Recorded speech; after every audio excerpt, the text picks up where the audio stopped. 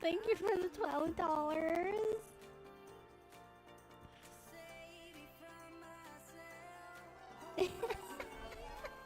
You're only just like, here, have a coffee.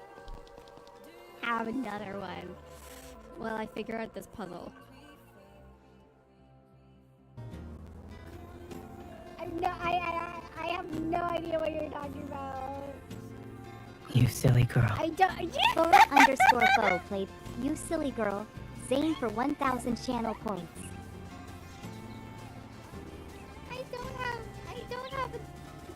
I totally don't have a type, chat. I mean, to be fair, Fang is normal. Like, okay, appearance-wise, yes, he's my type. Personality-wise.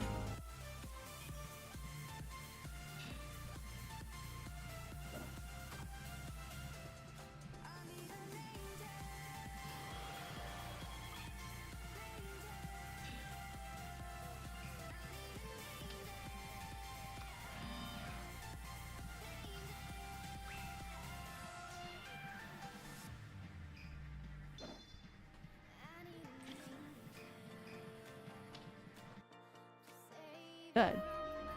Found you!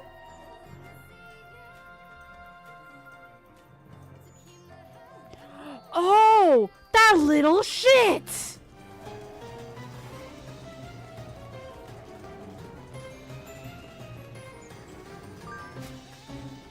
What a little shit! The Gooligans!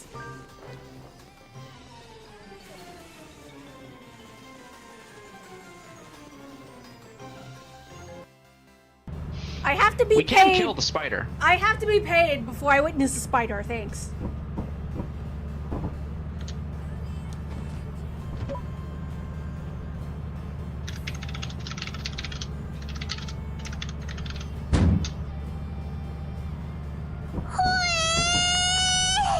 Sorry for the late payment.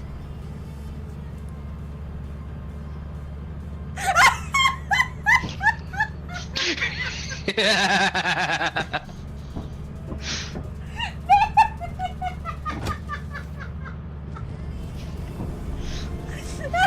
have to be paid before I see a spider. I'm sorry, hello? What?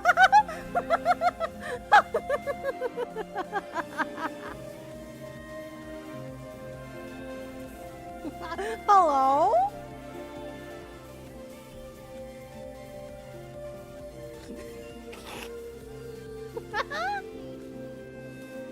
Leave him to me, Commander. I'll take the kid back to the crowd.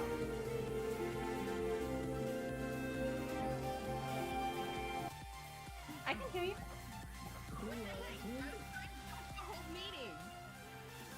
Oh, I'm sorry. Where's it working now?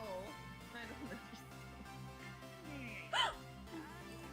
I didn't see anything. I just wanted to I saw it! I saw it! I saw it! I saw it! Sutton killed him! Sutton killed Robin! I literally saw it right in front of me, guys! He just straight up chopped his head off! Her head off! I am just not as amazing streamer as those people. That's what I'm trying to preface. My community is top tier. Me as a streamer, not so much.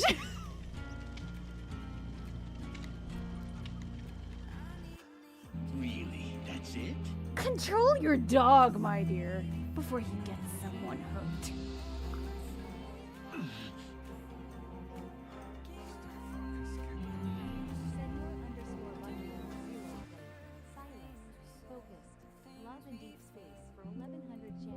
I was very focused right now. Now you made me jump. Hi, Rito. I hope you.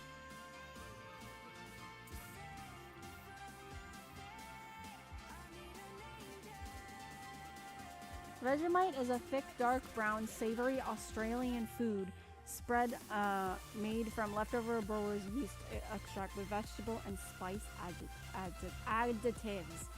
Oh, okay. The taste is often described as salty, savory, and rich with a bitter edge. It is known for its umami flavor.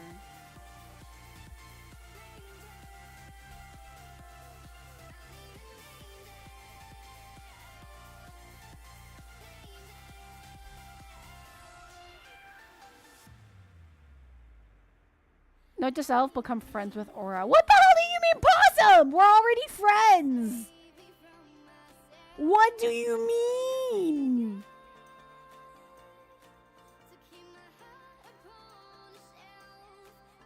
From what I'm seeing, King of Skill is doing...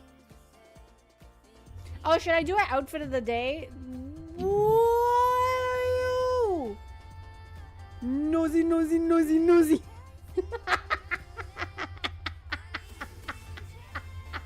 Not me saying, should I do outfit of the day? And this sniffer comes out.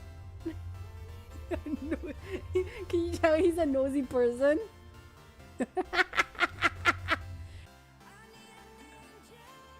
I don't know. In my eyes, he's a refined gentleman.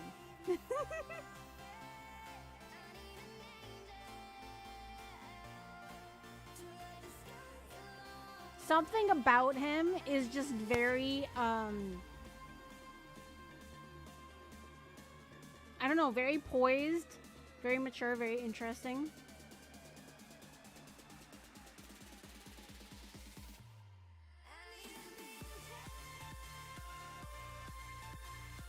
You silly girl. Sir Raiden played, You Silly Girl, Zane for 1,000 channel points.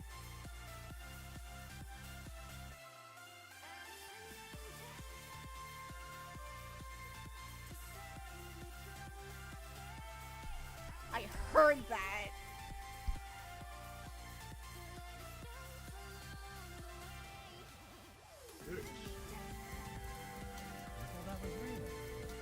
Ah! Wait! Excuse me!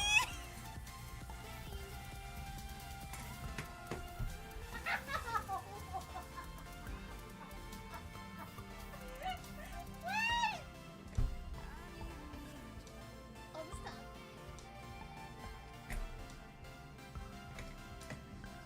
Stag!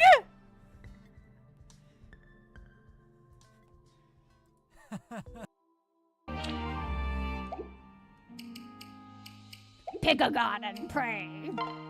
Sorry, I had to. Hey! Rocket Midbus played Bonk for 1,000 channel points.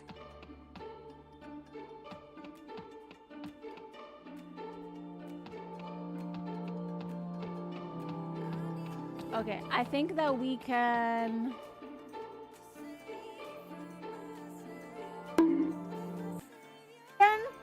Oh shit! Now I see what you mean by aura coded!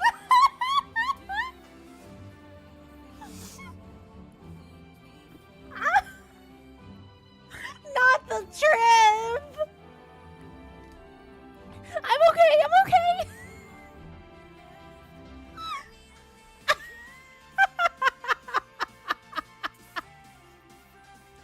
Oh god, okay, okay. Okay, I can... Banana.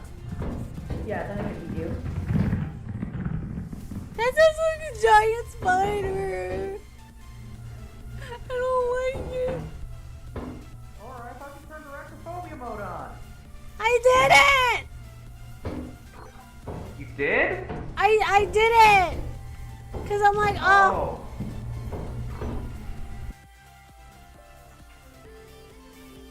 It'll be fine.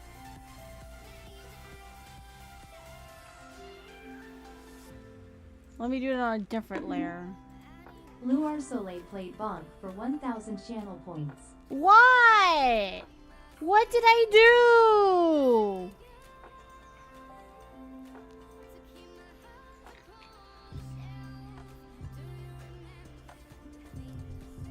What you? Oh, look at them. Hudson. Oh. Look at them. Before the eyes of these witnesses, and before those of Goddess Hylia, do you take Rodson to be your wife, to have and to hold in good times and in bad? I do. Excellent. I mean, it's why both games literally teach you or tell you you need to dodge. They will attack you. Dodge, Oh, yeah, bitch! they Dodge! aim for kills. And sometimes they will go after you instead of their Pokemon. What's this? So much fluff. LOL. As long as it's not Vaporeon. What do you have against Vaporeon? Oh no, there's- don't do it. oh, Don't do Don't no, you dare don't, do it. Don't you don't dare. do that to her. Don't you dare. I have a gun. I really owe you, Miss Hugh. Oh my god, it's a cute... I thought it was just a regular lantern. It's a will-o-wisp. That is so cute. I found you. God, this isn't good. How'd I get stuck babysitting him? Wow, okay, offensive, will-o-wisp. Offensive. We can't resist human children. Great, speak of... Aura, Yeah? would you still love me if I was a worm? Yes, I would still love you if you were a worm. Does she love me more?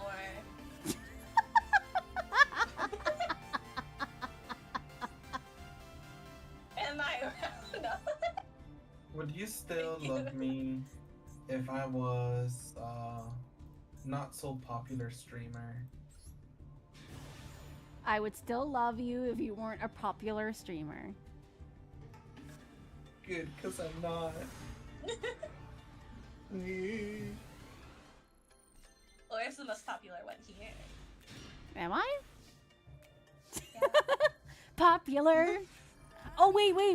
I need to... Hold on. Give me a sec. Wait. I need to change my avatar to Yu-Gi-Oh! Aura. I wanna see you. Go for it.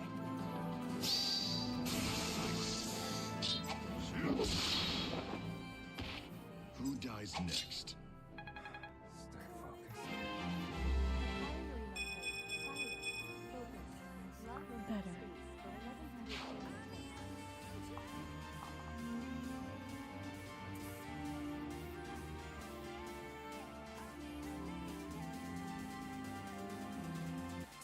Be. Wait, what? About who has a big butt? Oh, because I died. You ran? Okay. Let's stick together. I got hurt again. Too far. You okay? Yeah, I got some fall damage. I'm gonna murder you. Please don't murder anyone. She keeps throwing coconuts at me to break them.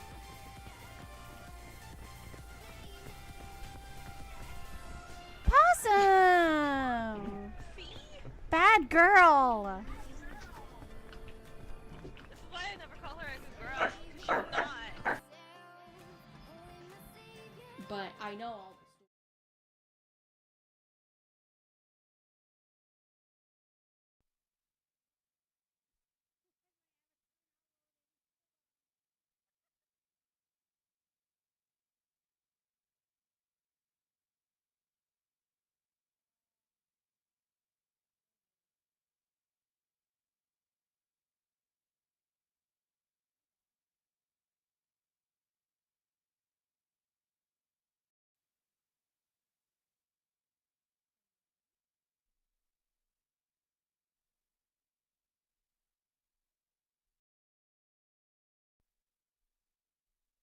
Oh my.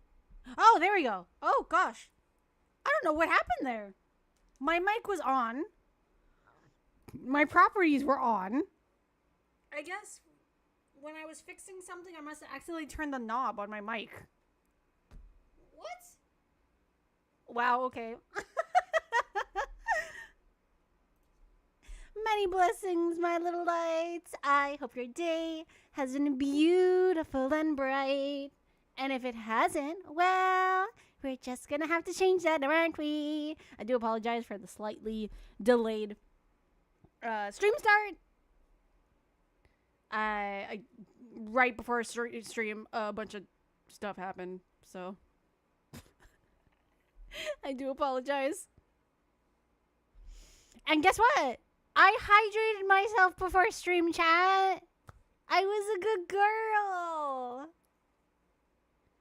I actually hydrated myself with like a vitamin C. You know those vitamin C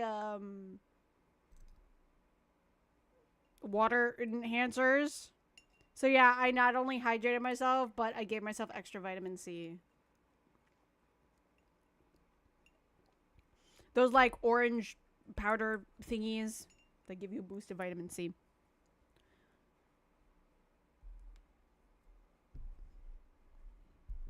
Even though I think it's vitamin D that I have a deficiency of.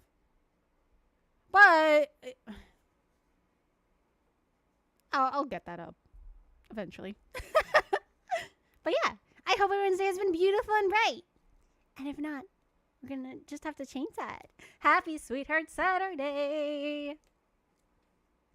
At first, I wasn't 100% sure what we were going to play, and then I realized, I'm like, oh wait, we started 14 Days with You and we didn't finish it, so let's continue 14 Days with You. Because it was actually a longer visual novel than I thought it was, especially for a demo. But it's also very good quality, so I do want to continue where we last left off.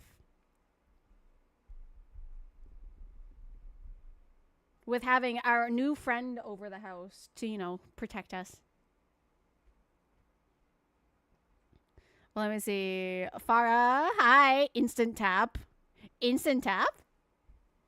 What up? Like you instantly tap to come into the stream?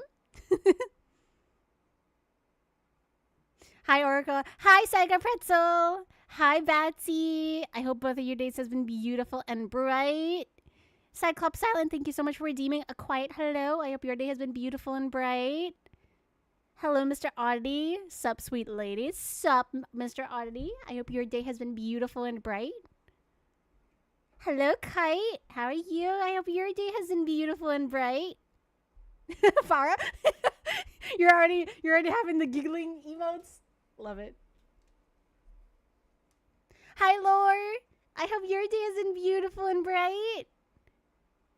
Oh, good job on hydrating. Thank you.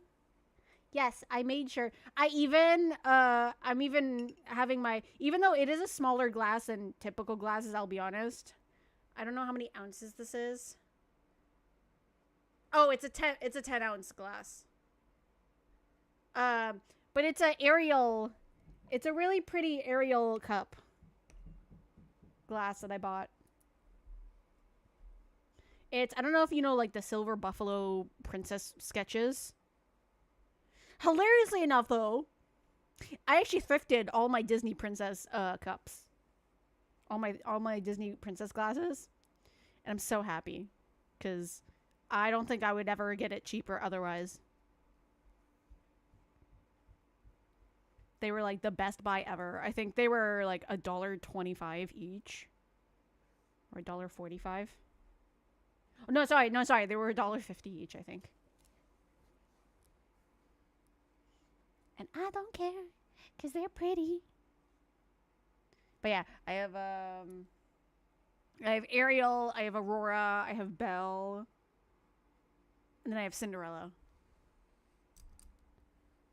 Unfortunately, they didn't make the other ones for this glass series, which is kind of sad, because I want them all. How's your Saturday, Aura? My Saturday was good.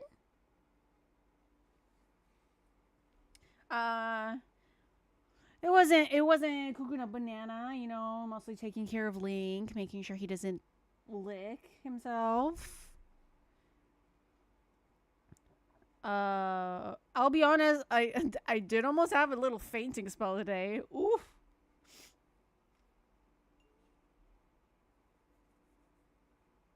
That was not pretty. I literally, like, I got up. I actually made myself breakfast, though, today. So, that was something. And, but the one thing I hate about when you feel like you're going to, like, pass out, though, I hate the feeling when it, like, your face, you can literally feel almost like the heat going away from your face. It's so funny that I know that I need to sit down once I get that feeling, because it's happened quite a bit in my lifetime that I'd rather not.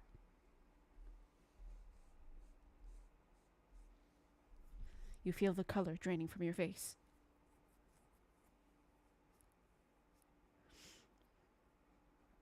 Hi, Folded Up. How are you? I hope your day has been beautiful and bright. Currently listening to someone reading I Have No Mouth and I Must Scream. Oh!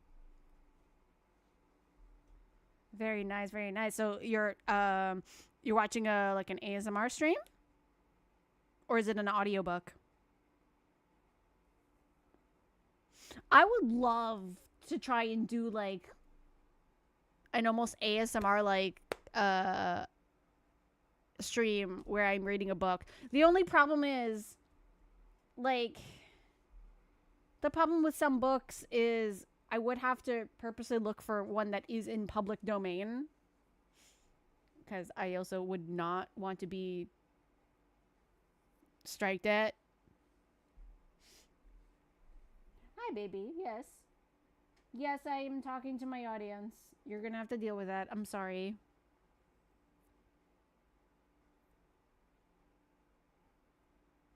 We actually went on a nice walk today. It was actually very good weather. I am essentially writing down what's going on in the story on my Google Docs. Oh, okay. That's good. That's a good way of learning. Because I find that when you're listening to too much information at once, you kind of feel, well, I mean, this is just for me. Personally.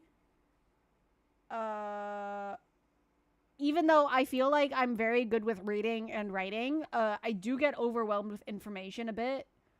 Too much, too easily. So a lot of the time I have to put it down to easier cliff notes and like actually write down the stuff for me to remember. Or sometimes what I used to do when I was younger is like I would sometimes like draw out information or do like little bullet points or do little mind maps. Those were really fun. Yes. What is it?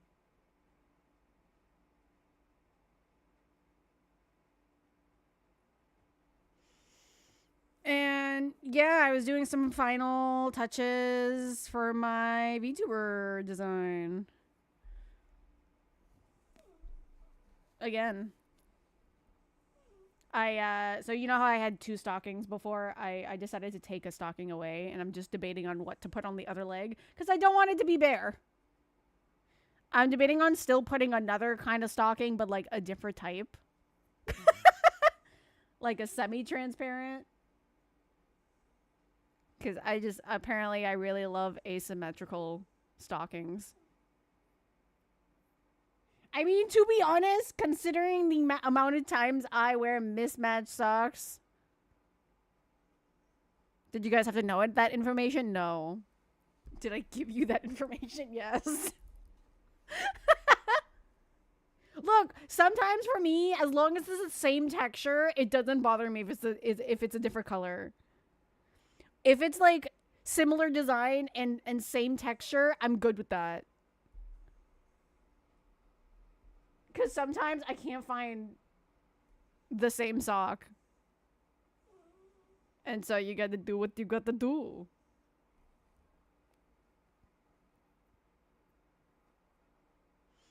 I guess an audiobook. Albeit unofficial. Well, that's fair. Actually, what was it? I used to listen to like a couple different fairy tale book audiobooks to fall asleep to, like Alice in Wonderland and whatnot. And you know, a part of me really wants to like either do my own reading either as a video or as a stream. Cause like the only problem with doing it as a stream is that sometimes you might have like interruptions with like alerts and stuff like that. So unless I disable the alerts for those kind of streams, at least on screen, it would... Yes?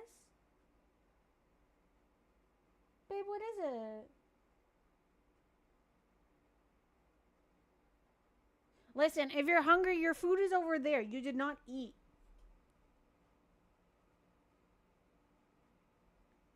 Me and Link have been fighting. Because he doesn't want to eat.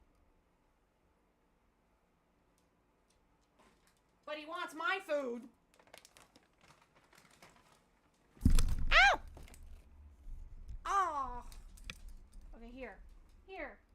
this. Ugh. What'd I do to spoil you?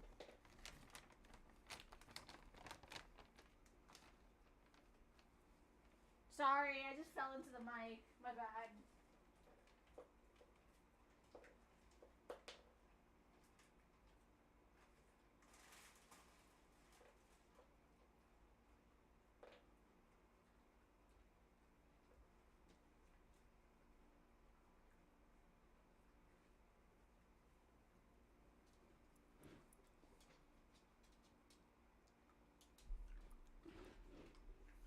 Also, I have been trying to learn different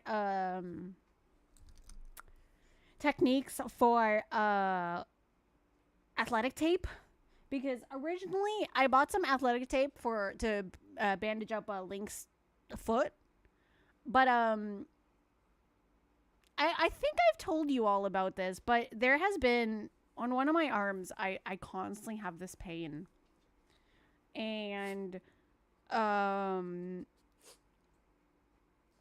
it most likely is carpal tunnel on my left arm. I don't know why it's on my left arm, because my right arm is my dominant hand, so I don't understand. But anyway, there's just, you know, a lot of the time there's a constant pain in my left arm. And so, and normally the things that help it feel better are normally like pain meds or those pain patches or the hot and cold things, and or just like certain pressure. And so I actually wrapped my arm with the athletic tape, and I'm gonna be honest with you, chat, it actually makes it feel way better. Because a lot of the time, it's almost like a constant, like, stab or constant, heat. Like, a lot of the time, if I'm trying to describe the pain, it's kind of like,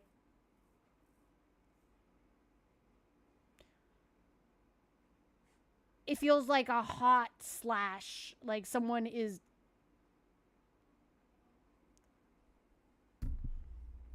slashing with a hot. You know what? Honestly, I do not wish this pain on my worst enemy, because it is not only extremely annoying, but also extremely painful. And I'm not 100% sure if it's carpal tunnel, but my doctor does think it most likely is. Why is it on my left arm? I don't 100% know, because I told her, I was just like, wait, if I had carpal tunnel, wouldn't I have it on my dominant hand? Because I'm always working with my dominant hand. And she's like, well, yes and no. Because, you know, even if your right hand is always doing stuff, your left hand is normally just sedentary, right? Do you lean your hand on things? Do you lean your arm on things while you're doing something else? I'm like, well, yeah. I mean, I guess I always use my whenever I'm doing something with my right hand, for example, like if I'm drawing, I'll normally hold the sketchbook or something with my left hand, or I'll be holding my phone with my left hand while I'm typing with my right hand. But that shouldn't give me carpal tunnel. It's just like, well, it's more repetitive motions, this potential strain. Also, it doesn't help that sometimes I try my best to do exercise. Yes. Baby, I just started stream. What? Yes. Yeah.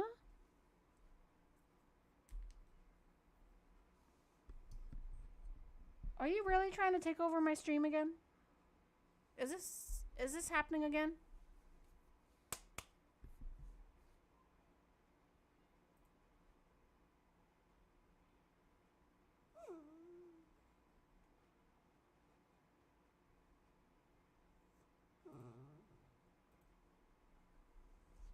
Yes.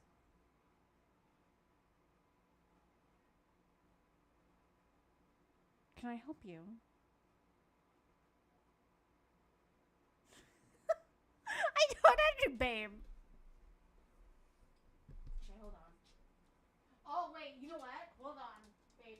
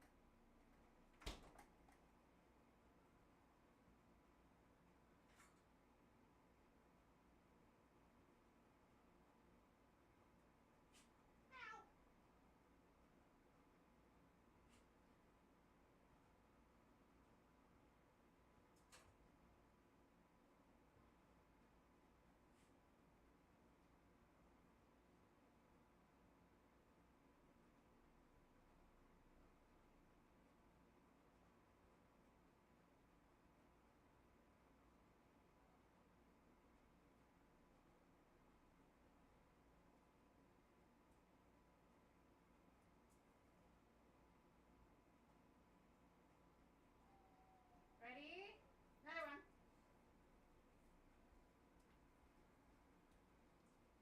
Thank you for reminding me, Link.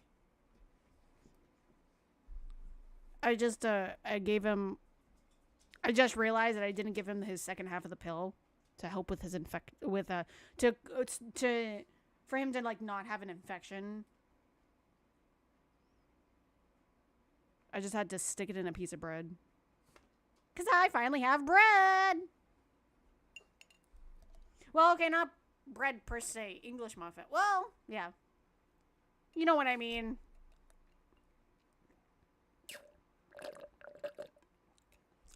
And it doubles as him thinking he's getting a treat. And now, what is that stare right then and there? I'm also listening to the story to do a connection doc of...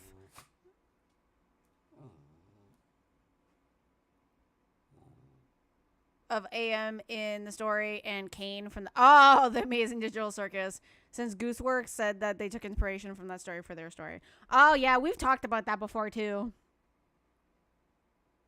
That reminds me, I still have to try and do that video of me and Akari watching the Amazing Digital Circus.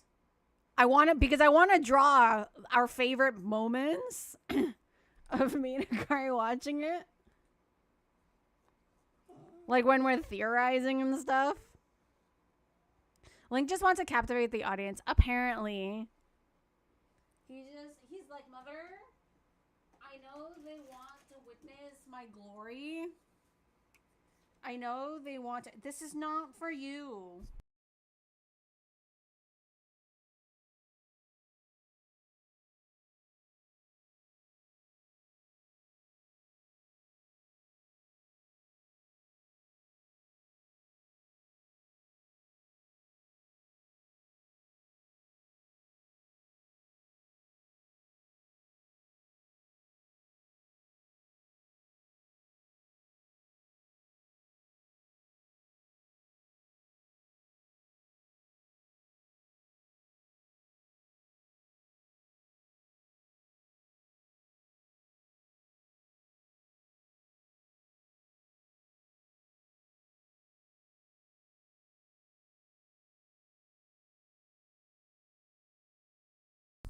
I'm trying to figure out what he wants.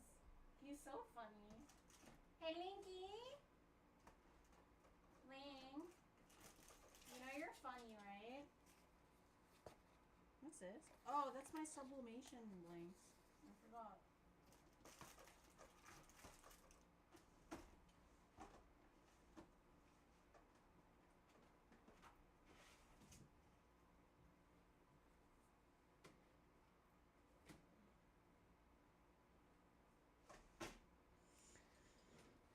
Yes, what is it?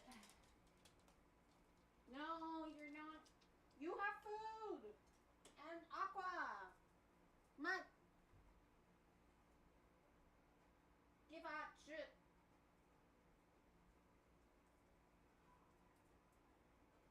Now he's following me.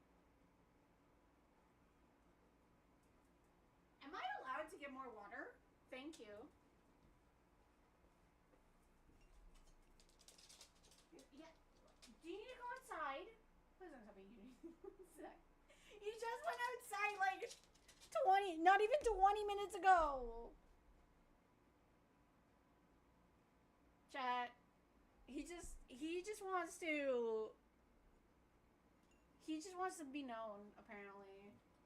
He's like, Mom is streaming. I've got to act up. The prince of the show has arrived.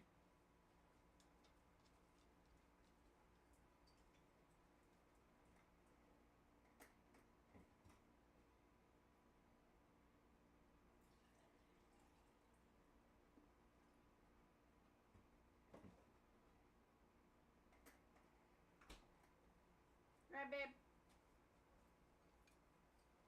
Are you the prince of the show? Are you? Hmm?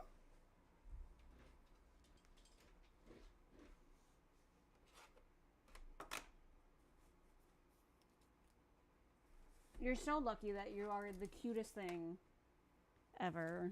And I love you so much. Mm-mm. Yeah, you are. Oh, little baby.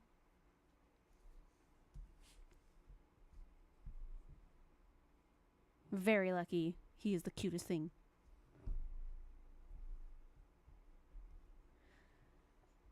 Okay, but yeah, let me double check. Let me see. Yes, I'm over 18. You know, I do love.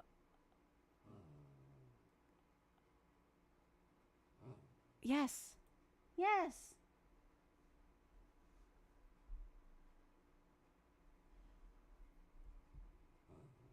Okay, let me change scenes. Was anybody here when we played 14 Days with You last time? Does anybody need a little last time on Oracle stream on Sweetheart Saturday? Does anybody need one of those? Or does anybody know exactly where we're at?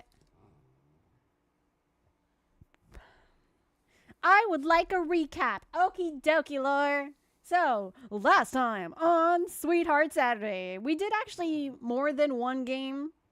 Last Sweetheart Saturday, we did another demo called Online Obsession.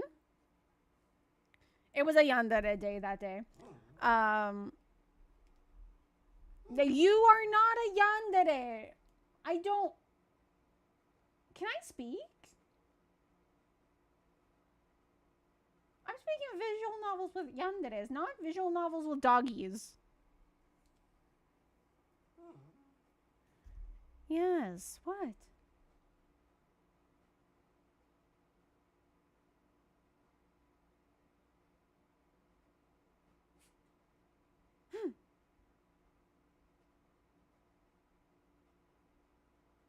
Do you want to go on my lap?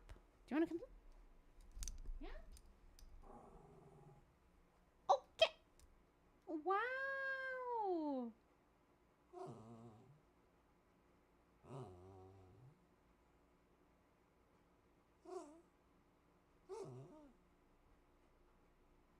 Babe, what is it? I don't know if you guys can hear him. Yeah, what? I'm not getting up.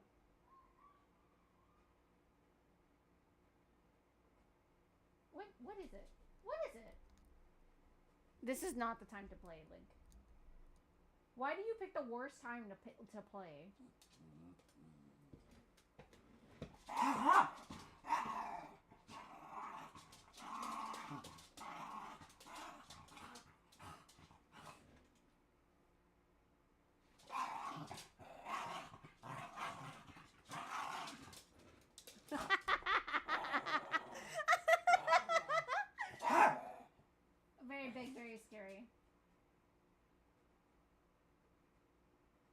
You're so big. You're so scary. I understand. What? What? Why are you yelling at me? Excuse me, sir. What? What is the matter? No. What? Why are you barking every time I turn around? Sir. No. You know. Sir, you're just embarrassing yourself. Mm-hmm. Mm-hmm. Yes, true story. What, do you want to be on webcam again? Is this going to be another time where you want to...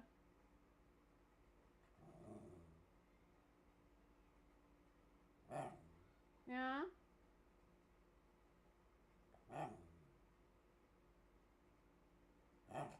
Yeah. I hear you. Oh my gosh. Chat! Should we do Linky Cam before we do visual novel?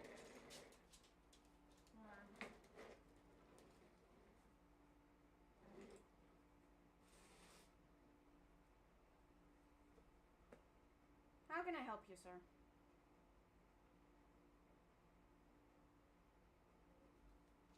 You know, you choose to want the Linky Cam at the worst time possible. My place is a mess.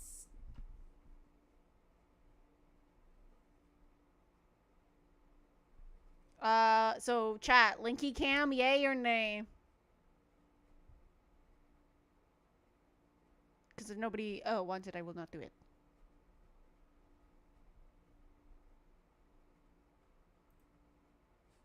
Yes. Well, yeah.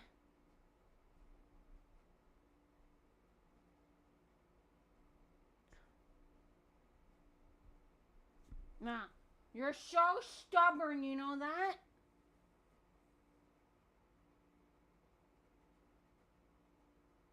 You are stubborn. Yes, and you know it.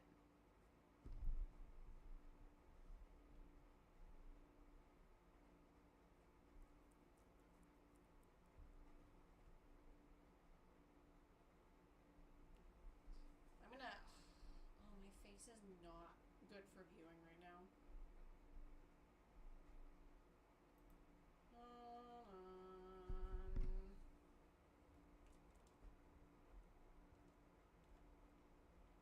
Oh, there he is. Link!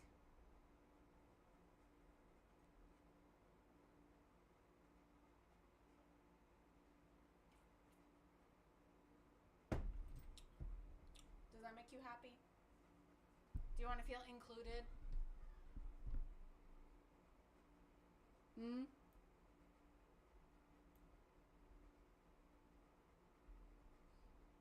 Oh, now you're not... Okay. What? What? No! No! Licking! No! No!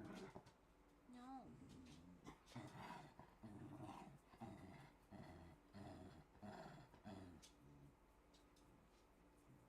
You're so vocal today. What? Is today your day? Hmm? And now you're not looking at me, eh?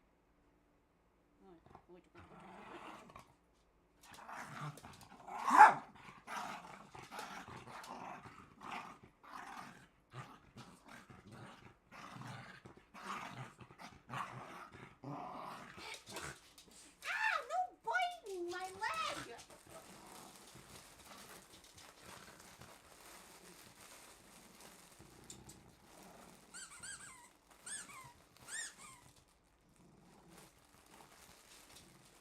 Sir, you have to relax. You're still mending.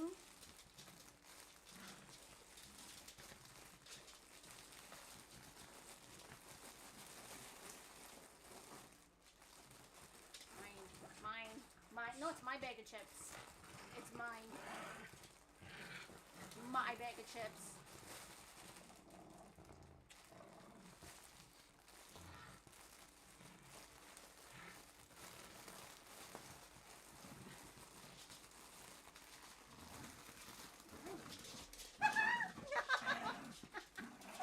Wow!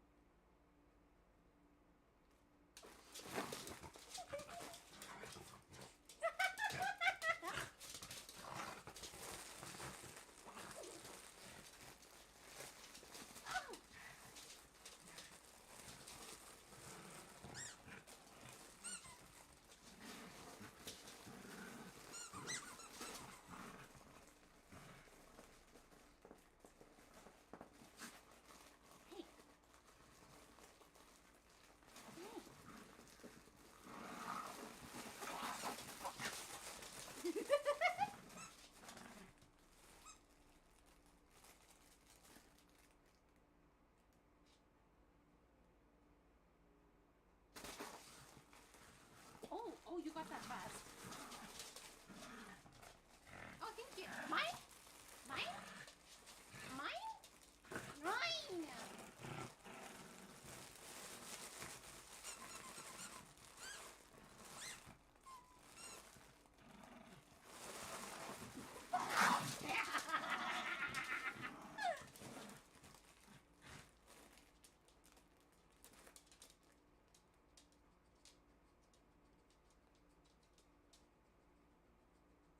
What are you sniffing?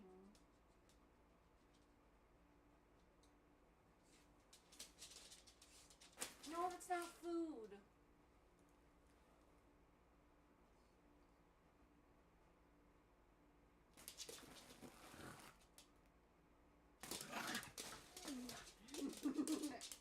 Hey! Let go your blanket! No. Lasha.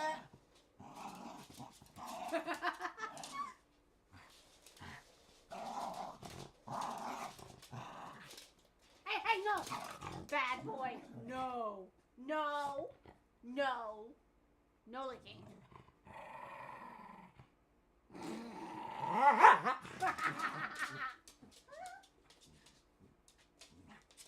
No, come over here. Over here. Over here. Come over here. Vieni qua. Vieni. Ow!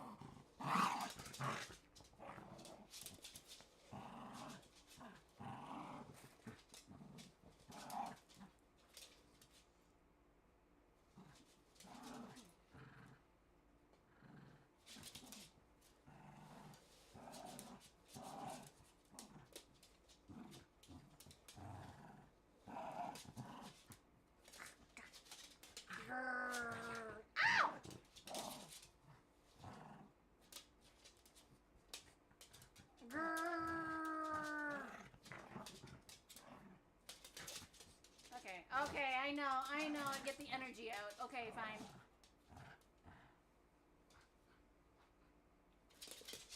What? Okay, this is your toy. You want a different toy? No. Ma. Sit there.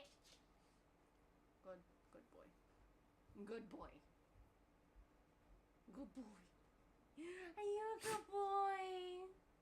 Yes, are you a good boy? You so ferocious? No. Lascia. Aspetta.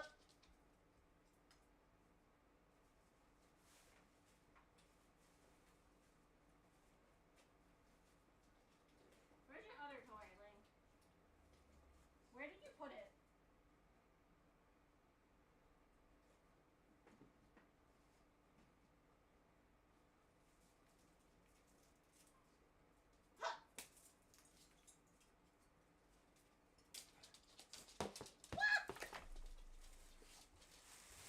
No, this is a plastic bag. This is not for you.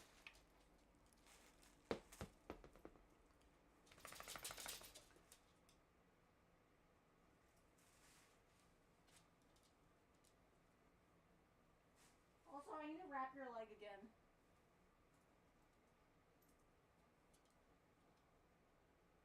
Look, look, look, Link, look. Look, Mommy's got it wrapped. Can you keep it wrapped? Look. You wanna match with Mommy? We can match. You wanna match?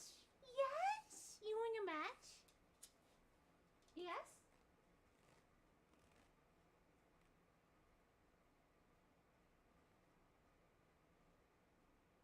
Okay, smell. Smell first. Yes, it's good. It's good.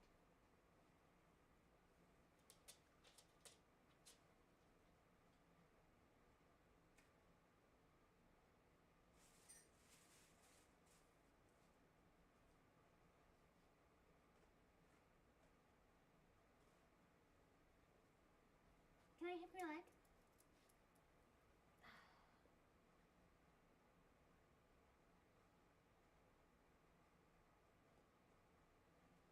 Okay, it's a little harder when you're sitting down, boo-boo. I'll do it when you're standing up. Oh, good boy. Hold on. Oh, stay. There's a difference between stay and sit. Okay, fine. We play a little bit more and then Mommy has to stream. Is that okay? Is that cool with you? Are you cool with that?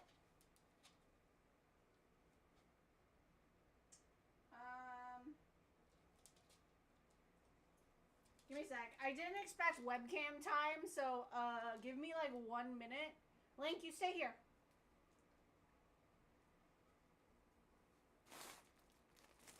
Let me just change properly. Come here.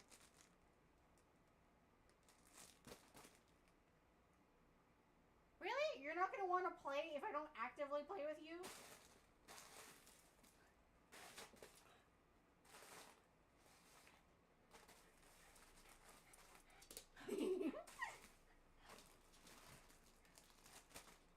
I'm gonna change!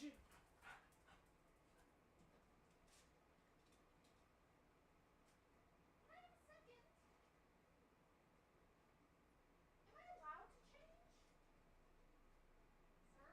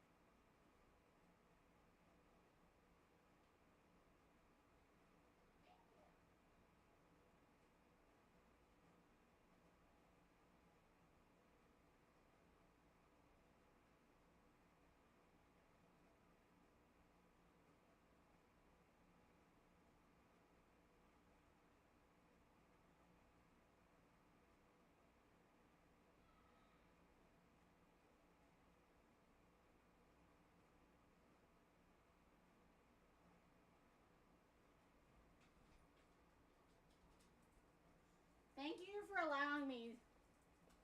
Thank you for allowing me to change.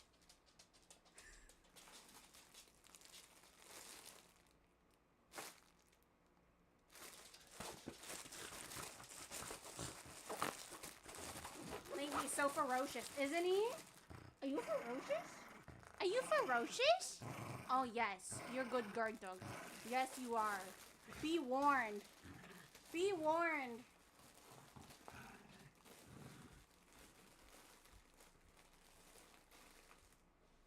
Ooh, Actually, these pants do not look good on camera. Shit.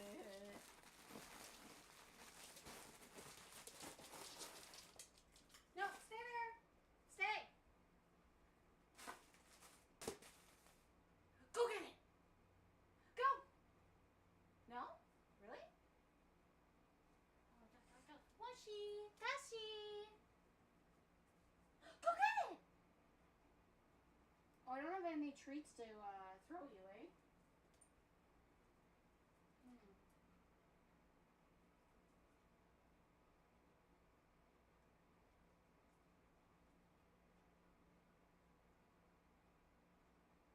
Get it. Or you're being very finicky today, eh?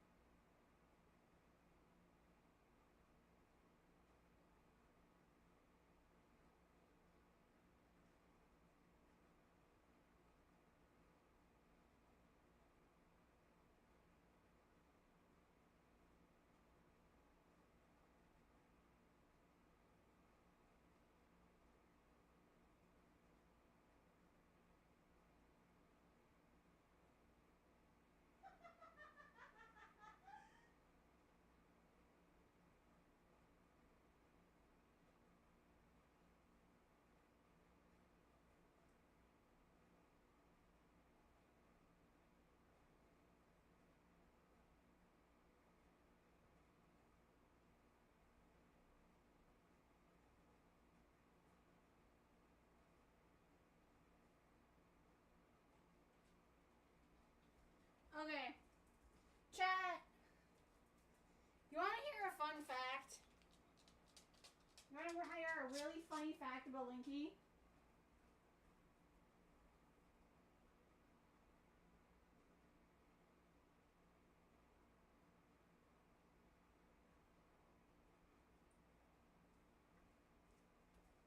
Other than the fact that he loves complaining to me. Because apparently I don't, you know, he thinks I don't love him enough. Okay. So, it's not, I don't think it's unusual behavior for a dog to guard, like, whoever's in the bathroom, for example. Because it's, like, he does that all the time.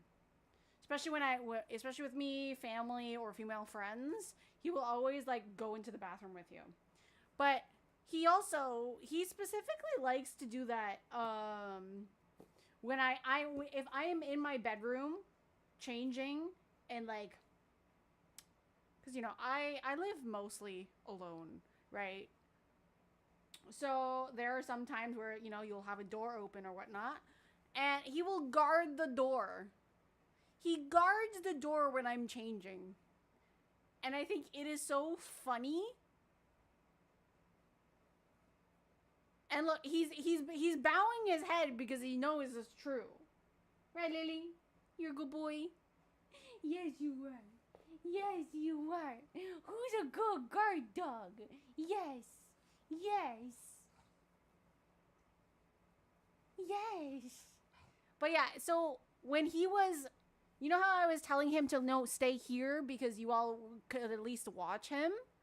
No, he kept on following me because, like, he knew I was going into my bedroom, and, you know, normally it's either, like, I'm changing or I'm sleeping or I'm doing something, and, you know, he normally follows me in the bedroom, but he literally was right beside me and watching the door.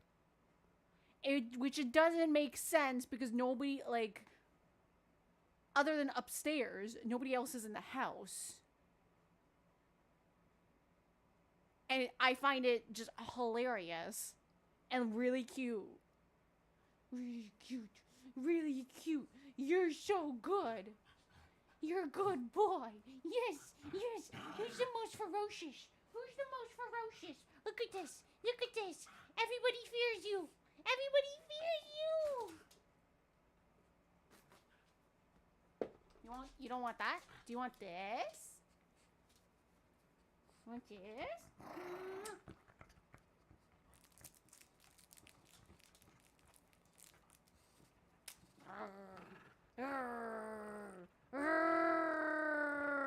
Yeah, see, so it seems his leg seems to be doing a bit better. Because I think once the nail was off, I think that's what bothered him the most. Now it's just, he's sensitive. But overall, you can see his energy is leaps and bounds.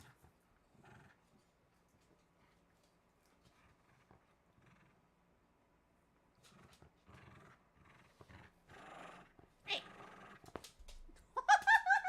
Hey! No! No licking. No. No. No. Distraction! No, I know. You're literally looking at your foot. I see what you are doing. Distraction. Distraction.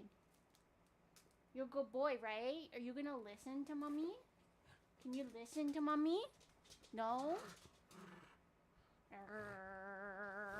Oh gosh, he has a strong grip. Hold on. I gotta actually put some strength into it sometimes.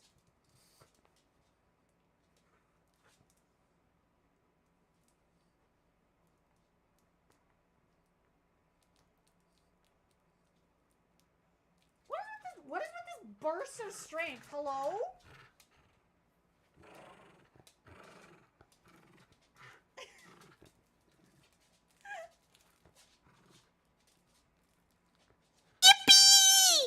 Fora_foe played Yippee for 1,000 channel points. You can't beat me, sir.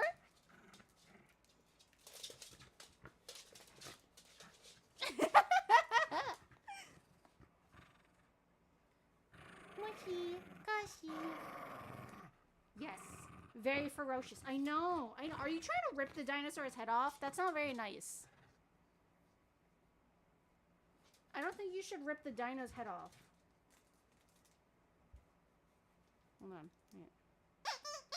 There's a squeaker. Hello. Hello. Hello. Hi, Link. Oh. Oh, you only... Are you actually giving him to me? And mine. Oh, it's mine. It's mine! What if I say it's mine?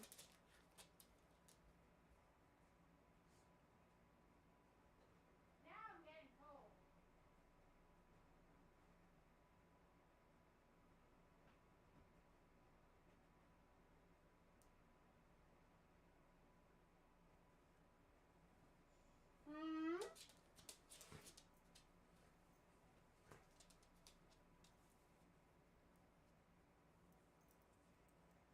Oh. What you doing?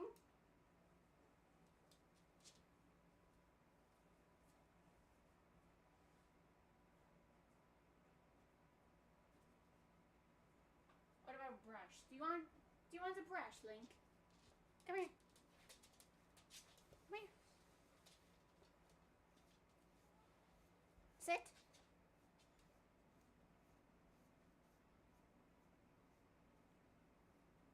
Very nice. Good boy.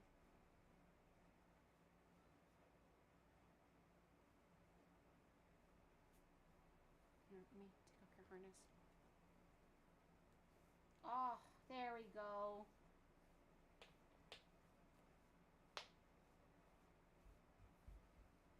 feel nice?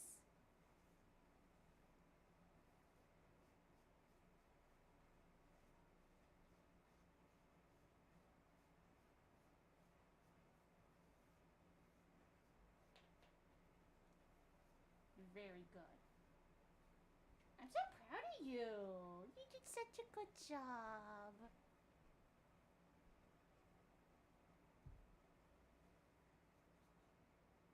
Wanna look at the camera?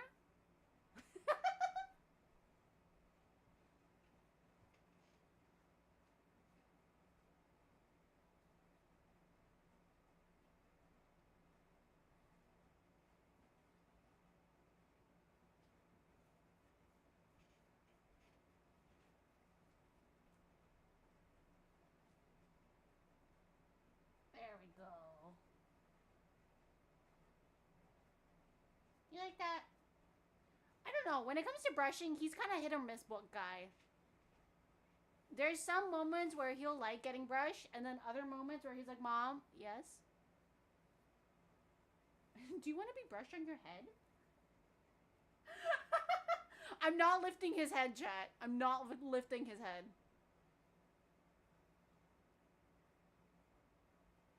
I know it looks like I am because I have my hand underneath, but I was just like scratching his chin, but I wasn't actually lifting it. He did that all on his own. So, did you want today's stream to turn into a link stream, Lily? Did you want today to turn in? No, no, no, no. I saw that.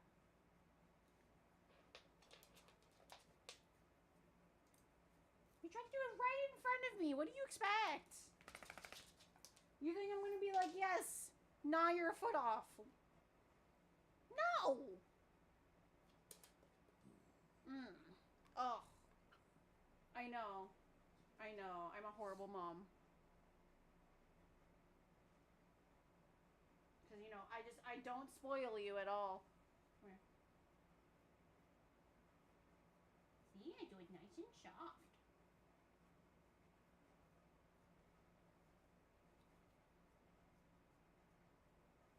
I know your face gets the most tangled. Yes.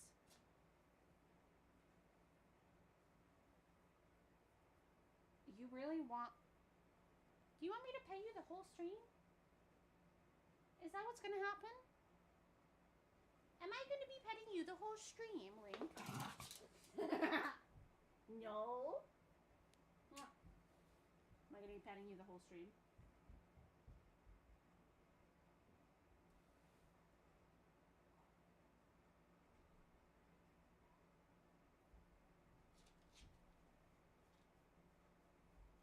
There you go. I'll put you over there. Okay, are we done? Can I go back? Can I go back playing my game? If that's okay with you. He's debating. He's like, do I let her? Mushy. Kashi. Lily! Look! Over there! Look over there!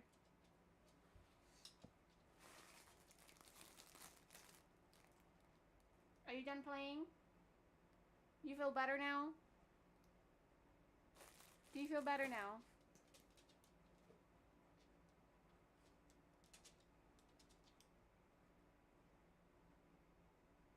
He's like, Mother, I am deciding whether or not you should go back to your game or not.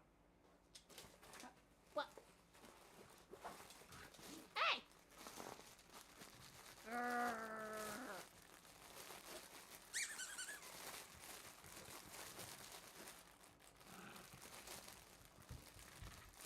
Oh, you're being funny.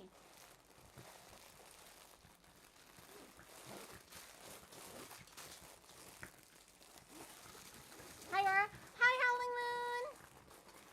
I hope your day has been beautiful and bright. funny boy. And he wants to turn the stream into a Link stream, apparently. Give me that. Give me that. Give me that. It's mine.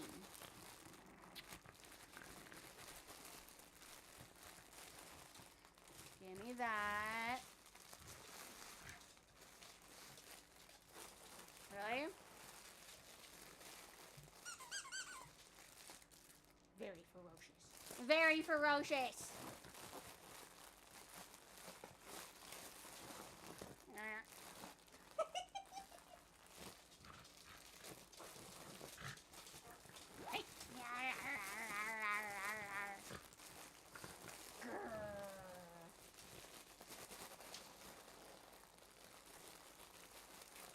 You're very full of energy today.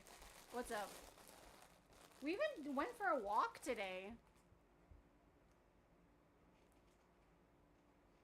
No, I said we... Don't hit me with the chip bag, mister! Look at my rebel of a son over here.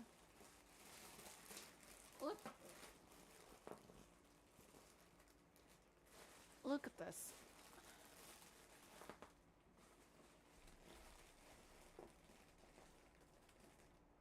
He's got the dinosaur he threw over there.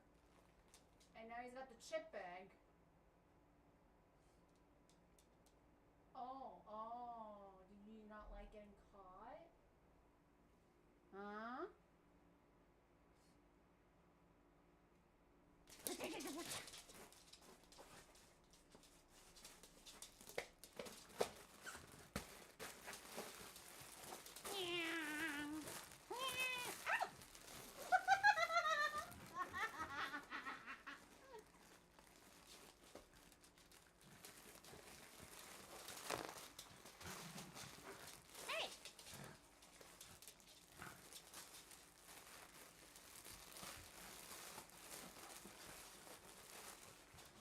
Oh, I got you.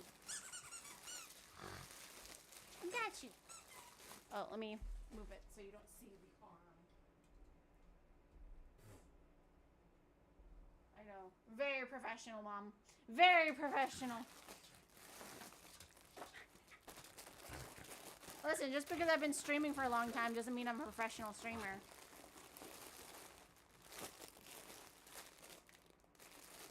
What is this? Is this Linky Hour? Is this really Linky Hour?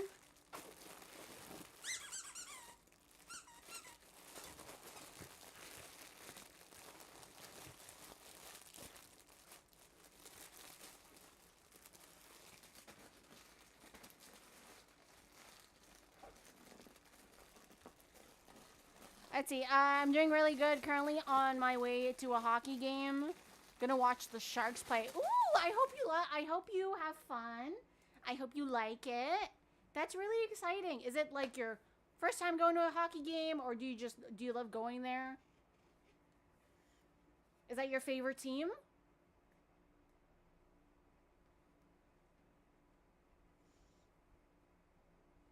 Why did you pause? Are you good? Oh, I put the zipper too high. Don't mind me. Mommy just choking herself, apparently. Oh, I'm sorry. I didn't mean to hit you in the face. I apologize. Do you want my offering of ketchup chips?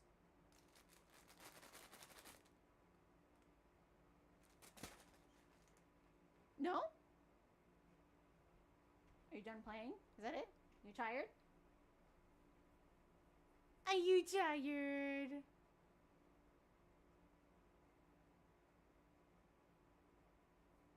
I'm sorry, I don't have any more snacks for you, buddy.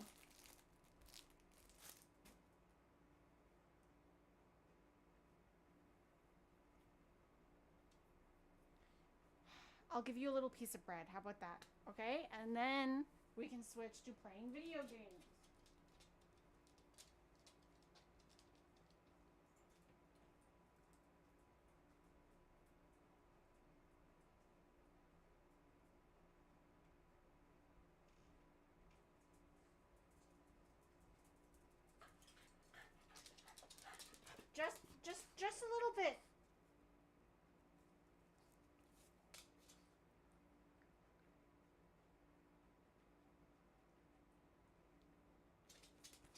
Hold on. No. Sit. Sit. Good boy. Touch. Yes, dance. Good boy. Do you want a little bit more? Hmm?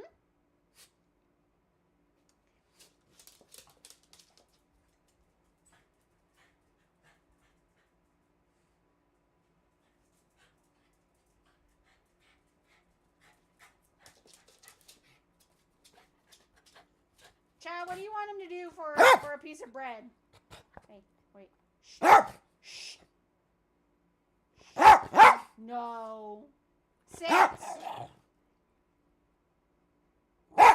No. Shh.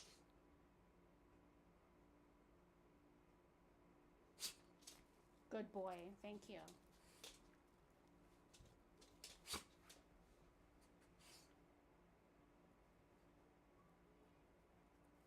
Can I paw?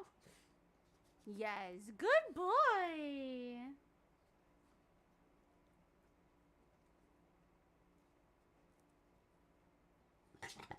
Can I have other paw? Give me, no, other paw.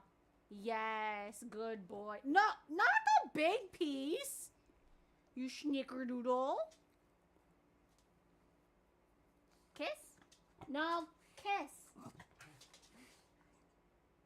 You're not listening. You're just seeing the piece of bread in my hand. Kiss. Thank you. That is a proper kiss.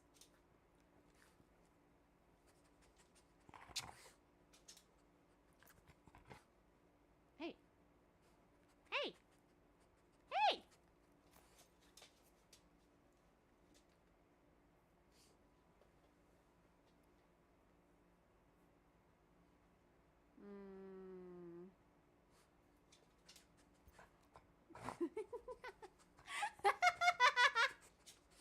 You're tickling me.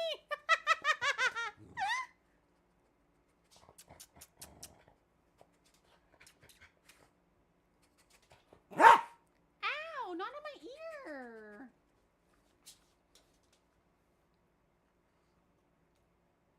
Okay, you want to look in the camera? Look in the camera, over here. Come over here. Oh, good boy. Now look over there. Look over there. He doesn't know. Should I start putting a little toy on my webcam? Wow, good boy. You looked at the camera. Should I start training you to look at the camera? I don't know if it's a little too late to train you to look at the camera. Huh?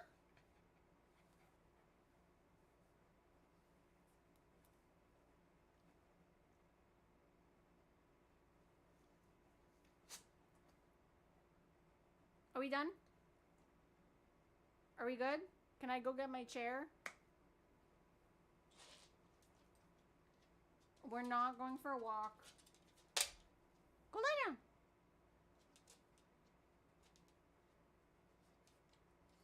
Go lie. Hold on. Here.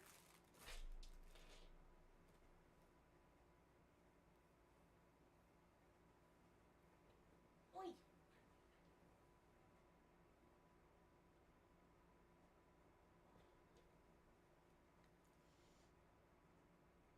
Can I go lie down over there?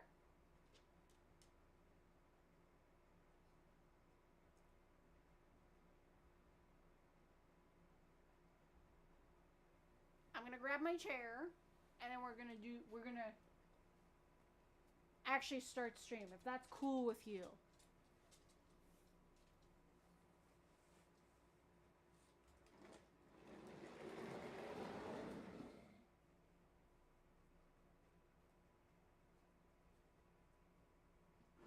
You don't like the peanut butter?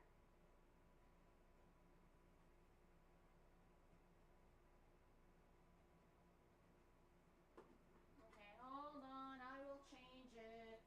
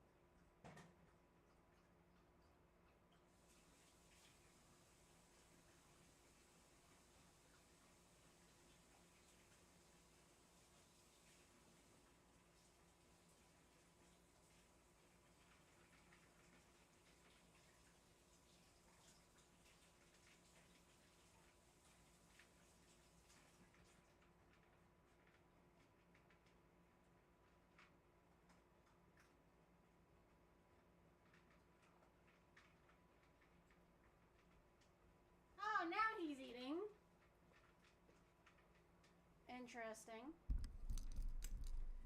Well, I do apologize for that.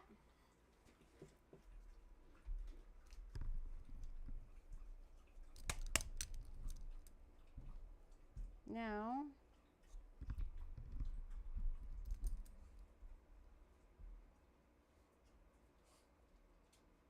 boop, boop. There you go. You good now? Are we good? Now for our regular scheduled programming. Oh dear. Oh.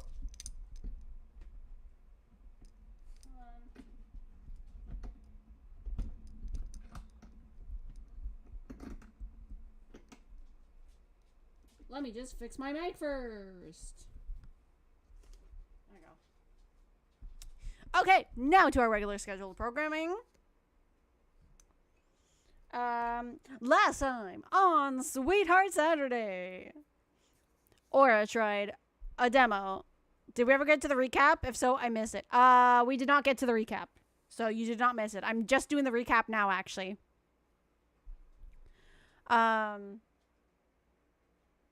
So you're good, Laura. It was just it was Linky time. Linky wanted to play, and that's what we're doing. But yeah. So last time on Sweetheart Saturday, Aura I played a demo of a yandere game called Online Obsession. And then we started playing 14 Days with You, where it is also a yandere otome game, where you're just a regular, I think, worker at the library.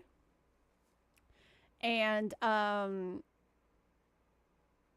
there's a favorite character that you have in the show. And so... Also, oh, my neighbor talked to me, and she was just like, "Oh, I didn't know that you had a lover." And they're like, "I don't have a lover." Oh, then who was the man that came out of your apartment? What? At like 2 a.m. And so, I went to try and get some cameras installed, and then at my job, I met a guy who looks like, apparently, he looks like my favorite character, which we could also change the length of his hair depending on the length of the hair of the character, which I find really, really cool. He looks good in all of the hairs, but hair color, sorry, not the hair color, in all hair lengths, but I will admit that the mid-length was probably my favorite. He's looked very majestic with long hair, though. Anyway, we met this new guy. We helped him out finding a book on plants. I think it was plants. And then, because of the unknown stranger that apparently left our apartment at 2 a.m., we actually invited this stranger into our house to sleep over, because it's very nerve-wracking to have a sudden stranger, random person come out of our apartment. Is it the safest option? Maybe, maybe not. But I don't know. Run seems kind of cool.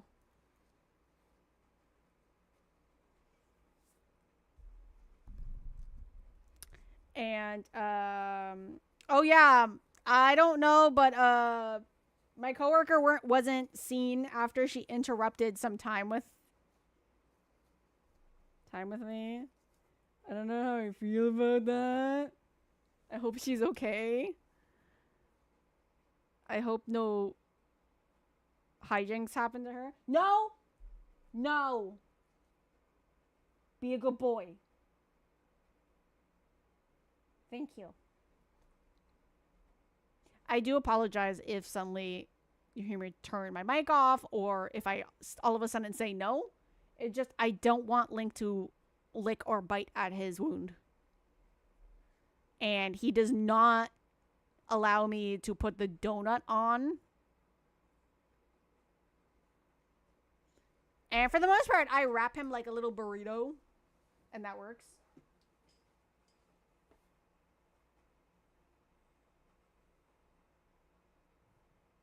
Good boy. Yes, good boy. Thank you for letting me wrap you like a burrito.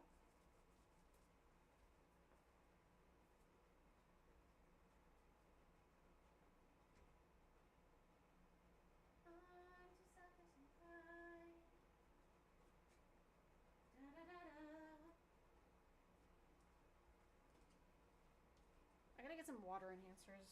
Jeez. Or maybe mix my water with fruit. Let me see. My family and I go from time to time, and hockey is pretty much the only sport I pay attention to. That's fair. Very fair. Hello, Aura. I just finished watching The Masters. The Masters? And I'm playing Super Mario Bros. Wonder Switch 2 Edition along with Animal Crossing. Okay, that's fun. I hope your day has been beautiful and bright. No, Link. Link. Thank you.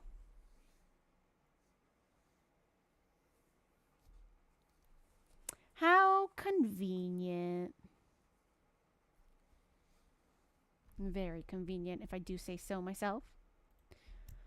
But yeah, okay, yes, I am over 18.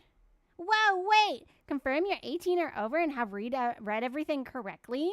Yeah, for anyone who... So, it's a demo for an upcoming horror romance game, and specifically created for those who are 18 or older.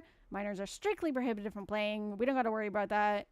Because if you are in my community, you should already be 18 or older. This demo also involves strong language, sexual content, unsettling themes, mentions of death and murder, eye-straining text, screen shakes, and is intended for mature audiences only. Themes will get darker as more days are released. Viewer discretion is advised.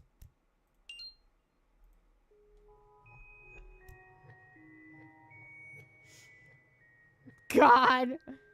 The opening...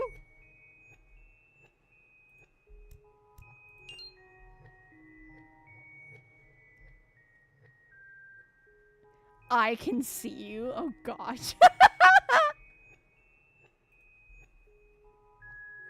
Ready to load. Hold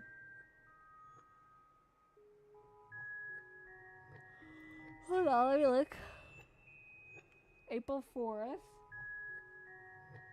Okay, this is when he had long hair.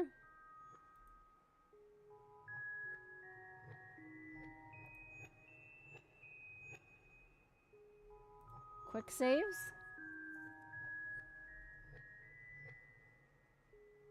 Oh, end of day 1. I think that works.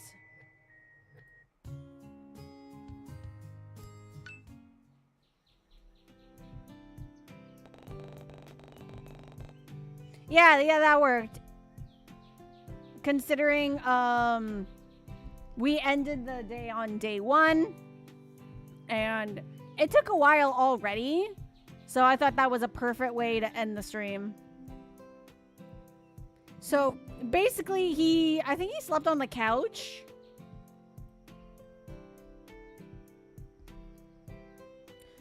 Waking up to the sounds of birds chirping outside and the sunlight filtering through my blinds, I groggily rub my eyes before absent-mindedly staring at the ceiling for a few moments.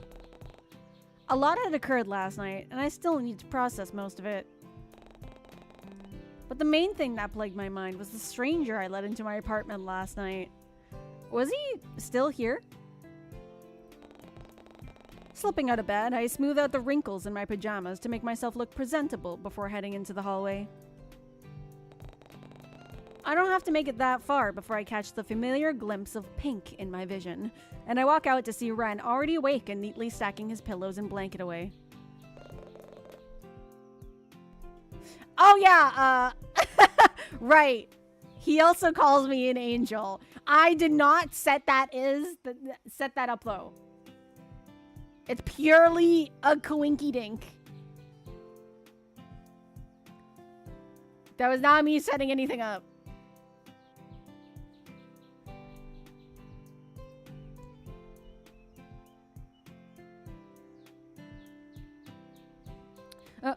Morning, Angel. Sleep well? I don't think anyone came by last night, but... But? Why did you say but? Oh. Your neighbor. She's kind of loud, isn't she? Ah. Ren must have heard her gaming away on her computer at 2 a.m., like usual. As if to apologize on her behalf, I offer Ren a sympathetic smile before coming to help him move the pillows back into their rightful spot. Yeah, sorry about that. I usually don't mind, since I'm also awake at that time, but I forgot that you'd be able to hear Violet from here as well. It's no trouble. It was odd to hear at first. She doesn't really give off that vibe, you know? Yeah, I get what you're saying. She isn't really the type to... Aww. Apparently, Ren's stomach wanted to join in on the conversation. Sheepishly, he covered his mouth with the sleeve of his sweater and turns away. But now that I was up close, I could make out the faint dark circles under his eyes and immediately started to feel bad. So, he was hungry and he didn't get much sleep last night? I must have been a terrible host. I had to make up for this somehow. Sorry, I don't know why I made that noise. I'm not hungry or anything. Here, why don't I make us something to eat? It's okay. Don't worry about it. I wouldn't want to be a bother anyway. Actually, why don't we go out for breakfast instead? I think that cafe by the pier is open to the public now. We should check it out. A new cafe? Was he talking about Driftwood Cafe? I wasn't even aware that it was open to the public yet. Still, he's taking him out for breakfast was the least I could do to show my gratitude. After all, Ren did make sure that no creeps broke into my apartment again, and he did it all without expecting anything in return. Yeah, sure. Let me get dressed then. I'll just be 2 seconds. Sure, okay. Take your time. I'll just wait here. Leaving Ren unattended again, yet I quickly ducked back into my bedroom to change out of my pajamas. Can I change my outfit? Last time I was all cutesy. Cutesy pastel. Yes.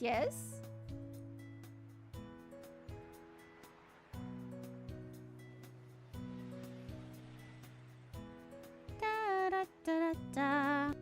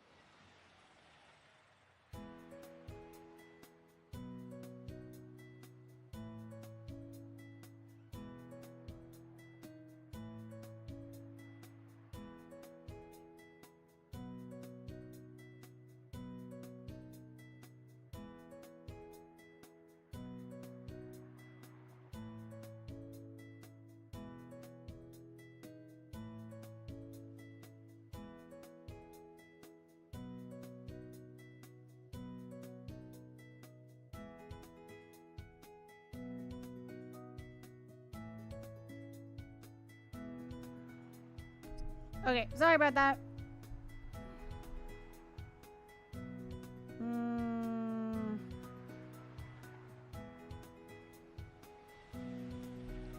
Okay, in the end, Ren and I decided to walk to the cafe together, considering how the weather was perfect and it wasn't that far from my apartment. Turning to my side, I notice how the pink-haired man tries to, not so subtly, sneak side glances towards me.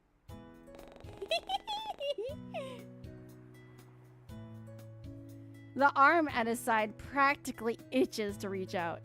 And if I knew any better, I would have assumed he wanted to hold my hand. Oh, okay. Not MC being more observant than I am.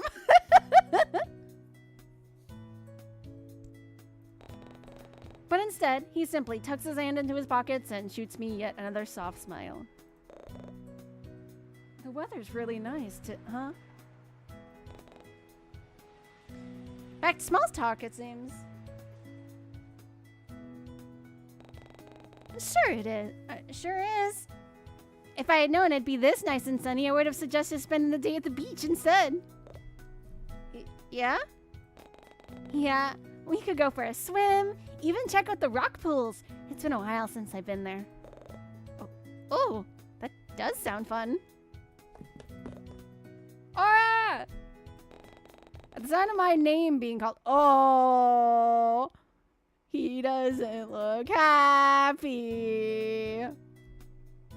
Uh-oh.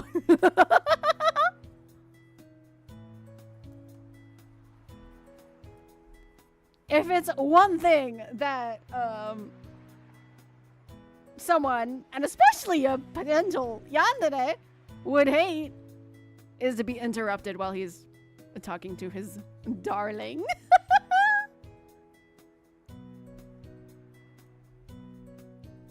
At the sound of my name being called, I turn on my heels, only to find Leon running up to me with a sports bag full of what I assumed to be his volleyball gear. Hey, yo, Sunfish! It's good to see you out and about this early. I was just on my way to the beach to meet up with Jaehyun and Teo. Wanna tag along? Hey, it's Ron, right? It's just... Leon! It's Ron, right? Nice to see you again, buddy. Oh, it's Ren, actually. Sunfish. Huh? Oh, yeah. Sunfish is the cheesy nickname Leon gave me when we were kids. I don't really get it either, to be honest. I mean, I did. Okay, whenever I think of a nickname of Sunfish, honestly, I'll be honest, I think of this one webcomic I was reading because the readers, basically it was an isekai webcomic where the girl's body was like super fragile. And so she called herself a sunfish because apparently sunfish are super fragile and can like die at the most smallest conditions. So, Sunfish and Ren, was it? Sorry about that, bud. I'm not too good with names. Faces, too, sometimes. But hey, it's good to see you both again. Doing anything exciting today? If not, you can tag along with me and... Angelfish and... Oh!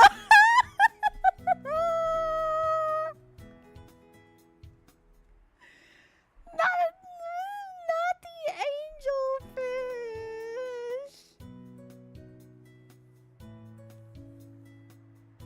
Uh-oh.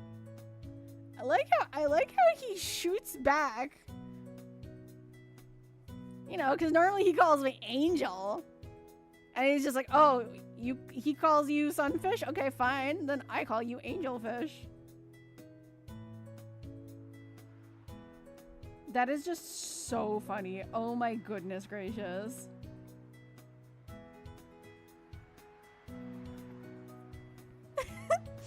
Angelfish and I we're about to go on a date, actually.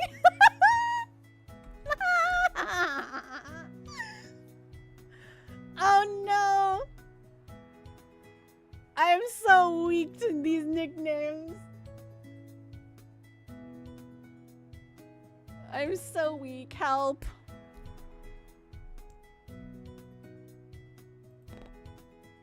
Angelfish? On date. I don't miss the way Ren suddenly pulls my arms closer to his side, nor the way he clings onto me as though I'd suddenly disappear. You're going on dates now, doll? Good for you. I'm glad to see you're coming out of your shell again. Take good care of her for me, won't you, bud? What do you think I've been doing ever since you moved away? Oh? Eh? What is that supposed to mean?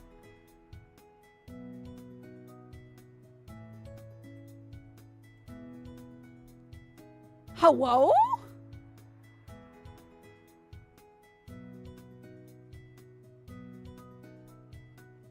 chat? What is that supposed to mean? He's claiming his territory.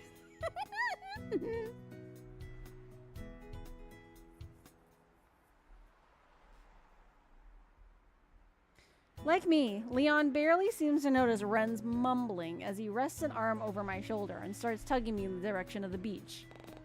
Ren, on the other hand, still latches onto my arm but doesn't seem to move. I can't believe my little sunfish is out here in the dating scene again. I feel like a proud father. Oh, please, we're basically the same age. I feel like a proud, adoptive father.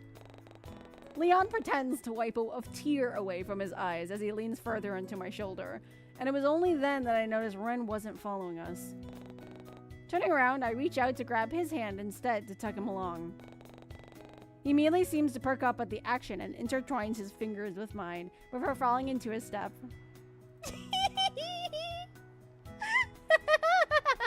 I love it. Thanks. I love it.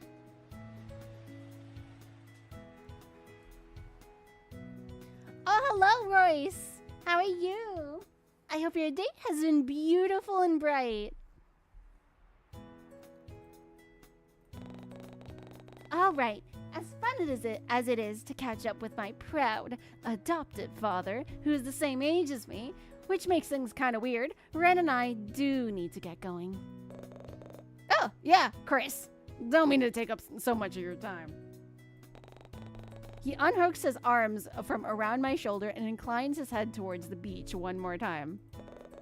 But my offer still stands. If you want to catch up some more, I'll be down at the beach with... Hey!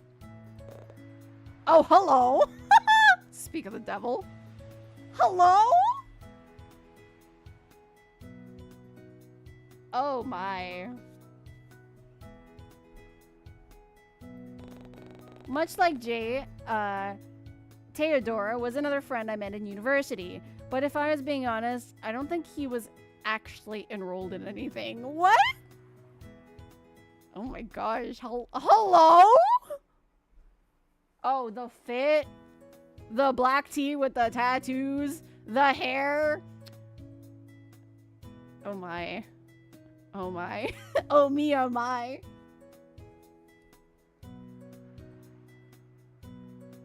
Daddy? Sorry, Daddy? I know, right? Hello? He just showed up every so often to keep his attendance rate up and to antagonize some of the students and staff. Wow, okay. As if reading my mind, Teo practically runs into Ren with the sole purpose of sending him tumbling into the metal railing behind him.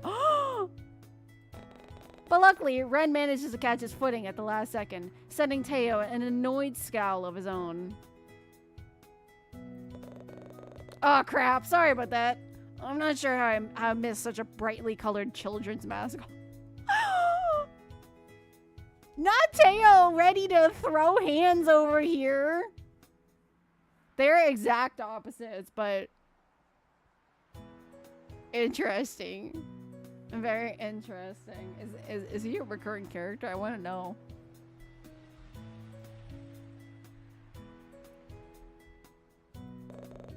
Oh, wait. There's no need for that here. Despite Leon's tone, Teo barely pays the shorter male any mind, seemingly far more interested in Ren instead. Let me guess. You're dressed up as Benny the Buttercup? My 4-year-old cousin would love you. Oh, what? Why is he throwing hands with Ren, who he, like, just met? Oi, knock it off, mate. What's your problem? Don't know. What's yours? I could practically feel the tension between the two grow, so I decided to step in.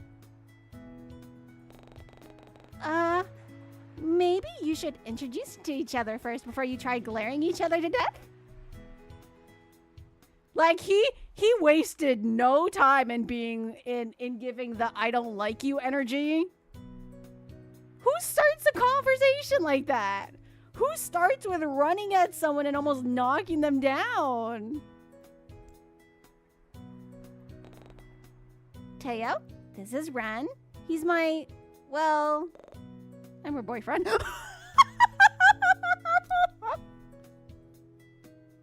Ren! Oh yes, my boyfriend for 24 hours.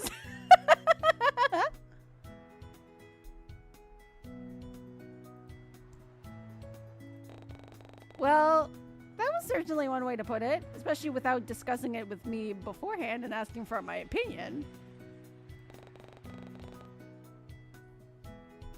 I mean, to be fair, I don't think my friends would take lightly to being like, oh, this is a man I just met who slept over my house to guard me against a potential stalker. Tee-hee! At his words, I shoot Ren a confused glance, but the determined look...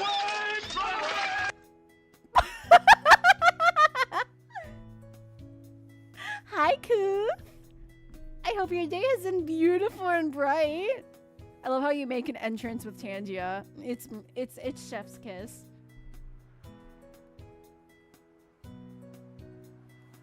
But yeah, I don't think my friends would take very lightly to, you know, oh, this is a man that I met at work.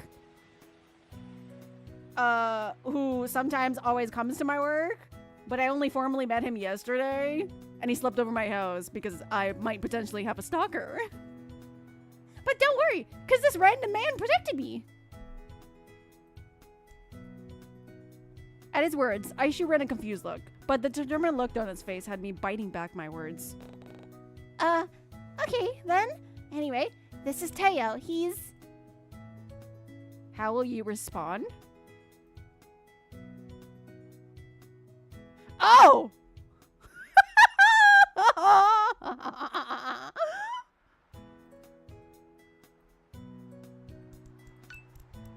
Oh. Oh, who is Teo to me? I'll say he's a friend from university. Because I didn't say that he was an ex-boyfriend. He's a friend from university. Aw, you consider us friends. That's real cute, doll. Oh my god. Okay, why are these... It's not fair. These nicknames are a freaking stupid weakness. Stop. It's not fair.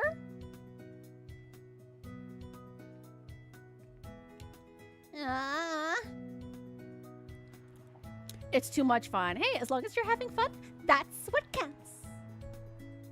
What if you add that he's hot? I mean, you look at him, you see him, he's already hot.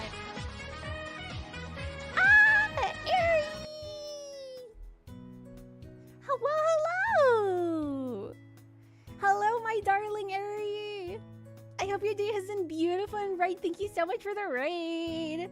What were you doing? What were you playing? Let me give you a quick shout out before I do my introduction. Even though I'm pretty sure. Hold on.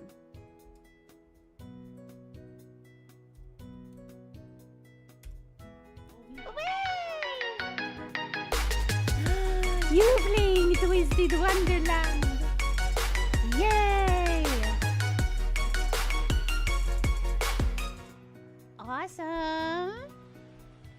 As per usual. For anyone who doesn't know who I am, many blessings. My name is Oracle. You can call me Aura. I am your friendly neighborhood isekai guardian angel. And welcome to my sanctuary. I'm a variety streamer. I do a lot of things. I do art.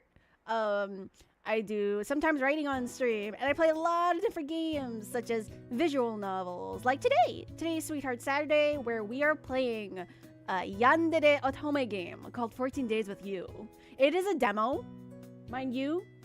The full game is not out as of right now. But I started playing it last stream, and I wanted to continue it for this stream. But I also play a lot of different games. I also play Disney Twisted Wonderland. I play Legend of Zelda, Kingdom Hearts, Fire Emblem, Genshin Impact, and all sorts of different stuff. When in doubt, Aura will try it out. So welcome, welcome. I like to give some comfy, cozy, but also easily flustered vibes. So I hope you like them.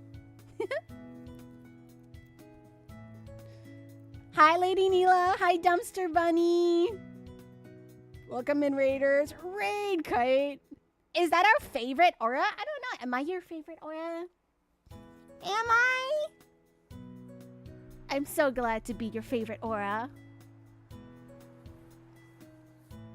But yeah, so this is 14 Days with You. The Cliff Notes version of it basically, so I work at a library and I met the guy with pink and blue hair. His name is Ren. A lot of the time he comes into the library and like borrows the books that I suggest and whatnot. And so we got to formally meet him. Really cute. And it's really interesting because apparently he also matches the favorite character to a TV show that I watch. And I am able to influence the length of his hair depending on my favorite character's hair length, which is really, really cool. And so basically, before I went to work, my neighbor told me that there was a person who left my apartment. So I'm a little freaked out. And even though I just met Ren, I invited him over to sleep over, just so I don't have to deal with a potential creepy stalker in my house. Yay! The one in the Hawaiian shirt is my friend, and we are just figuring out who Teo is. Teo just like aggressively already has beef with Ren.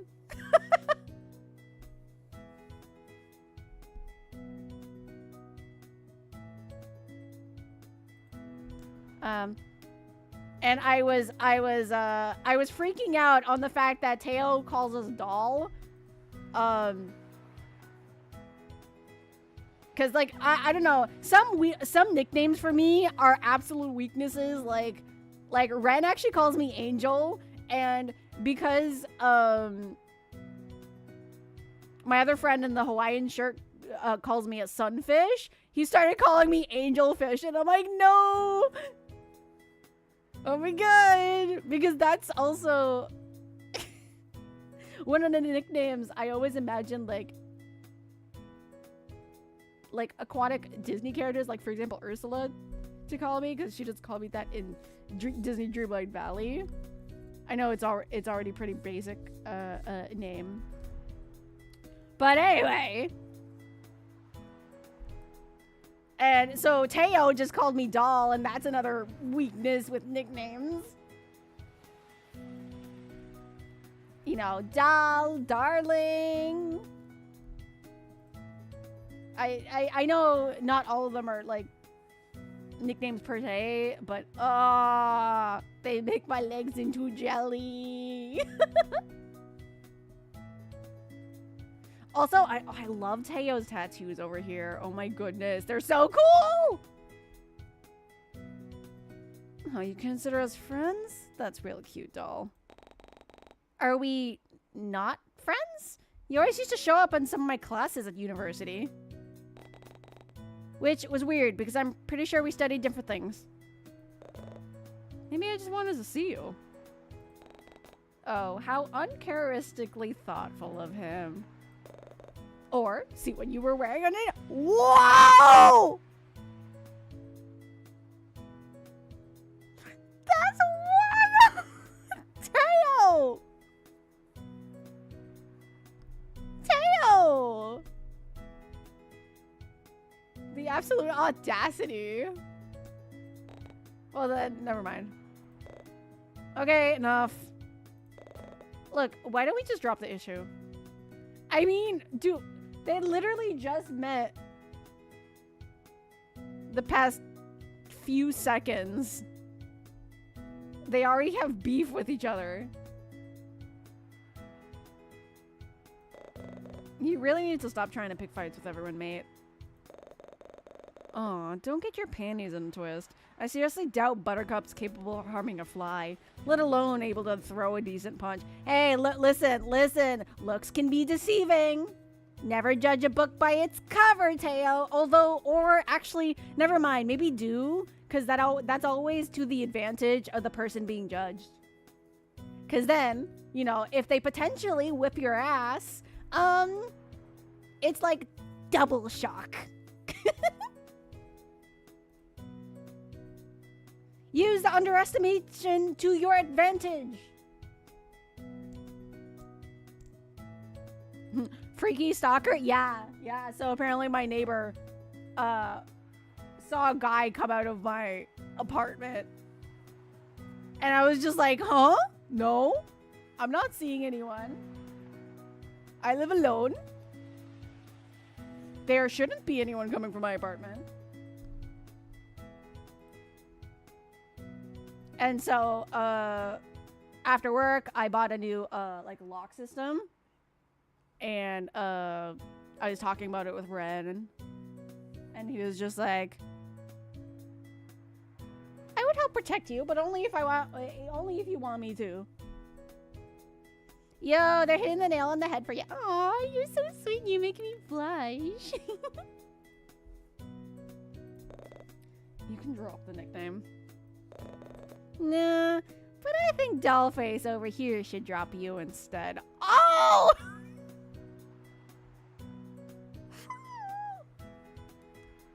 Teo!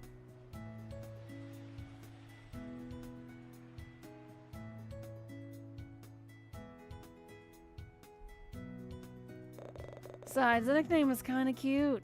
Matches your style pretty well. Don't you think, Buttercup? I could see Ren's hand clench into a fist as he advances towards Teo, but thankfully, Leon steps in once more. Ah, thank you so much for the lurk, darling. Happy lurking. Please, for anyone that's coming from Neo's stream, if anyone needs to go grab some noms, go hydrate yourself, or go to sleep, please go do so. I do not mind at all. I want you all to be happy and healthy and full of light. I believe in you. Many hearts, much love.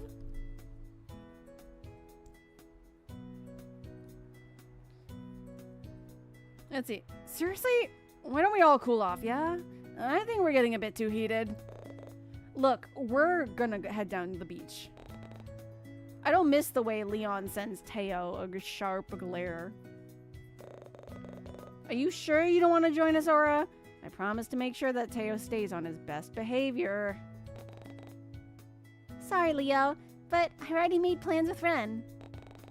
And I seriously doubt they'll be able to get along. You know how Teo can get. Right in front of him, too!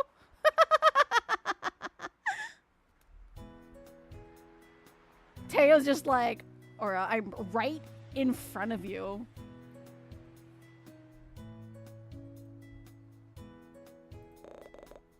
Yeah, you got a point there. Well, alright then. He leans closer to me, almost as if he didn't want the other two eavesdropping. If anything happens, I'll be in the area. Just come find me, okay? I will. Thanks, Leon. I give his arm a soft squeeze, then turn my attention back to Ren. But by the way he looks at us, I can only assume that he didn't like how close I was standing to my childhood friend. Though, that could have also been because Teo was still around. And honestly, I couldn't blame him. Regardless, I reach for his hand once more and tug him towards the cafe, making a point at ignoring Teo's crass words as we went along. Oh my gosh, what is he saying?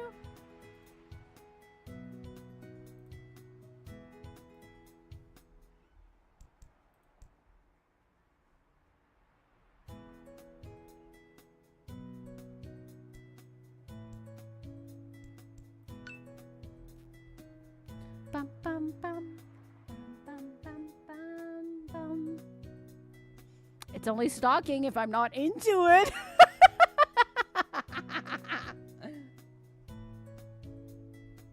You know what? Hmm.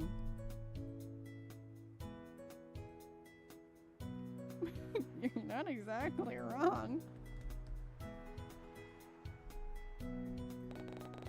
I barely notice how Ren's mood immediately changes when my attention is back on him, and he follows along like a lost puppy.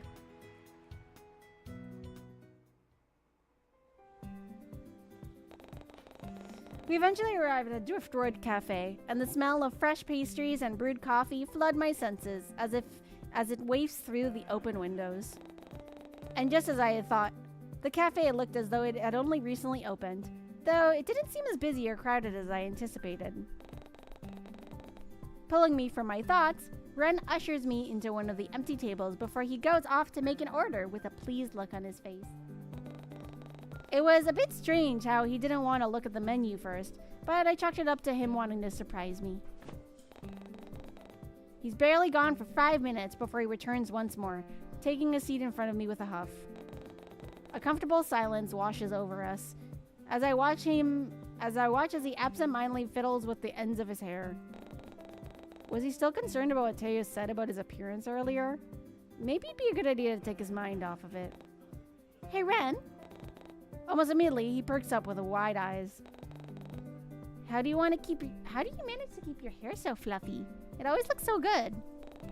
Ren seems so flustered instantly at my words, and he sheepishly ducks his head lower to hide his reddening cheeks. You like it? I usually just angle a blow dryer below my chin and blast the heat, and it just stays like that afterwards. Oh, so you don't need to use any products or anything? No, not really. Just when I thought he got over his timid personality, it slowly came crawling back. Was this really who he was? Ren must have taken my silence as a lack of response, seeing as he tries striking up another conversation. So, work's going good for you, huh? Finally got that promotion? Yeah, I did. I was almost as surprised when I first got my promotion, considering how I've only moved back recently. But Eleanor has been really useful by showing me the ropes and... Wait, how did you know I got promoted? Bum bum bum! Oh, your coworker told me all about it yesterday after you left. Eleanor, right? She seems really proud of you. Anyway, what were you saying about her showing you the ropes? I barely noticed how he managed to change the conversation back to me, as I recounted all the times Eleanor helped me through my first week of working at the library. It eventually reached the point where it felt like I had been talking for hours, and it wasn't until something caught my eye did I finally stop. How will you respond? Oh, look at that cute puppy. That goth style is pretty cool. You got something in your hair. Sorry, what were you saying? Oh! Come on.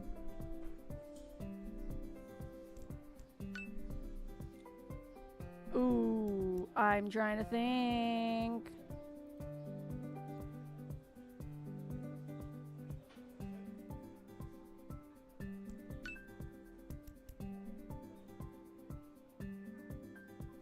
I keep thinking he looks ghostly because of how he blends into the pink background. Oh. You're not wrong. We also match, me and Ren, with the pink gradient to like pink to blue gradient. Twinsies! Couple goals!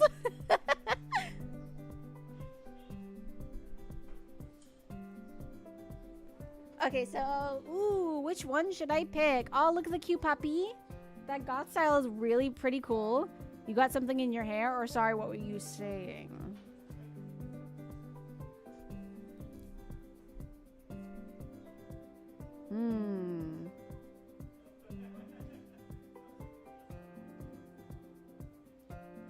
So many decisions.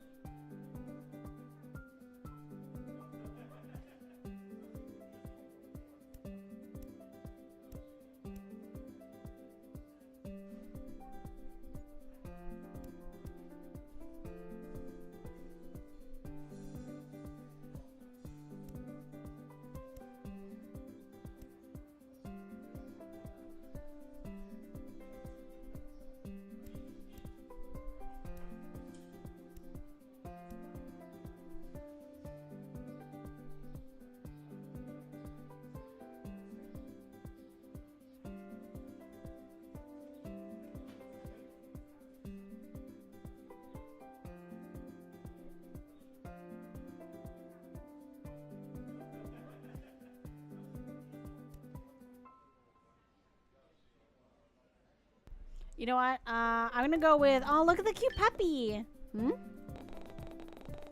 Ren glances out the window and follows my line of sight where a small Pomeranian sat, idly chewing the laces of its owner's shoes. Yeah, that is a pretty dog, but I think you're cuter. Nothing could compare to. Order 25! Oh, that's us. Wait right here. I'll be right back. Before I could get a word in, Ren was jumping out of his seat and meandering his way towards the kiosk. It really was a sight to behold, seeing Ren tower over most of the other customers who were waiting in line. Even the cashier herself, who seemed to be at least 6 feet tall, had to crane her neck upwards just to look at him. Oh my gosh! Oh. Height difference, be still my heart. I'm sorry, I know. It's just like, oh, or as a typical girl that likes a big height difference. But okay. I am. You can bite me. Fight me. Ow. Oh, I just hurt my ankle.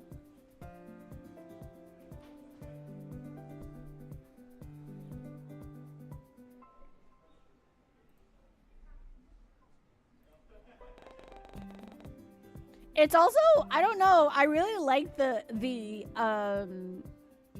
contrast of the kind of cute pastel appearance. He's soft pastel with the super tallness. I don't know why. It seems very attractive. Cause like, you know, I like tall, well-built men, of course. But I'm also not against softer vibes. And he gives soft vibes, but tall. So in a way, he's still commanding in his own right.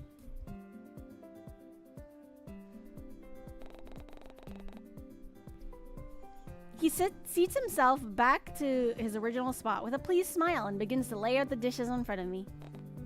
Oh, this is... How will you respond?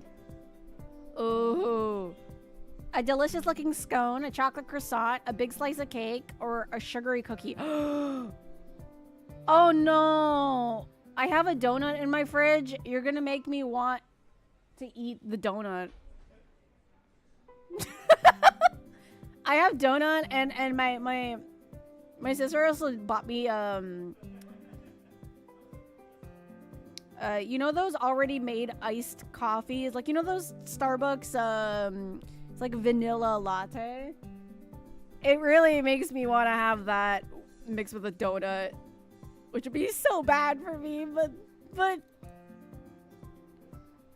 and then I have like a cream filled strawberry donut.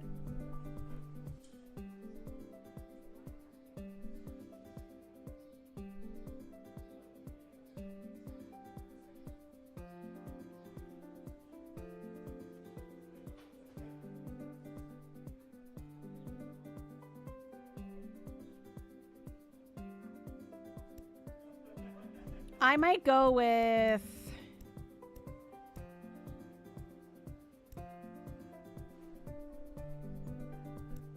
a chocolate croissant.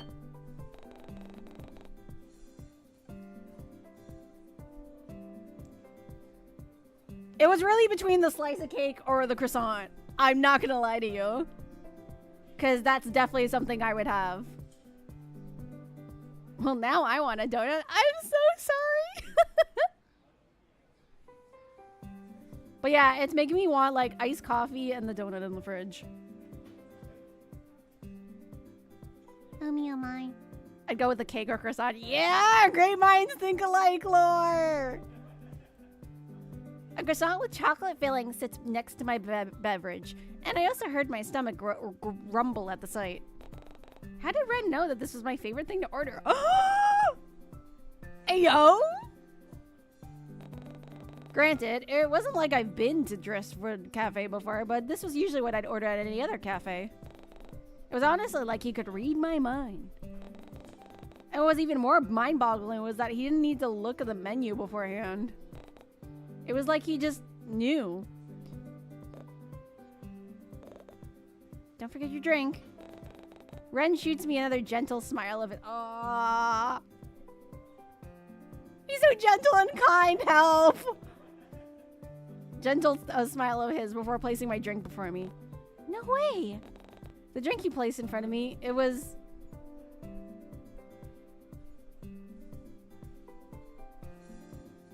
Oh, a steaming latte.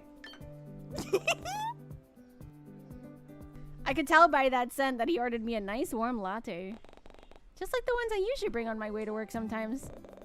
I hope this is okay. Unfortunately, this cafe doesn't really have much to offer, judging from the menu I saw online. Ah, so that's how he knew what to order. I even tried asking for napkins earlier, but I don't think they heard me. Maybe I should try again. I almost felt bad for him, but I also felt grateful for ordering me something that I'd normally eat at a cafe. Oh, what a coinky dink. Good chat. Ren makes sure everything is on the table before putting the tray aside, and it was then that I noticed what he'd ordered himself. On his plate sat a strawberry sweet roll, alongside a cup of coffee that was an alarming shade of black. Oh, you like the bitter coffee, eh? I mean, if it's espresso, I understand. If it's normal coffee, not so much. Espresso is literally the only coffee I will ever potentially drink black. And that is saying a lot. Because again, I drink a lot of coffee. He seems to pick up on my inquisitive stare, if the innocent tilt of his head was anything to go by. Do you want my meal instead? We can swap if you want. I don't mind. This was supposed to be a date, right? Deciding to tease him a little, I shoot Ren a sly grin. That's okay, but you could offer me a bite instead. Ren almost seems to combust on the spot as his cheeks turn red, and he almost choked on his own spit. Oops. He looks down at his food before glancing back at me, only to look down once more to scoop up a bite-sized piece of his food. I watch as Ren's... Honestly, the strawberry roll sounds delicious, and now I want my strawberry donut even more now. Oh no. Am I gonna go for a coffee break already? I watch as Ren's cheeks turn a deep shade of red while he brings his fork closer to me, not wanting to be seen as a coward. I lean in to take a bite. His eyes widen almost immediately, and he seems hyper-focused on the way my mouth wraps around the fork before I lick my lips and let out. Please, Tom. He's sweating bullets.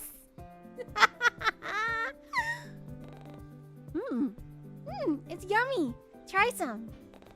The pink-haired man seemed to have an awkwardly long staring contest with his own fork, before scooping up yet another small piece and taking a bite. Ren's cheeks are still scarlet red, and he seems almost fidgety with how his legs keep bouncing under the table. So I decided to take pity on him and not tease him for it. With a knowing smile, I start digging into my own meal with a pleased hum.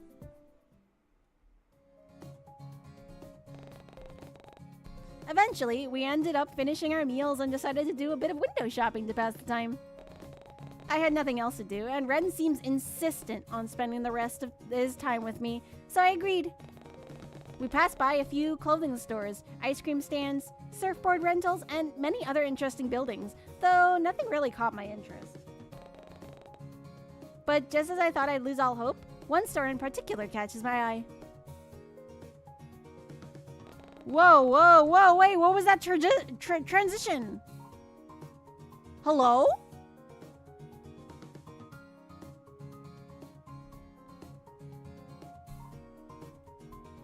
In one of the display windows, I spot this cute little rabbit plushie in the style of Haruko's like... Oh yes, for anyone that doesn't know, Haruko is the character of the show that us as the main character love. I mean, it even came with his limited edition sorcerer outfit and everything. I couldn't believe they were selling these things here, of all places. And it's such a cheap price too.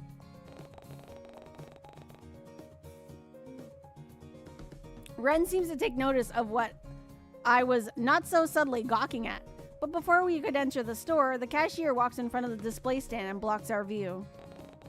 She drops a box of miscellaneous items. Oh my god, she's so cute!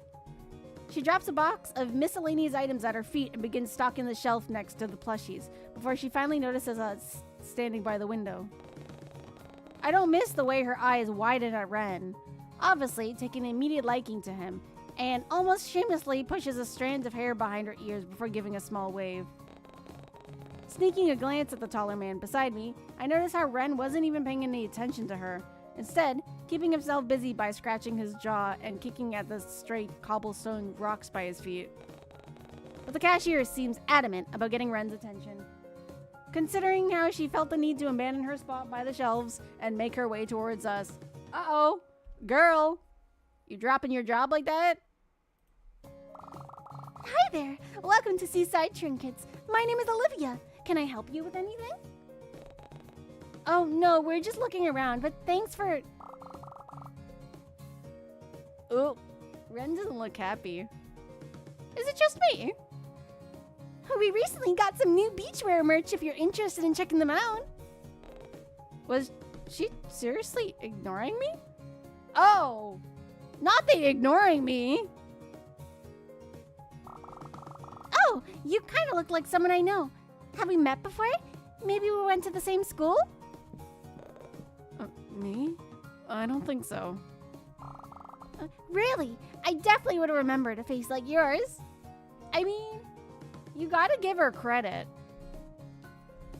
She's brave and confident. I would say most men like that in a girl, yeah? Actually, now that I've got a good look at you. I watch as she shamelessly takes in Ren's appearance before crossing her arms over her chest and leaning back. You also remind me of one of those characters from a cartoon that's been gaining a ton of traction here. Apparently, one of the locations from the show is based on Corlin Bay's main beach. Are you talking about Attack on Giant? Is that the name of it? Then yeah. I don't really know much about these cartoons, but our company recently started selling some stuff of it to entice tourists. Do you want to come inside and take a look? Actually, do you want my number as well? Here, oh, girl. He's obviously backing away. Relax. You can't be insistent like that. Like, I like her confidence and her gusto.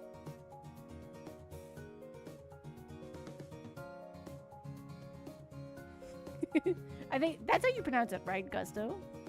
Because I normally pronounce it, gusto.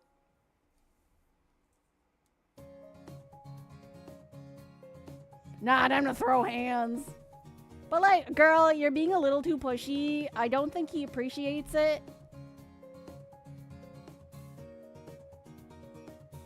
Like, back away. Please. That is... It's not a cool thing to do. If someone is obviously being scared of you or backing away or not interested, don't push them farther. You had this prepared? Of course. You always need to be ready in case any cuties walk into the store. Or maybe you should be doing your job, but that's beside the point. Well, I wouldn't want to sound like a hypocrite or anything. Ren looks at me with a shy, knowing look before he hesitantly reaches out to take a piece of paper. What did he mean by that? Before I even get the chance to ask, Ren already answers my silent question. You silly girl. Sir Raiden played, You Silly Girl, Zane for 1,000 channel points. Hi, Sarah! Welcome in, welcome in! We're playing more 14 Days with you! I'm really curious about how they got the UI like this, though. Man, this makes me want to game dev again. Every time I play an indie game, it always, like, spikes up my want to game dev. even though I'm not good at game deving. Before I even get the chance to ask, Ren already answers my silent question with red cheeks and a crooked smile. This is embarrassing, but I also had my number prepared for when we met at the library yesterday. Here?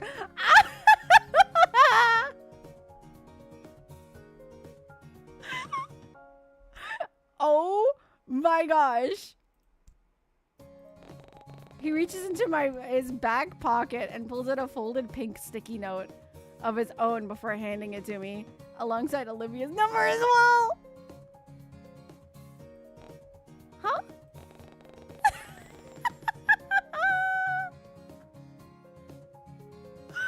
That's hilarious. Holy shit.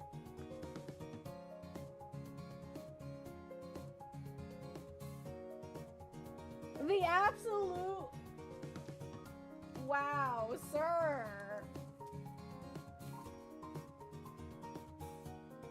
I don't know if that was cool or cold. It was many degrees chilly.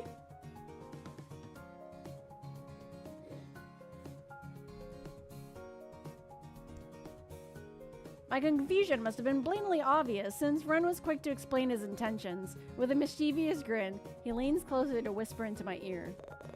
Maybe we should prank call her later? That'll teach her not to give her number out to strangers. But isn't that what you did with me, Ren? I match his teasing smile with my own. Touché. But I haven't received any prank calls from you, though. Don't jinx it. Just as Ren lets out a puff of laughter at my joke, Olivia cuts him off. Hello? I'm still here. Oh, right. Sorry. Anyway, now that you got my number and I've got your attention again, I think it's only fair I show you around the store. I don't do this for just anyone, you know. No, only the cute ones, which is valid, I guess. Ren doesn't seem to answer her initial question, nor does he seem to outright respond to her, and instead casts an inquisitive glance in my direction. It was like he was asking me for my opinion, and I can only assume it was because he knew about my interest in anime. It was thoughtful of him to do that, but I kind of wanted him to tell that rude worker off instead. Wait, did I really want him to do that? What was wrong with me? I'm sure the cashier just took an interest in him, and there was nothing wrong with that. I mean, he's cute. Of course she would. It's not like we're a couple anyway, but we were supposed to be on a date right now, and Ren did declare himself as my boyfriend earlier. But I just assume he said that in order to get Teo off my back. Does that mean, was he feeling the same way as me? Was jealousy on his mind when we talked with Leon and Teo earlier? I wasn't sure how I felt about this new discovery. Aura? Huh? Do you want to go look at the items? We've still got a bit of time to kill. Here! Why don't I show you the most recent stock? We haven't shown this to the general public yet, but I'm sure you'll love it. Without warning, Olivia, was that her name? Reaches out for Ren's arm. Wow! Girl! Can you kindly step off? Even if I didn't like him, like doing that to someone is not cool. My cat forced me into a nap. That's valid. I'm still amused by how teeny Olivia is next to Ren. Makes me think. Cause like I don't know if I'm as small. Like I don't think I would be as small. Like small like waist size than Olivia, but height could probably be the same, give or take.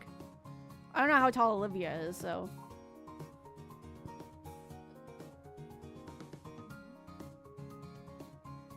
Reaches out for Ren's arms and practically drags him inside the store. He lets out a surprise sound just before leaning back and trying to grab a hold of my own arm as well, but I was just out of his reach. There was nothing else I could do but watch as Ren helplessly gets pulled into the store. It's back back here in the stock rooms. Oh my god, or I can't speak apparently. Usually we don't allow customers downstairs, but you're a real hottie, so I'll let you take a sneak peek.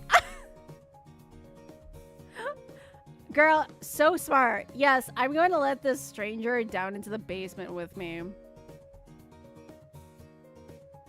I mean, again, IRL, I don't think I would be this reasonable in my observations. Because I have mentioned I am not the best at observing stuff. I probably wouldn't think as much as I am right now. No, actually, I'm good.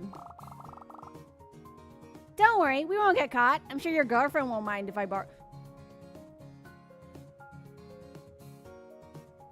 This little...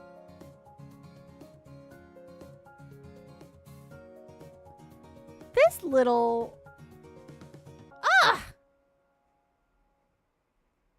Okay. So you're already assuming I'm his girlfriend, right? And you're still pulling that shit right in front of my face? Girl? Catfight. I'm gonna say, I'm a lover, not a fighter, but I don't think you want to test. I don't think you want to test the fighter in me.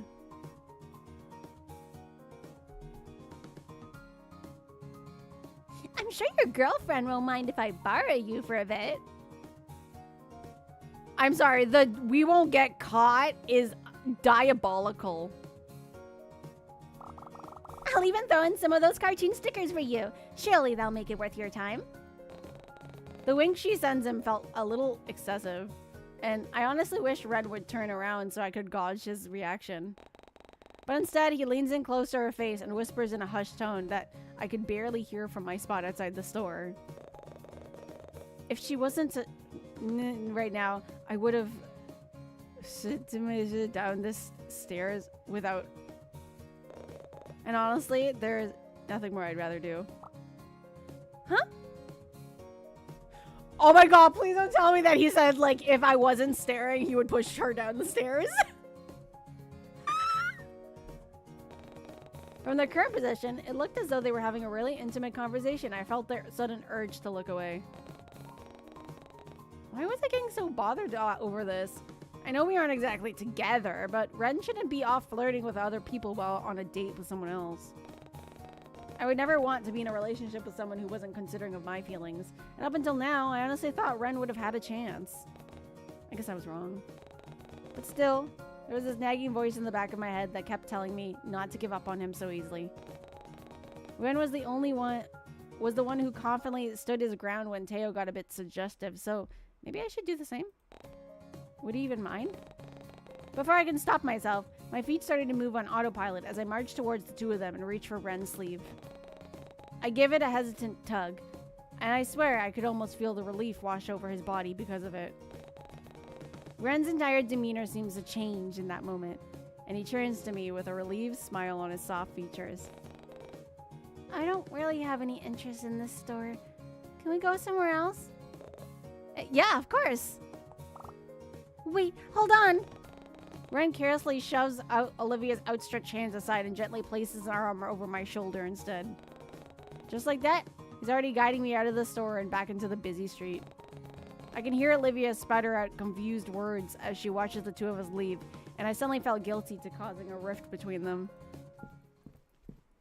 I mean, she was also a bit too much. I'm just saying. No matter how many times I tried to brush it aside, I still couldn't get my mind off of what had just occurred earlier. What if Ren was interested in her? Granted, he probably shouldn't have blatantly flirted with her while on a date with me, but he wasn't exactly the most confident guy. Would he still be able to talk to her again if things didn't work out between us? No, I shouldn't be thinking like that. Peering up to Gauge's expression, I noticed how he didn't really look all that upset about leaving her. If anything, he seemed rather content to be walking down the street with his fingers intertwined with mine once again. I can feel him give my hand a protective squeeze as he looks down at me with his soft blue eyes, and all of my worries somehow melt away. Maybe I did make the right choice after all. It might have been selfish, but it was worth having Ren look at me with such gentle expression. Eventually, the sun starts to set behind the ocean as Ren and I continue to walk along the beach walk. Most of the conversation was geared towards me and my interests again, but every time I tried to learn more about Ren, he only seemed to divert the conversation back to me once again. Mysterious fellow you are.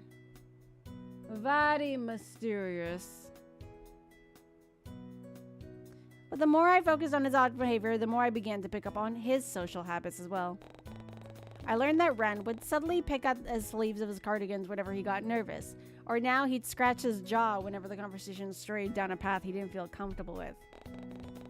His little quirks told me more about himself than the dead-end conversations that only lead back to me, and I was content into knowing more about him than I did yesterday. Ren no longer felt like a stranger I had met at the library, but rather someone I could consider a friend. Except friends aren't supposed to get jealous whenever they see them flirt with someone else. Jeez, what is wrong with me? It had barely been 2 days and I was already contemplating whether or not I truly saw Ren in a romantic light. Was I going too fast?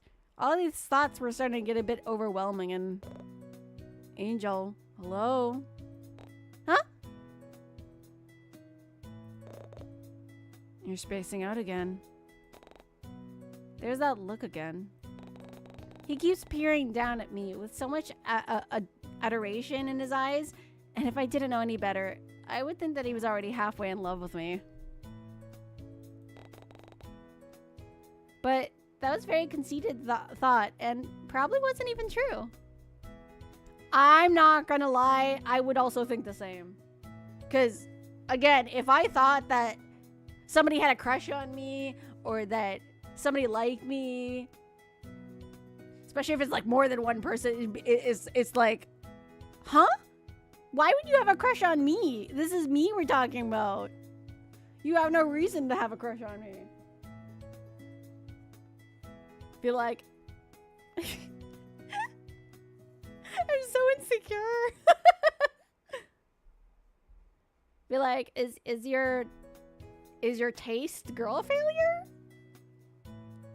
Do you like when a girl can't do shit? Like,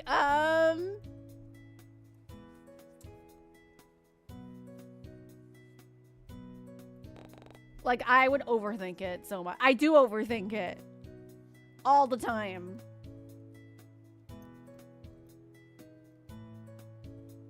All the time.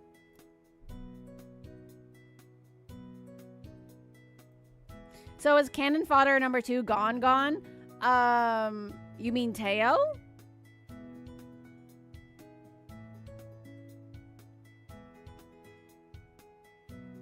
The guy who pushed Ren? No. They just went to the beach with him and Leon. They had beef already with them. He's already calling you his girlfriend, so no, not too fast. Not at all. I mean, I've jumped in relationships faster. There's a reason Teen Me had so many dysfunctional dynamics. Oh my gosh. After a day?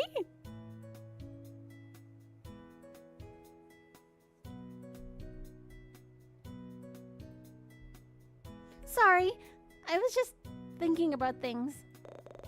Are you going to share those things with the rest of the class? He sends me a playful smile and a gentle nudge into my side, and I couldn't help but laugh. When did he become so comfortable with each other? And when did he lose his stutter? I mean, after I fed him cake at the cafe? Because, you know, before, after that, with that moment, he was a stuttering little mess.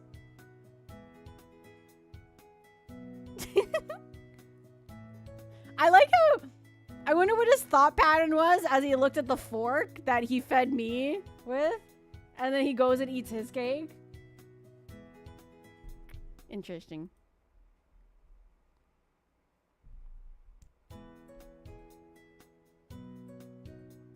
It's nothing, really. Maybe a bit embarrassing, but, well, I was wondering, how do you feel about...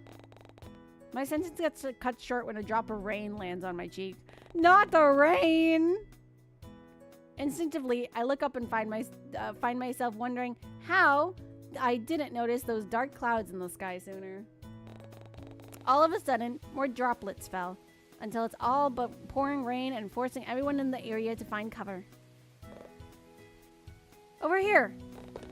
Ren doesn't seem to pay much attention when he grabs me by the hand and pulls me underneath one of the awnings at the nearby building. He shields me from the rain with his body, and I couldn't help but feel tiny with the way his arms cage me in as he rests them against the wall. Oh, not the weakness of size difference! Ah!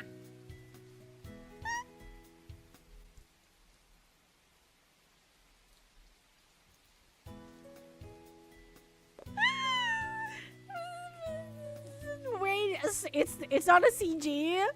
It's a sprite. Oh. So. Oh my god, the way he's covering me is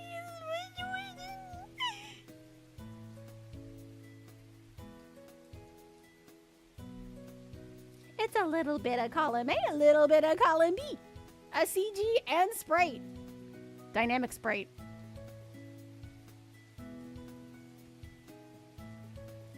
Tall man. Just eat. Yes, exactly. Oh, weakness.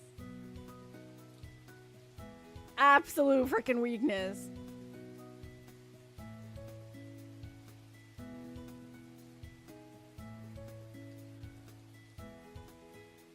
Ugh. We look at each other in silence for a brief moment before erupting in laughter. Perhaps it was because of the adrenaline from all the panicked running, or the fact that Ren's hair was starting to lose its fluffiness, but I couldn't hold back from letting out a fit of giggles. Let's just hope I wasn't wearing white. Just saying.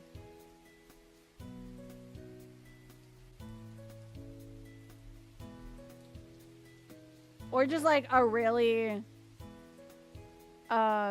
what's it called? Or just a really light color in general. Not necessarily white, but...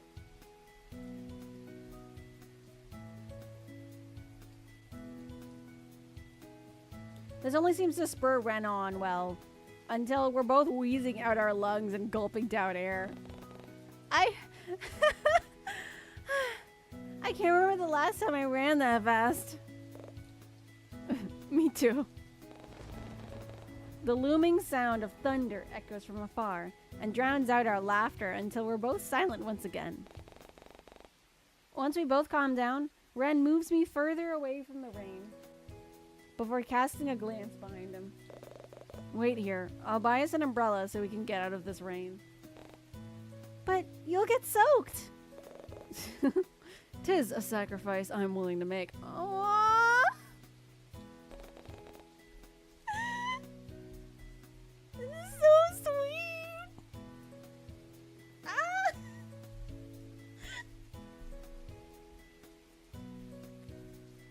Cute, isn't it? Oh my gosh. I'm melting. Absolute melting.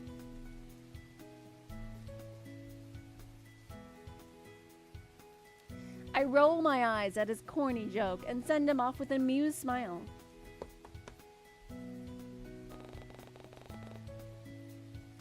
He doesn't look, but...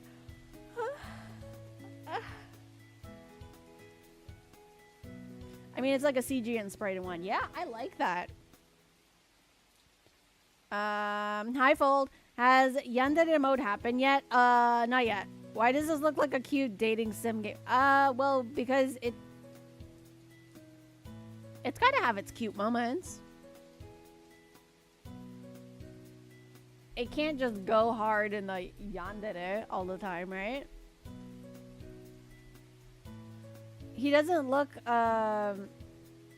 back before he makes a bad dash out into the rain and down the street towards the closest convenience store. Though the rain only seems to get heavier the moment he leaves, and I find myself pressing even farther against the wall behind me to avoid the recoil of the rain bouncing off the pavement. Oh god. You know what? And just a few days ago, I got soaking wet in the rain walking Link back from the clinic. Oh my gosh. I took a nice hot shower after because like I felt cold. And it just like, you know that just feeling where it's like, it almost feels like your bones is sucking up the water? And you're like, ah. I know that's kind of an ironic saying because I took a shower right after, but it's different.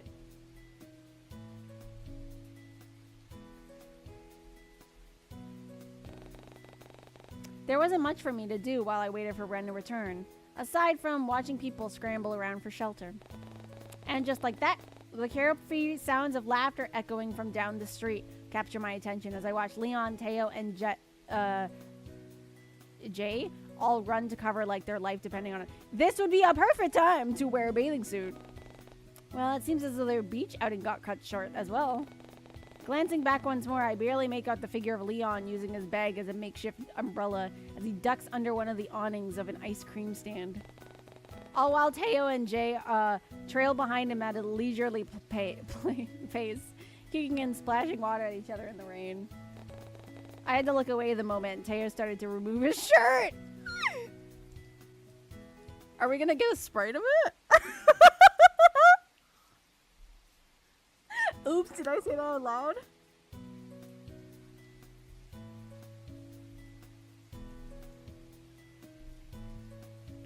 I had an inkling that it was so that he could show off. And knowing Jae-hyun, he'd follow along without a care in the world because that's what he always does when it came to his friends. A part of me felt like calling out to the group and see if I could wait out the storm alongside them, but they all seemed to be enjoying themselves and I didn't want to get in between that. That's such a mood. Plus, I did promise Ren that I'd wait for him here. Even if he was taking his sweet time. Was he ever going to return? There was still no sign of him or his comfy looking cardigan. I was beginning to wonder if he really did ditch me. Never!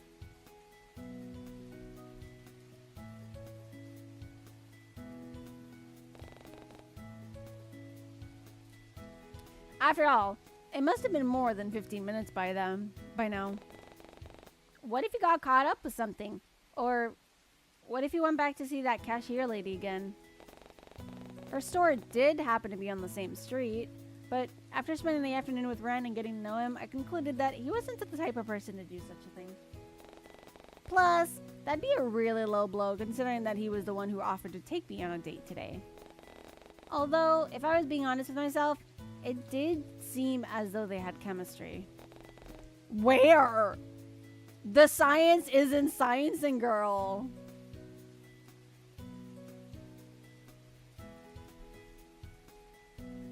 If they had chemistry, it would have blown up. Especially with how she looked at him and touched his arm as though it was the most natural thing in the world. She apparently knew him as well, or at least he looked recognizable enough. Why did that thought make my blood boil? Oh no, let me see. He's always a yandere, just obsessive protective mode of it, usually. I mean, dude has the same hairstyle cut as our favorite anime character. Dude is wearing clothes he thought we'd like, along with other things. I see, I'm just used to the female sweet but psycho character. I mean, just because he's not showing it yet doesn't mean that he's not sweet but psycho. Oh, he's sweet but a psycho, a little bit psycho. Na na na na na na na. Oh, he's hot but a psycho, a little bit psycho. Male yandere is a lot more sneaky and manipulative, usually way less violent to the MC, since that's a real danger thing to many women. If a male yandere is violent, it's usually towards the other men they may see as a threat competition. Yeah, or if it's somebody that hurt their, you know, their darling. They're a lot more prone to drugging and kidnapping the MC, though. Yeah.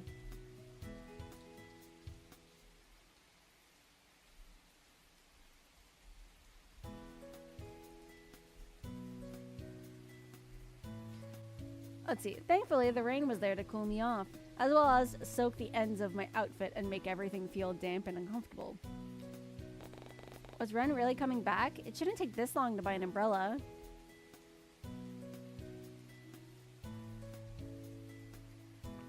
Oh, chat. Should we wait for Ren or walk home alone? I think I know what my answer is going to be, but I want to see everyone's opinions.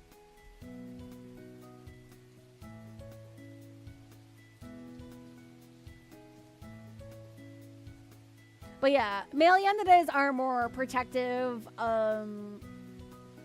They'll do anything to make sure nothing hurts their loved one. They might take out competition or anyone that remotely dislikes them. You know, potentially drug or lock them up, especially sometimes for safety purposes too.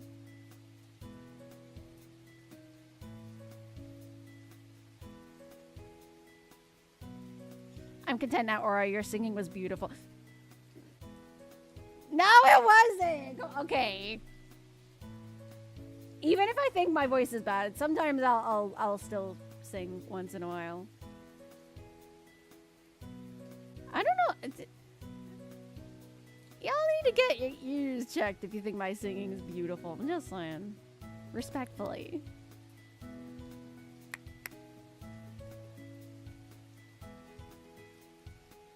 Legit, Ren is wearing clothes he thinks we'd like. At the start, if you decide to wear more striking gothy scenish clothes, he mumbles to himself in confusion on it. Really? Oh my gosh. Wait, because there was also somebody dressed in goth style too at the cafe. I ended up picking like, oh, there's a puppy. But I did wonder what he was going to do about that one. Okay, give me a second. I'm gonna get maybe some iced coffee or some tea. I know nobody redeemed it yet, but I am kind of in the mood. And I might get the donut that I wanted.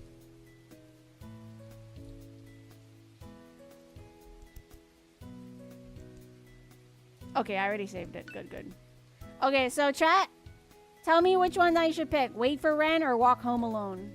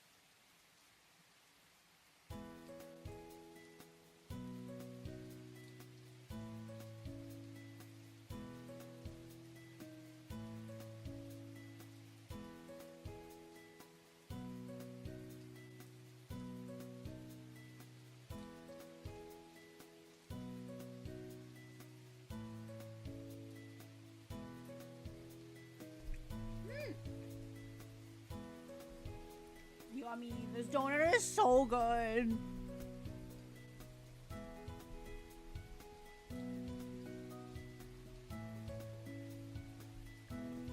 Well, there was a small bakery and my sister bought some they had like a little bag of kind of like end of day donuts. So it's just like a random little mystery bag of like some donuts that maybe didn't sell as much, or they had extra of, and you know, instead of throwing away.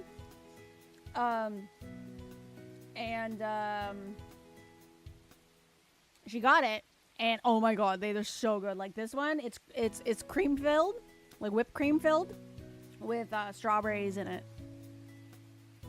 and it's just like, it's really good.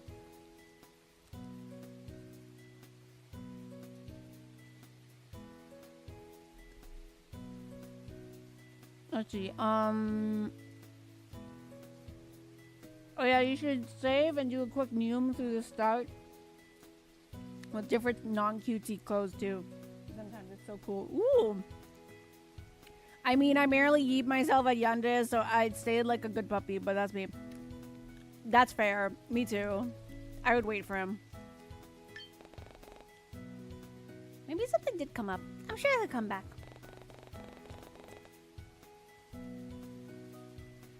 I like peeing. Good girl. As of on cue, oh, look at the timing. As of on cue, I spot a familiar patch of pink hair from within the misty rain, frantically sprinting with an umbrella in one hand and a bag under the other. Angel, Aura, oh my god, not the nickname and the name drop. Oh, be still, my heart.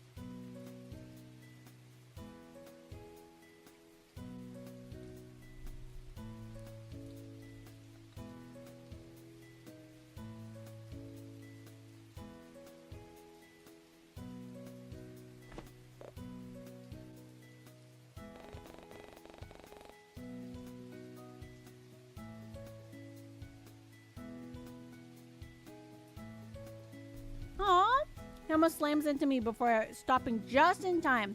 I could tell by the way he was wheezing that he ran all the way back here without stopping. Sorry, I thought I almost lost you there for a second. It's so hard to see in this weather. Oh, it's that kind of rain. Oof. Jeez, Ren, what took you so long? I almost wanted to cuss him out for taking well over 20. Well, I mean, 20 minutes is not that long in the long run. I'm going to be honest.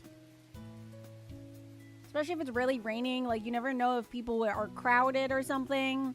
And lines.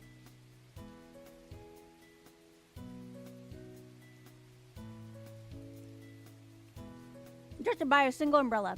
But the genuinely apologetic look on his features made me hold my tongue. Sorry, I ran into your friends from earlier, which took me forever for me to just shake them off. And then the convenience store ended up closing early due to the sudden weather change. So then I had to go to that awful souvenir shop with that obnoxious and clingy cashier again. He was talking a mile a minute, and I was worried that he'd end up biting his tongue. Aww, gently, I raise a hand to signal him to calm down, and his intense monologue soon comes to a halt. I'm really sorry about making you wait so long, but ta-da! I did manage to get an umbrella, among other things as well. He gives it a small twirl as his hands, sending droplets of water all over the place. We can start heading back now, home if you want. Unless you want to go somewhere specific. How will you respond?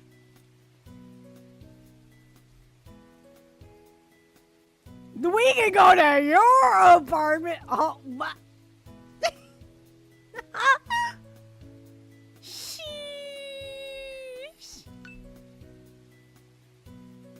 I was gonna say, yeah, we can go back to my apartment, especially because, like, you know when you're just like, you're soaking wet, you're tired, you just want to go home, kind of gist.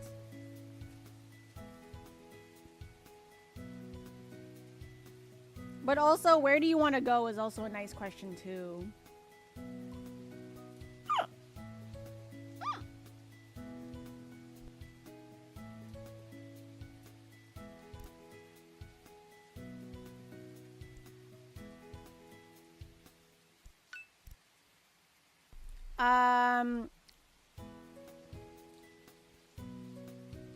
Where do you want to go? Well, my place isn't far.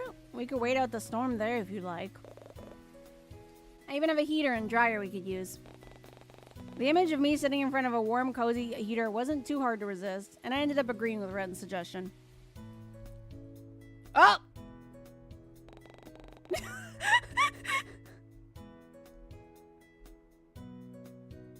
Oh, where's the main menu? Hold on. This one. Let me see.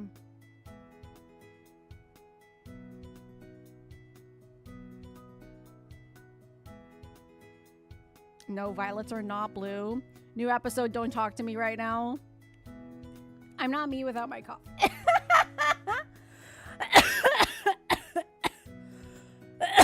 Oh my gosh. This weather, I'm sweating. Missing a wallet at CBL reception. Yeah, that's my wallet. It's not his wallet. BTB spotted at the pier. The tits on that man, holy mo. Not the cashier. How do we get the how do we get the status of the cashier? It's freaking hilarious. Oh my gosh. Oh, wait. Teo is in the same store as the girl. The tits on that man, holy moly. She's talking about Teo.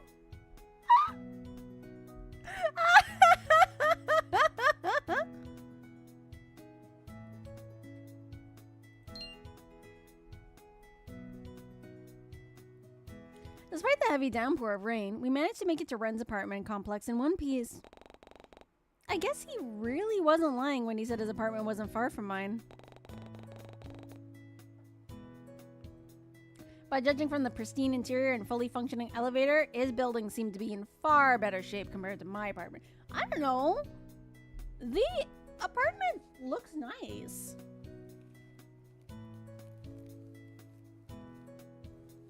I could be wrong. But in my opinion, it looks nice.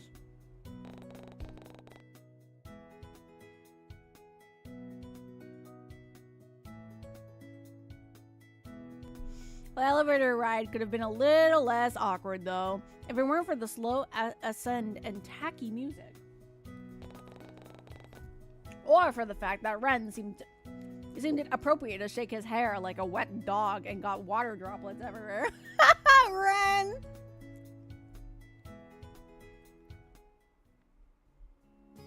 Oh, that's a funky transition. Once the elevator door slide opened, I was immediately met with a grandiose corridor and large spacious doors, and I found myself wondering how much it'd cost to live in a place like this. Don't look too hard at how messy my place is, okay?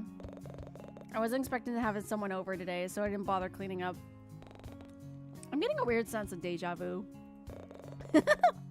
Thankfully, I don't have any white-haired neighbors who like to take their plants on walks. Actually, now that I think about it, it's a bit strange, but no one lives on this floor aside from me. I'm not really sure why, but I'm not gonna complain. Oh, that is weird. Yes, my love, what is it? Can I help you, sir? So, gods, I wish our boss at the library was smoochable. He's hot. Honestly, fair. I can make as much noise as I want, and nobody would notice. Ren shoots me a mischievous grin. What are you grinning at? I find myself wondering what he meant by that. Like, loud music and stuff? Movies? Yeah, something like that.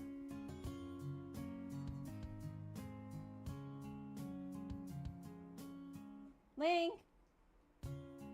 Okay, good boy. Go to sleep. Good boy.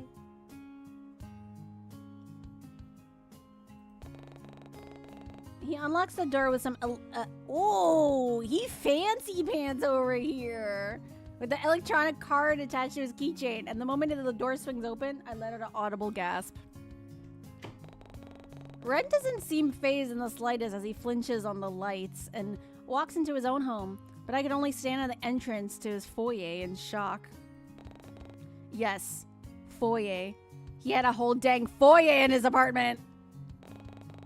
Was this even an apartment?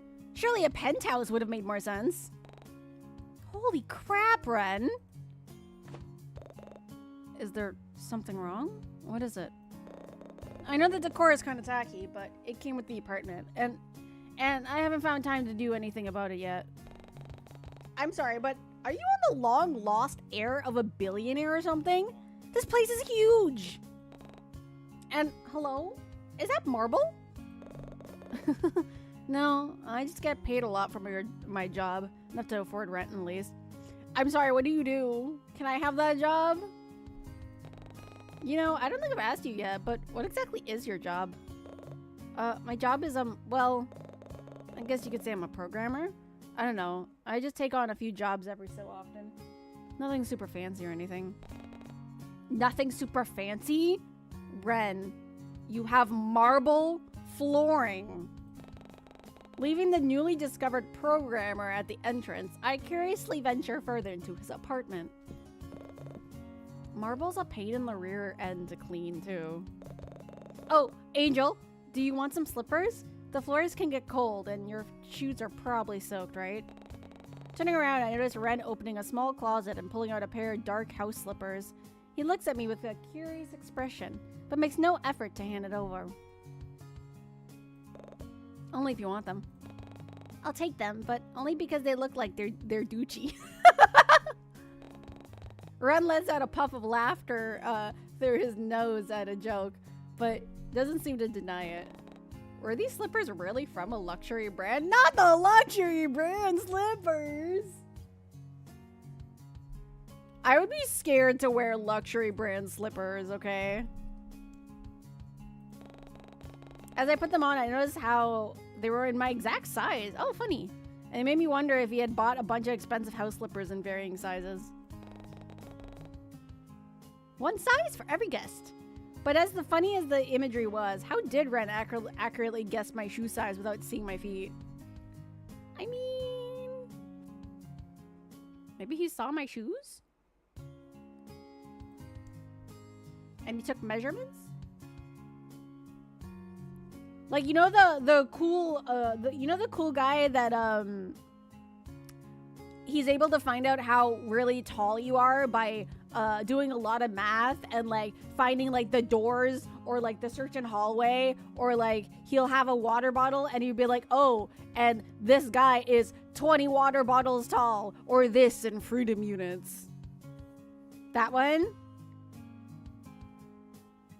He could have done that. I really, honestly, I love that guy so much. I watch a lot of the videos where he discovers things. It is so cool. And people are also like, don't let this man have a villain arc, please. Let him be happy.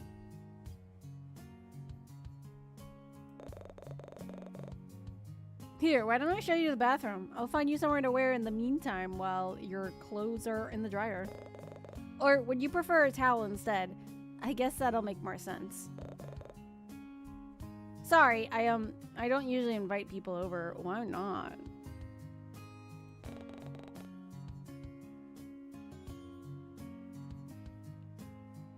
Seeing his timid side resurface once more gave me the sudden urge to tease him. How will you respond? Just a towel? Is it Egyptian cotton? Am I your first house guest? Don't you have any friends? Oh! Oh, these are all good options. Ooh.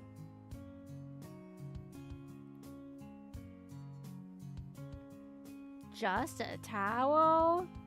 Is it Egyptian cotton? Don't you have any friends? Am I your first house guest? I don't know. Don't you have any friends? Sounds mean. Yeah. It does sound mean. I'm gonna say, am I your first house guest? Maybe. I'm actually very picky with who I invite over. I prefer to be on my own most of the time, so I don't usually bring people over. You never answered the question. I give him a teasing smile, and he shyly turns his head away instead. Anyway, I'll show you the bathroom. You can use whatever you want in there. Nothing is off limits. First, it was offering to spend the night at my place. Then it was asserting himself as my boyfriend in front of my friends. He really doesn't care about personal boundaries, huh? I was beginning to think that Ren didn't really seem to mind when it came to me invading his personal bubble as well. Though, he still seemed pretty standoffish around Teo and Leon, and it took him a while to warm up to Eleanor back at the library. He even seemed indifferent when he first met Violet, but I figured it was only because he was shy. Speaking of being shy, I still noticed... Speaking of being shy, I still noticed how Ren didn't seem to be switching up his personality as much anymore. I was beginning to think that he was showing me his real side. Oh. I need a sweater. Hold on.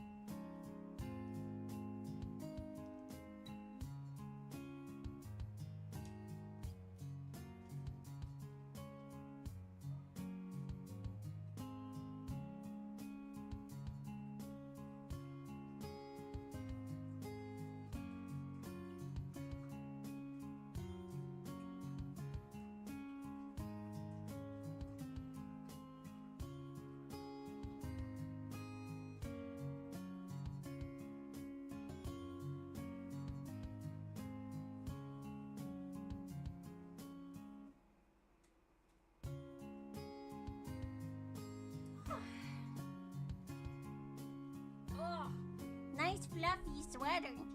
Yay!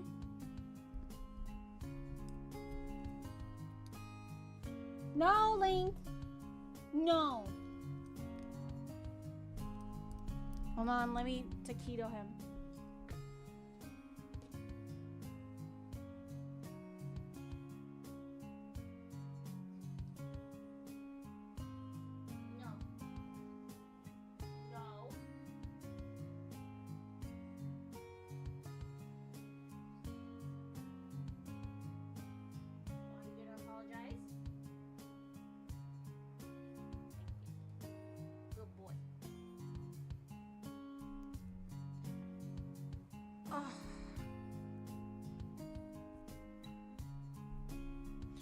Up until now, everything felt real and genuine, and I found that we could bounce back witty retorts between each other more easily. Though, every now and again, he might slip up and stutter, but I just assumed it was because my teasing made him flustered. I mean, fair. I don't tease often.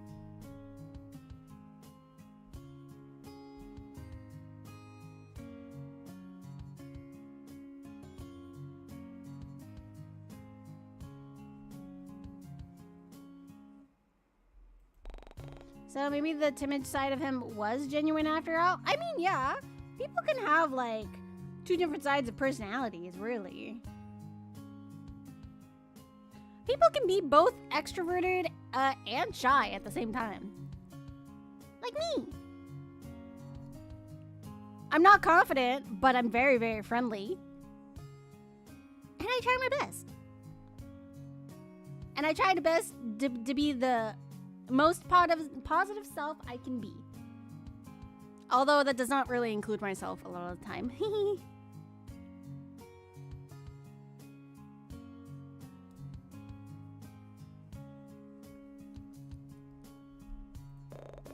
But I'll leave some clothes for you outside and put the plushie I bought for you in your room.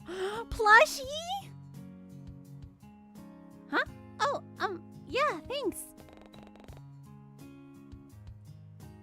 Great. I was zoning out again and completely missed half of what he was saying.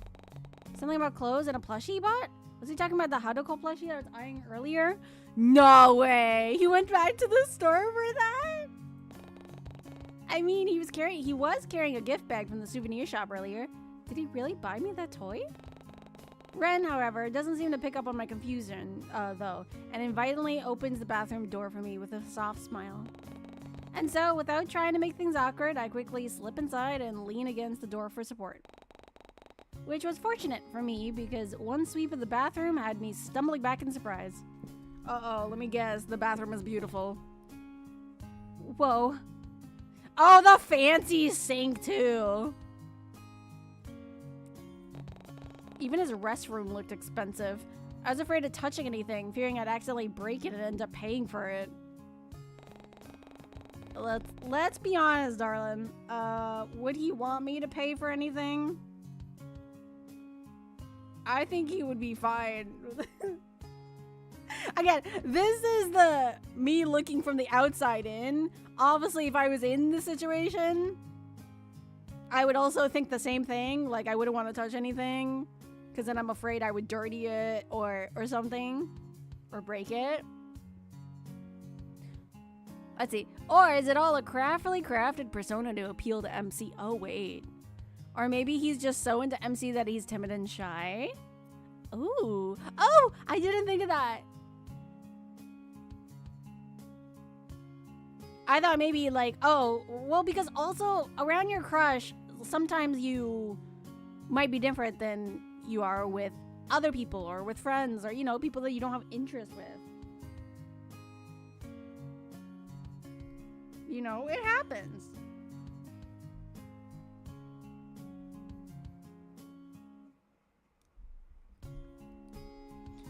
Glancing around, I noticed how his countertop seemed to be void of any dental care, hairbrushes, and skincare, though a few bottles of concealer and an open box of hair dye sat in the corner near the sink. Well, I guess that answers my burning question on whether or not he naturally had pink hair. But now it made me wonder, if Ren does dye his hair, then what's his natural... You know what? That makes me curious too. Then what's his natural hair color? There are still so many things I didn't know about that soft-looking guy, and I was beginning to question whether coming here was a good idea or not.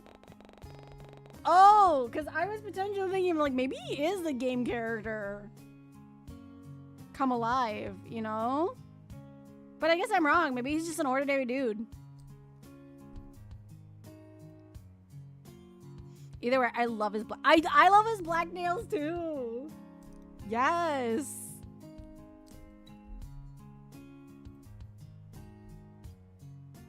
Bum, bum, bum, bum, bum, bum. With a sigh, I decided not to waste any more time thinking about irrelevant things and instead turn my attention back to the shower. Quickly stripping out of my clothes, I jump into a unnecessarily large glass booth and turn into the water on. Glancing at Ren's shelf of, albeit limited, hair and body... I mean, to be fair, most men don't have a bunch of hair products, let's be honest. Or at least not to the extent of girls.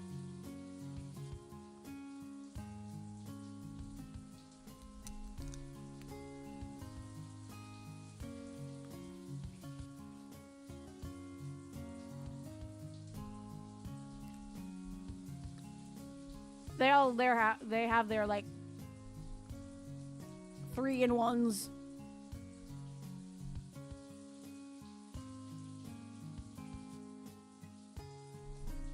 I couldn't help but notice that one of the brands in particular just so happened to be the exact same as mine.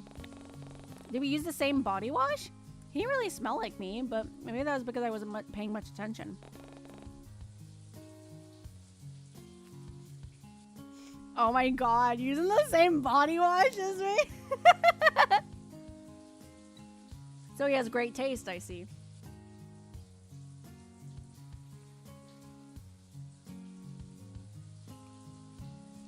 Does that mean he smells like peaches and roses too?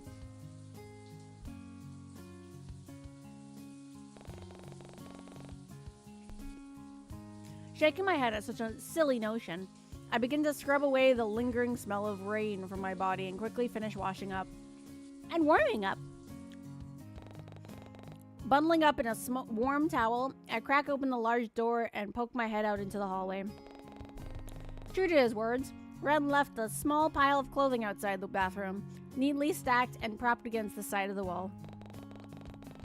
Bringing the context back inside, I noticed that one piece of clothing in particular was a rather comfy-looking hoodie. The design on the front, however, was a rather morbid-looking and didn't really suit Ren's vibes. Maybe from a horror film or something? Eh? Shrugging my shoulders, I put the hoodie on and instantly got enveloped by the sheer amount of fabric! Yes! Yes! Yes to oversized hoodie. Please. Yes. As I am wearing an oversized hoodie. I think I'm wearing like a hoodie that is like extra large or extra large. I'm literally wearing an oversized hoodie as I'm reading this. I totally don't feel called out at this current moment in time.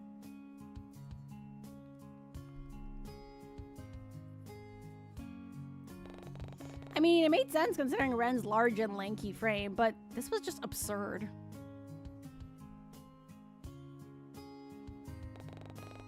I had to stifle a laugh from the amusing sight in the fogged up mirror, but I had to admit that the soft fabric felt nice and warm against my skin. Even the scent that came from it felt oddly comforting somehow. Turning back to the remaining clothes in the pile, I gently pick up the next item and try to put it on. The gray sweatpants didn't seem to fit the length of my legs despite the number of times I tried to roll up the elastics, but luckily Ren was thoughtful enough to give me other alternatives. The dark pair of shorts seemed like the better option, especially since it came with drawstring and, oh, the shorts. Give me the shorts.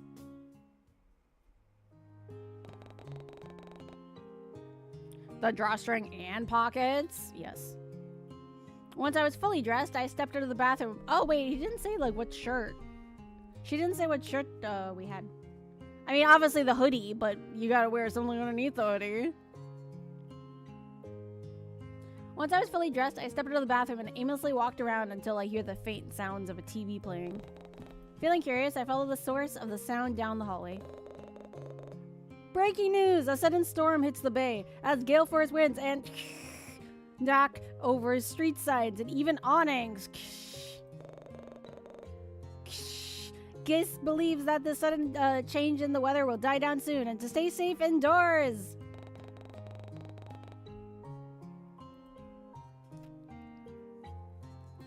Let's see, boy hoodies. Yes, yes, yes. Scary? Oh, what's scary, Farah? And agreed, even though I'm a big girl, my hoodie is still a size or two too big for me. If I sit cross-legged in my chair, I can curl my legs inside of it. Oh, this sounds toasty.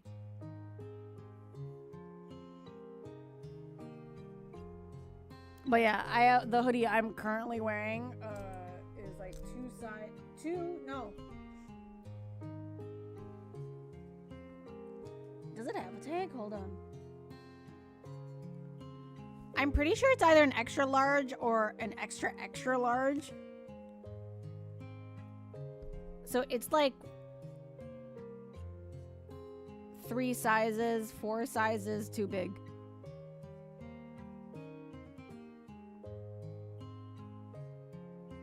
But I like it, it's comfy. Again, I am a certified, like, listen, the number of times I've stolen my dad's hoodies that I've unfortunately had to give back. What? Who said that?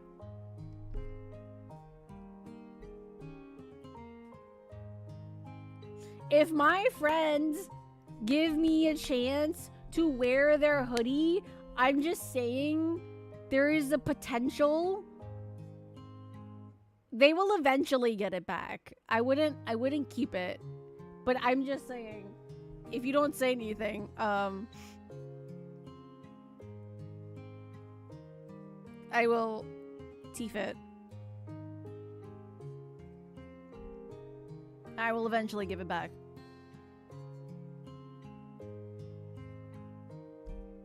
Despairingly, though.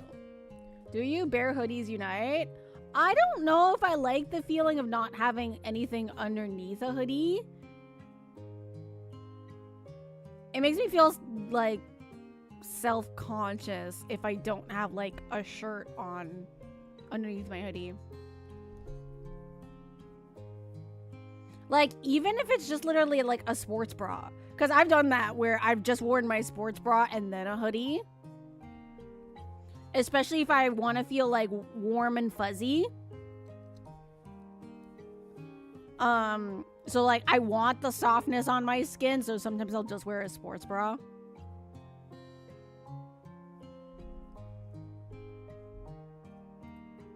That's probably the closest that I've had.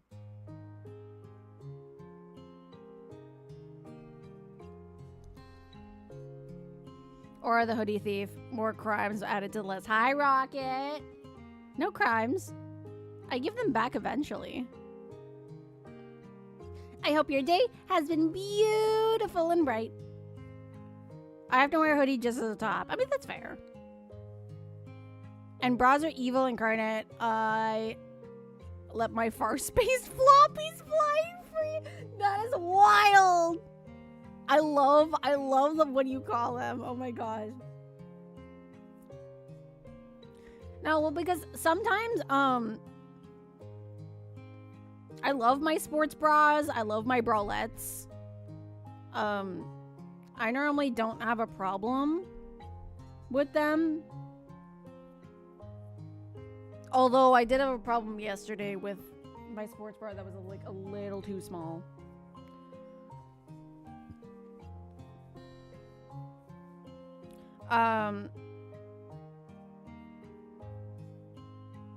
But yeah, like a lot of the time I'll wear like pants or shorts or a skirt and then I'll just have a sports bra.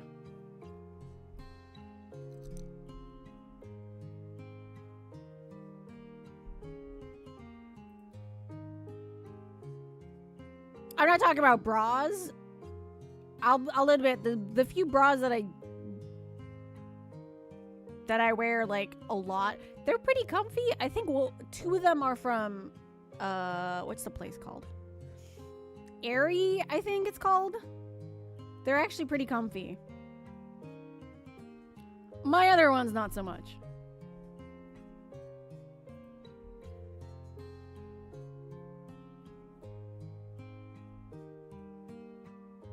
I continue to follow the noise until it suddenly cuts out and changes into a glaring monotone sound, indicating that the television must have lost all signal. Ooh. And soon enough, I find myself in Ren's spacious lounge room. Aside from the TV, the rest of the lights were off, but I could still make out most of the dark shapes within the room with ease. Candle time!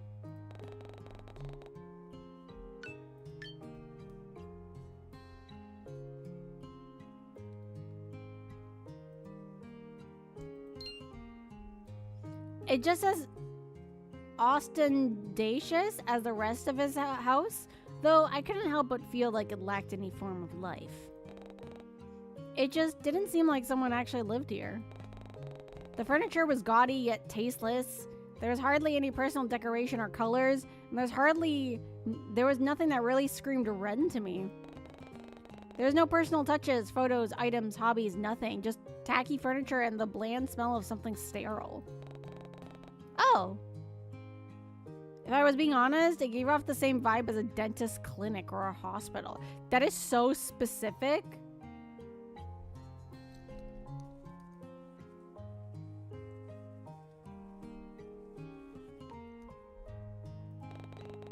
I mean, he did mention he recently moved in. Maybe that's why?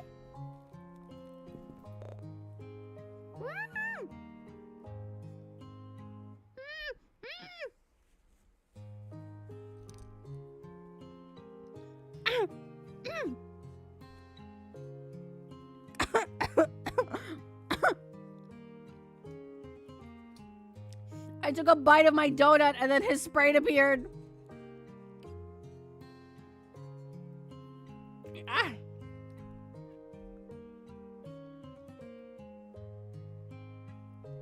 Who moved him? Oh, interesting. The peeking out little tattoo on his face. Oh my god, now that you mention it. His sweatpants? Oh, I see it. I see it. What is that?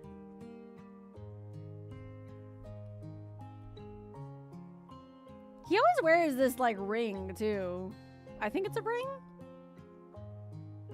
Unless it's just like an oval necklace. Surprised by the sudden voice, I spin on my heel and I find Ren coming out from one of the hallways with a new set of comfy clothing.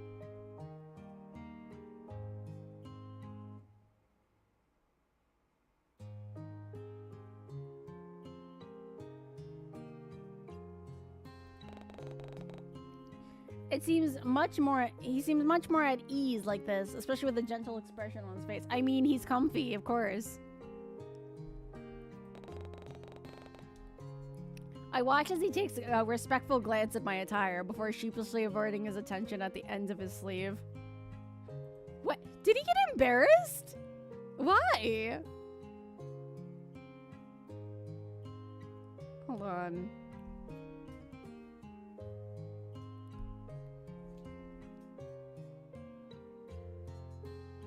Is it because technically I'm wearing his clothes?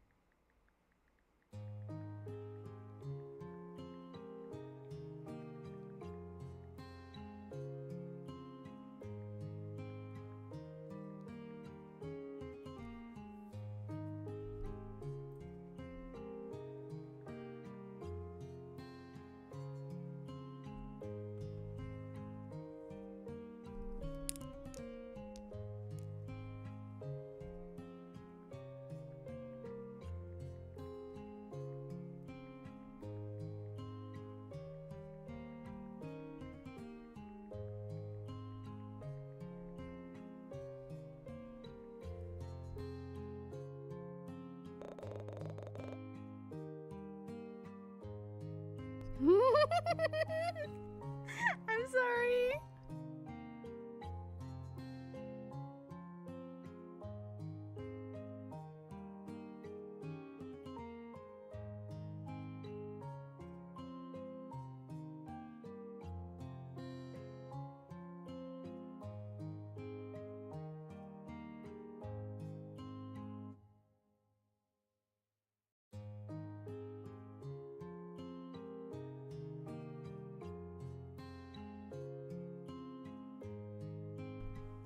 Sorry, that's the only pair of clothing I could find that might fit you.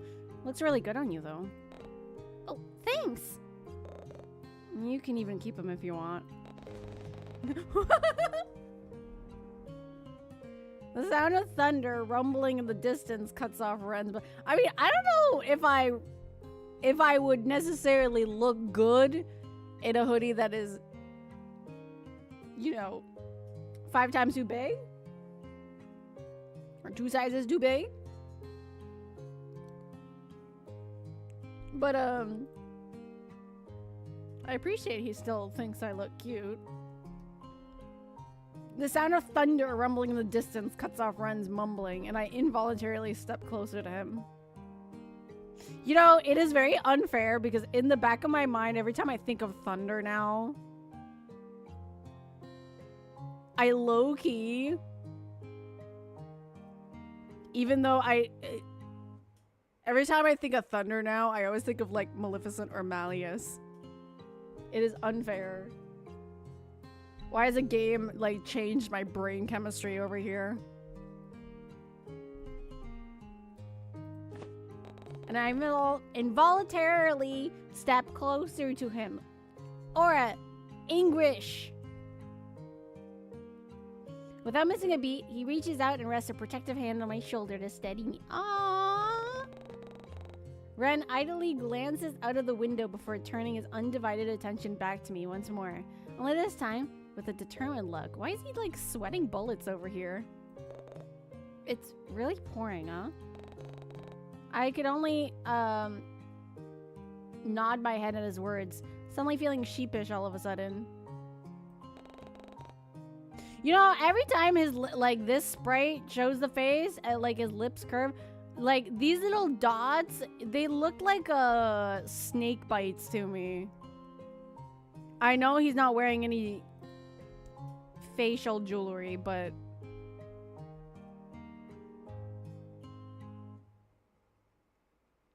I really should have checked the weather forecast before I went out today. Oops. Well, what's done is done. But to be fair, it didn't look as though I'd start spontaneously raining when I left my apartment this morning. And I guess I was enjoying my time with Ren to the point where I didn't even realize the weather was turning sour. Angel? Sorry, what did you say? I just asked if you wanted to stay the night here. You know, seeing how hard it's raining out there, and your clothes hasn't finished drying yet. It'd be no trouble, and I could return the favor considering how you let me stay at your apartment yesterday. Staying at his place for the night? Well, this certainly isn't how I expected to end my day. But would it be But would it really be that bad? It definitely beats waiting out the storm and walking home with a bunch of puddles everywhere, especially now that I'm nice and toasty and warm.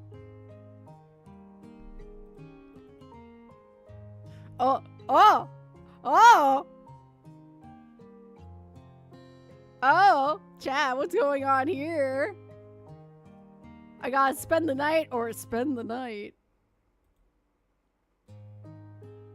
What's that? The glitching? What option was this?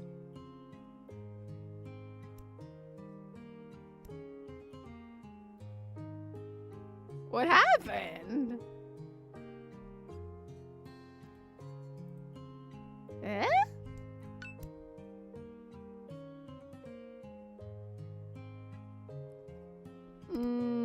Okay, well, I guess I really technically have no choice. Spend the night. I wonder if the second option is any different from the first option. I guess I could stay, if that's really okay with you. Yeah, of course, it's totally fine. Wow, he really was an energetic, eccentric man, wasn't he?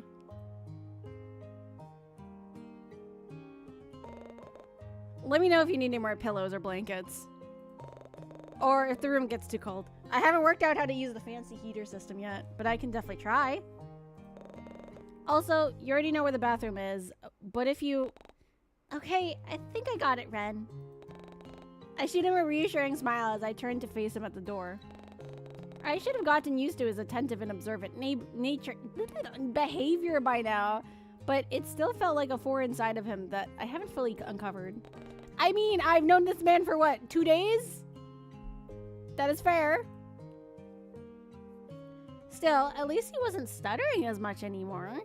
I mean, that must mean that he's more comfortable. Yay!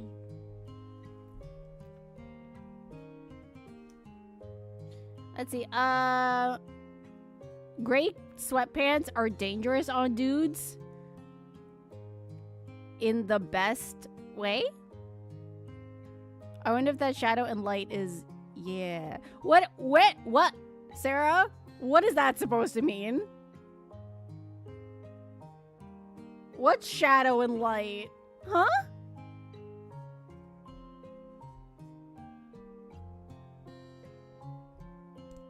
Hide the dialogue box.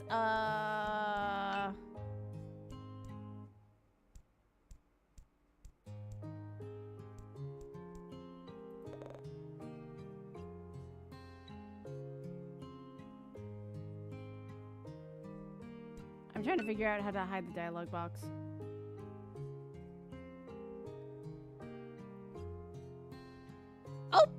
Oh, Jesus! I jump scared myself. I accidentally made it full screen.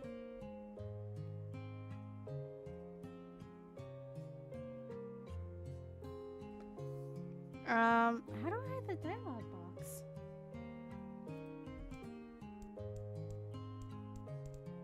Let me see settings.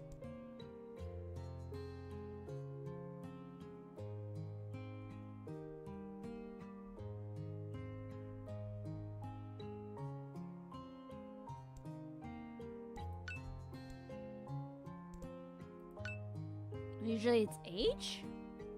Oh! Oh, look, he has little stripy things. Cute. On his sweatpants. Okay, so what were we talking about? Like light and shadow? Hold on. Oh, this is getting scary. Oh, I'm sorry if it's getting too scary for you, Farah.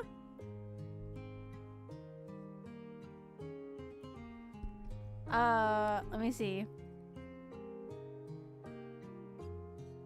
I looked respectfully. What? Hi, Cyclops Silent. How are you? I hope your day's been beautiful and bright. Usually it's H, I think. Unsure if you can hear, but look. Diagonal shadow from the crotch area of sweatpants? What? Are we really looking there, Sarah?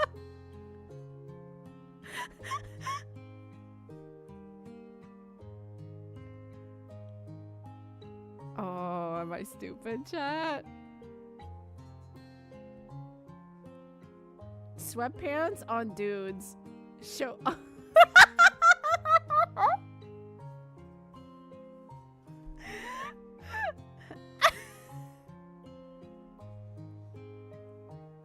I'm sorry?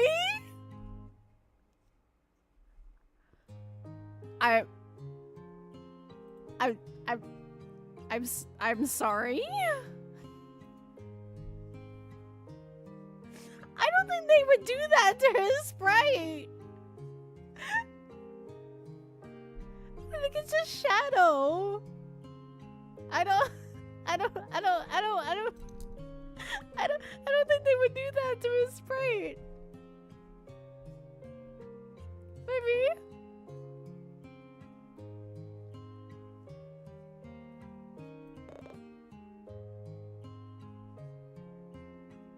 I know, sorry.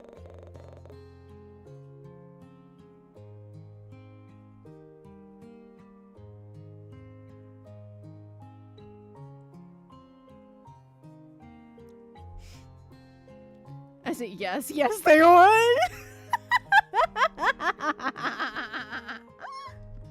Hey, Link, no. No. I mean, you can in the older builds or with the... You can what? What? Oh, you can with the older builds with the free DLC, sleep with him on... Oh, you have mentioned that before. You have mentioned.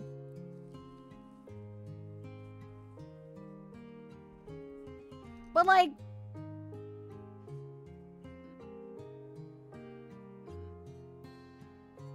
Doing that isn't like descriptive, is it? Or is it like not safe for streaming territory?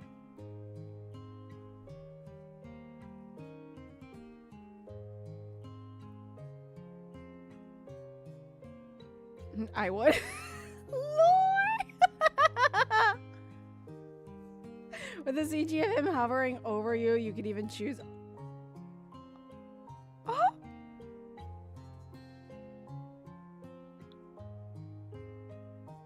Oh, well. How are you doing? Just got back from being outside. Hi, Grease. How are you? Every day has been beautiful and bright.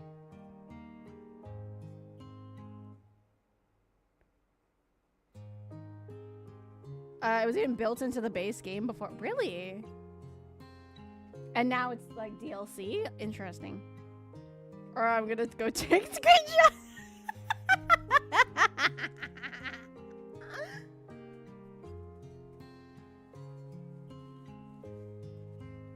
And damn you. Okay, okay. To be honest, you have shown me probably worse? Question mark?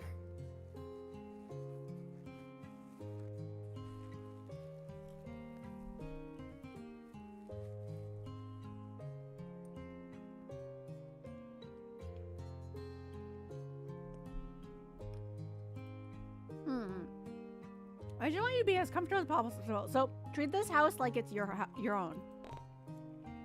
All right, gotcha.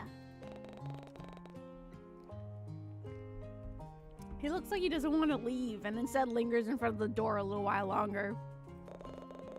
Are you sure there isn't anything you need? Anything at all? Oh, he's so sweet! Stop! Can I get a good night kiss? What's behind that locked door? What locked door? I like how I'm using all the save slots for the choices. I don't think there would be like multiple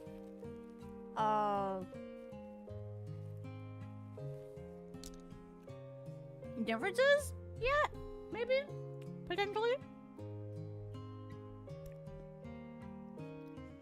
Oh my god, not the can I get a good night? Well, I mean,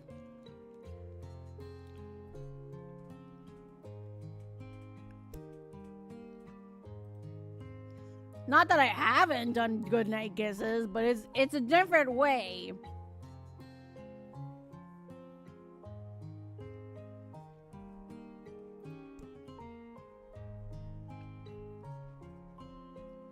Can I sleep in your bed instead? Oh my gosh.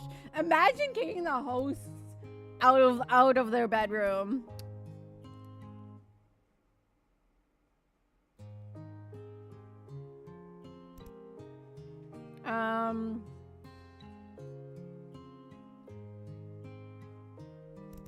Why am I kind of curious? I have to stop looking at the goodnight kiss. Did I save? I did save. Good.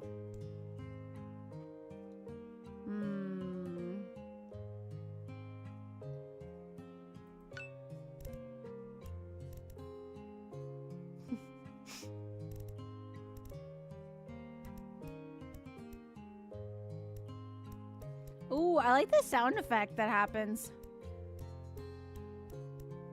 when you drag to different choices. It's actually very satisfying.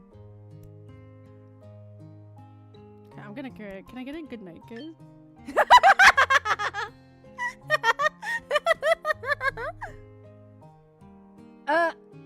Oh, he jumped up high. Almost sheepishly, I dared to look up and got Jiren's reaction to my words. He seems to be taking it as best as he can, judging from how bright red his cheeks are and neck get, and the fact that he can't seem to look at me in my eyes. Oops. Ren, don't get all shy on me now. Before I could finish my sentence, Ren was already leaning down. What?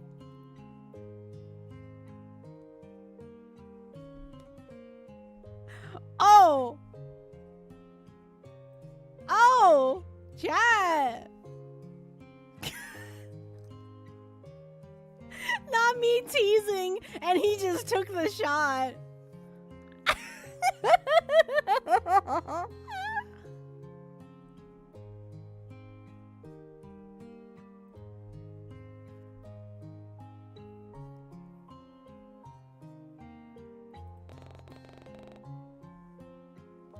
He just took it in stride. Oh my god! I barely noticed the way his hands gently hold my shoulder to keep me steady as his head tilts to the side. The kiss was brief and chaste, but it still made both of us flustered. Is that okay? Huh? Oh, okay, good. I'm glad. Before I can even respond, he's already running on his heels and speed walking towards his own room. Oops. I'm so sorry, Ren.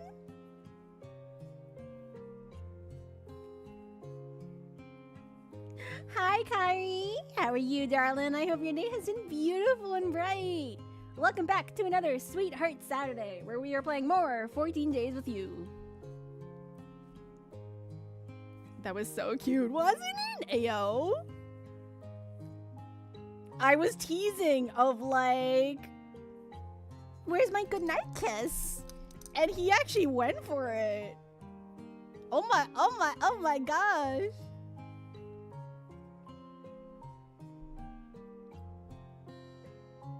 Shaking my head at his odd behavior.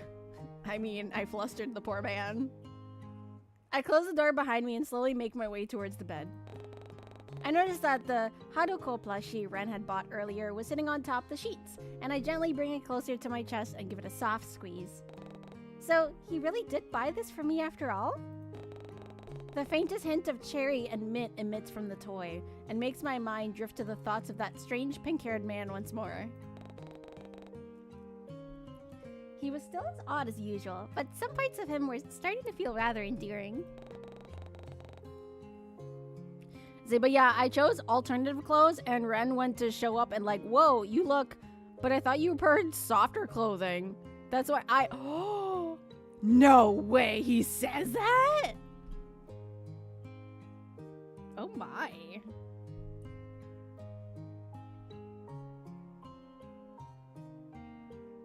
So like, ooh.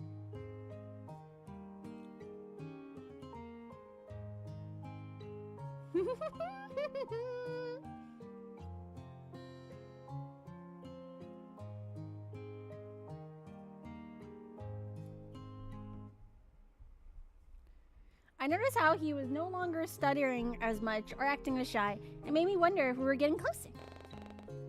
Now that I really thought about it, how did I feel about Ren? How will you respond?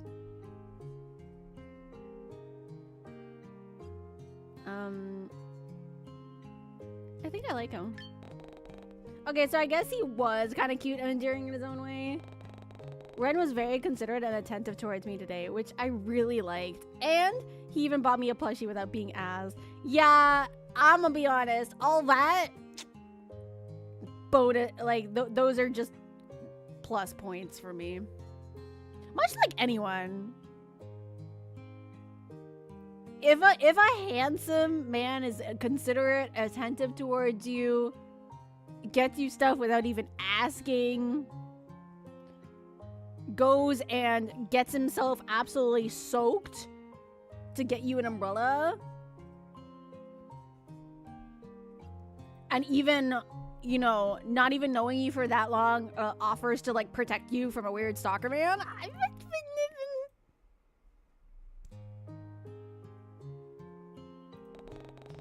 that instantly raises him from a 4 out of 10 to a solid 7 out of 10.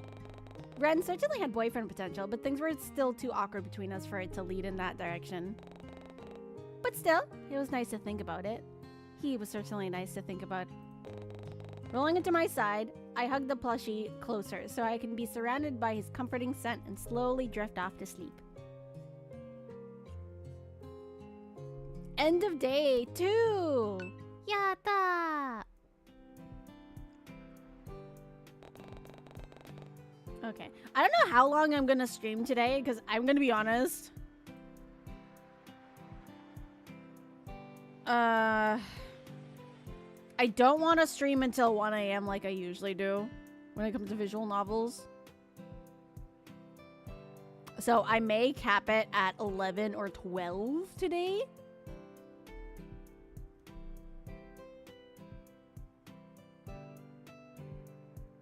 Maybe, potentially. Probably 12.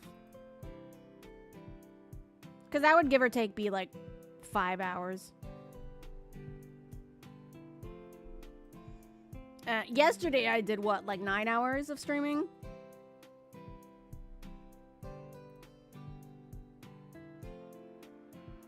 And I do have to make sure that I wake up a little bit earlier tomorrow too.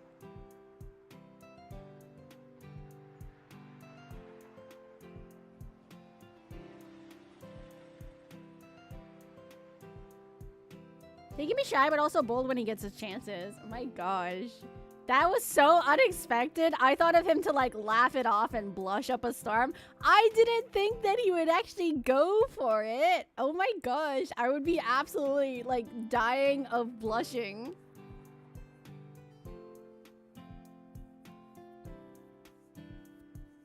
Be like, where's my goodnight kiss?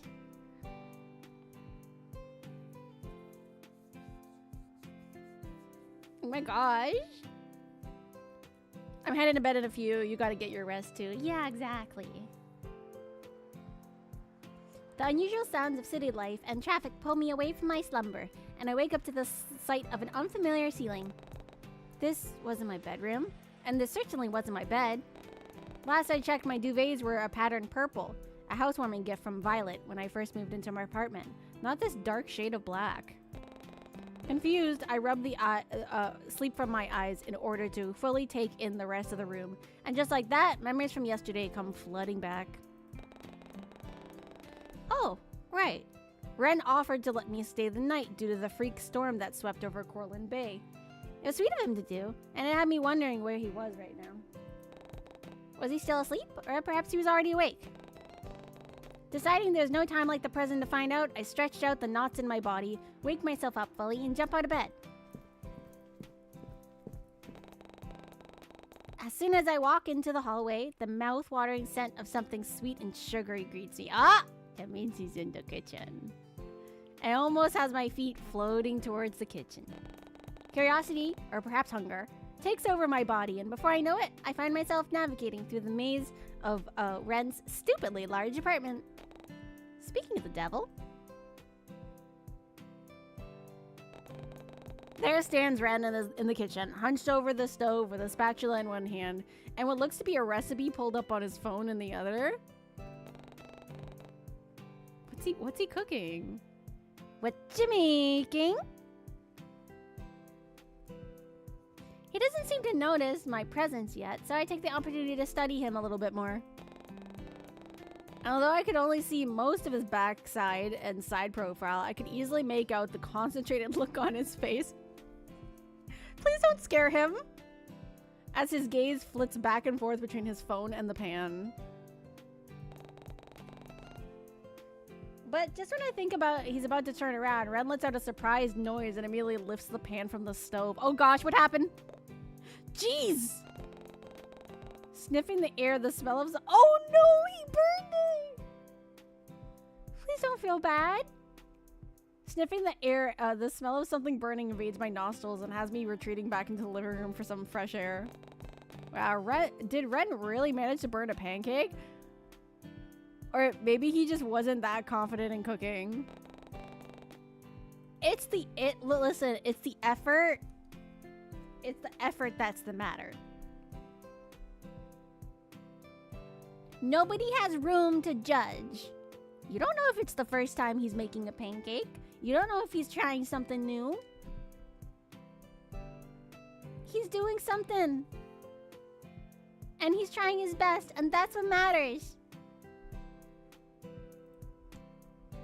Regardless, seeing him put so much effort into something so trivial did manage to pull at my heartstrings, yes. Deciding I'd had my fill of watching Ren, I finally make myself known. How will you respond? Oh, wait. Hold on.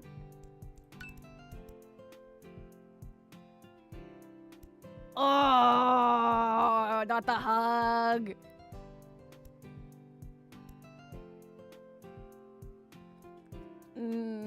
No, okay, this is a no. And this is a no. It's between hug Ren from behind or call out Ren's name. Why can't I do both? Can't I call his name and then hug him? Like, I don't want to scare the guy while he's trying to cook something. That's not very nice. But I also want to give him a hug. It's a good morning hug. I give good morning hugs and kisses all the time. Especially if I'm especially if I'm still like half asleep. I am the type where if I'm half awake, the closest person next to me, I give like good morning hugs and kisses. Cause that's what I'm used to.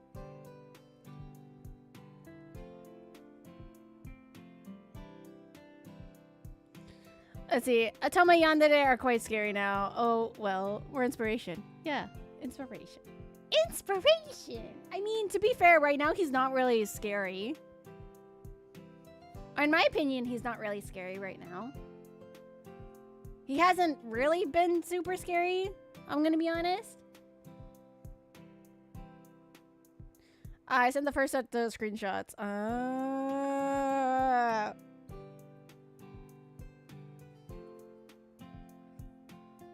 I love how you're talking about the freaking sweatpants. And be like, yes, men in gray sweatpants are hot. Is that a thing? The choices here are fun, aren't they? I kind of love the choices. Although I don't like the trying to scare him while he's cooking bit. That just sounds mean.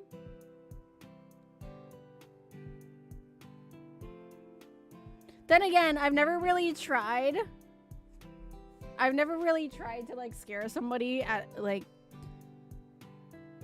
and even if I do, it's like, it's really bad.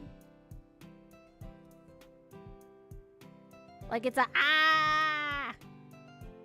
Hi Seb, yippee! Cooking food, but I'm here. Welcome. I hope your day is beautiful and bright. What you cooking? You can only pick one aura. What will it be? I mean, save scum aside, I would try to hug him or stand behind him without saying anything to scare him. Okay, you know what? I'm gonna hug Ren from behind. Oh, not the tiptoeing!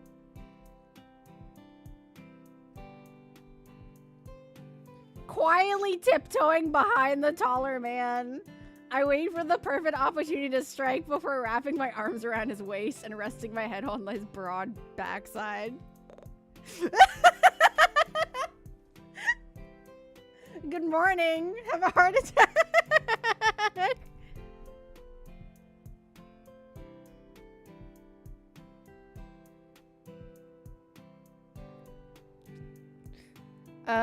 I mean, he looks good in, I mean, yeah, agreed. He does look good in gray sweatpants.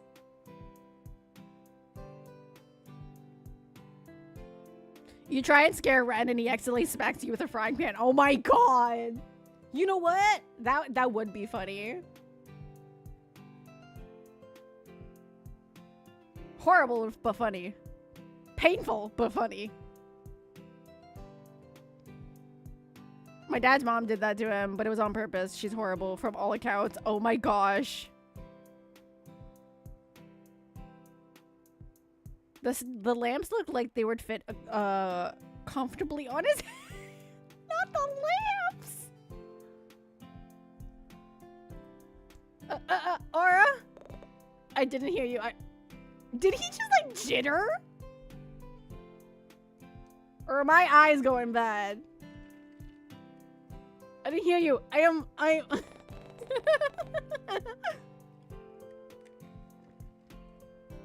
Despite his flustered outburst, Ren doesn't seem to move from my hold. In fact, he just almost seems to melt and lean into my touch. He's just like, yes, I need this hug.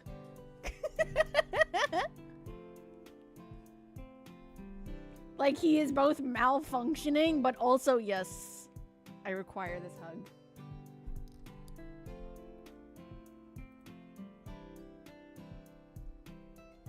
Almost as if to confirm my thoughts, I felt him wrap one of his arms around my— Oh! He hugged me back! He hugged me back! For a brief hug. Good morning, Aura. I was gonna surprise you with breakfast in bed. Sorry, did I take too long?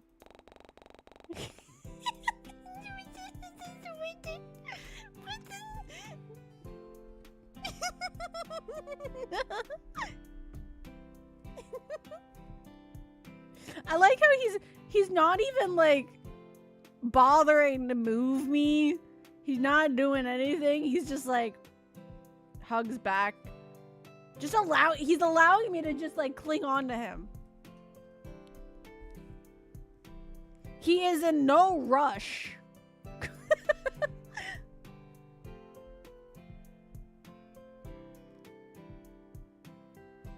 Sarah, do we have like confirmation how tall he is?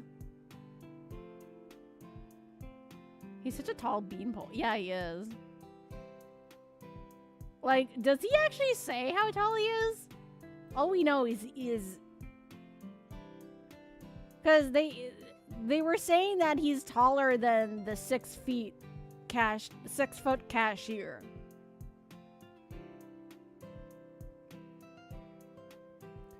So I'm gonna say maybe, I don't know, 6'5", 6'7".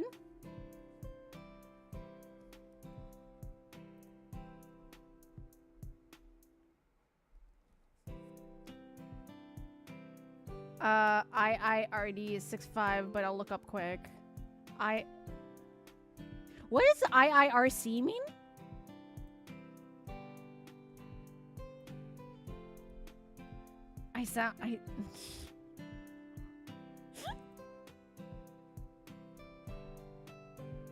Sometimes internet lingo confuses me. My. My age is showing.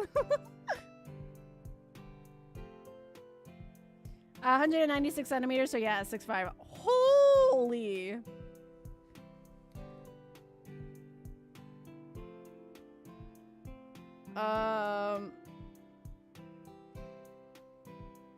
I'm trying to... Okay. I don't know how tall that cashier was. What was her name?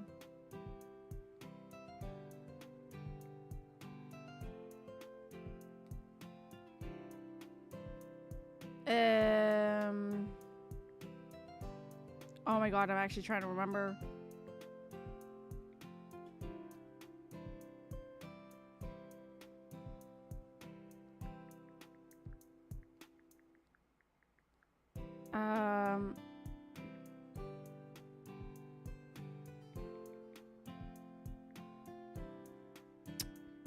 What was the girl's name? I am the one. I am the one, really?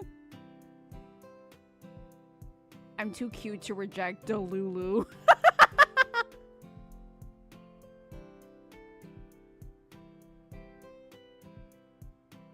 Let's see, no, violets are not blue. Not me without my coffee. Lots to do today. Maple found the treats again. Why is the hospital so busy? Wait, who's this? Oh, that's my friend.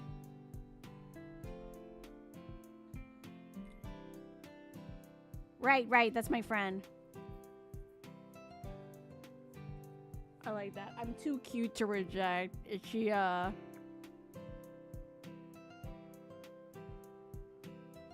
little Shanty? Oh, wait, Olivia. Olivia, that's her name.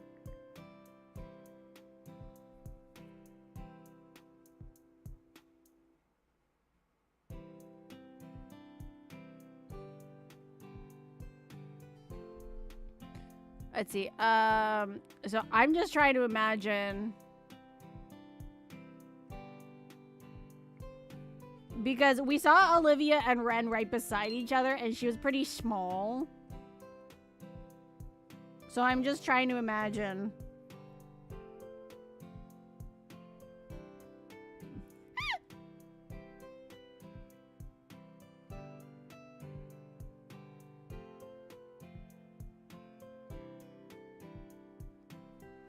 Okay, let's see. IRC is, if I remember correctly. Oh, okay.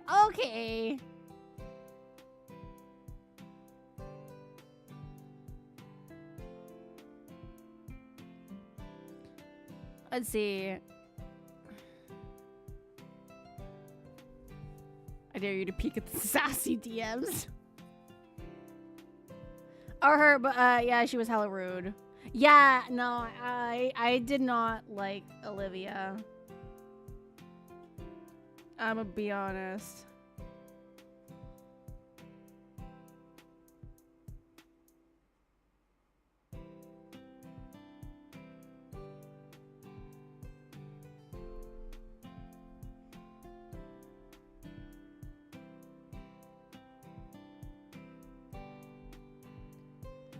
Let me see. It was like I flicked an invisible switch because all of a sudden Ren was back to his usual timid personality that I'd grown to know. Aw, you don't have to go through all that trouble for me. It's fine.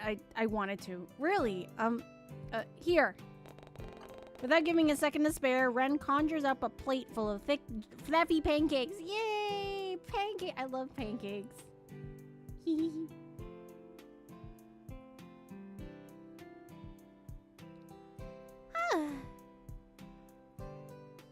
Without giving a second to spare, Ren conjures up a plate full of thick, fluffy pancakes from somewhere behind him, alongside a few toppings as well.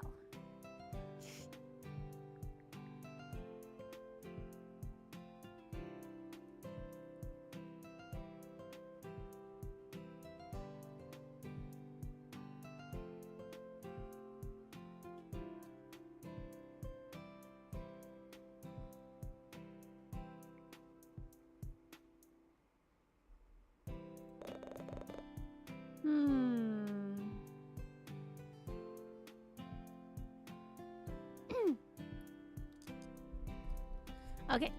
I didn't manage to burn these ones at least. Eat as much as you'd like. Aww. What a cutie patootie.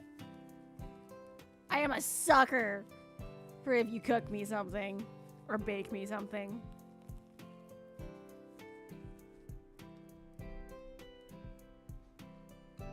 Pouty in your hands.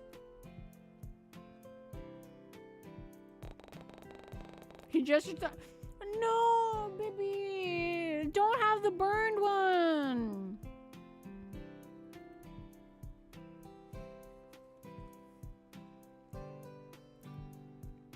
He gestures to the burned pancake still stuck into the frying pan. No amount of washing and scrubbing could restore that pan to its former glory. Giving Ren a pitiful look, I deposited a few fluffy pancakes onto my own plate before offering the rest to him as well. Ren, you made enough to feed an army. Why don't we share? Oh, that was a good donut.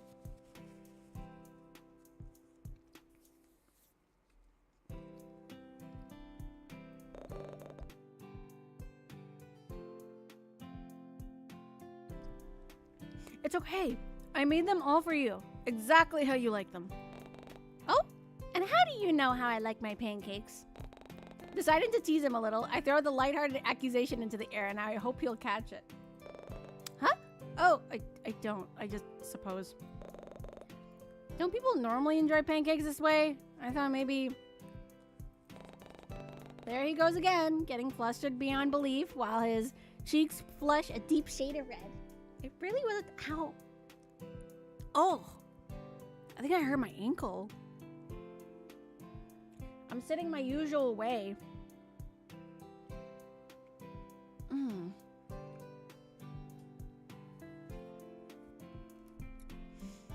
Getting flustered beyond belief as his cheeks flush a deep shade of red.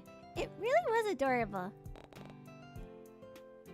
Relax. I'm only teasing you. These pancakes are delicious, by the way. Oh, you were joking.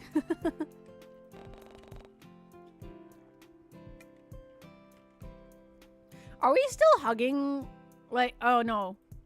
He gave me pancakes and red. We're not hugging. I was gonna say, it didn't tell me when we stopped hugging. So in my head, he's just letting me cling on to him like a freaking panda.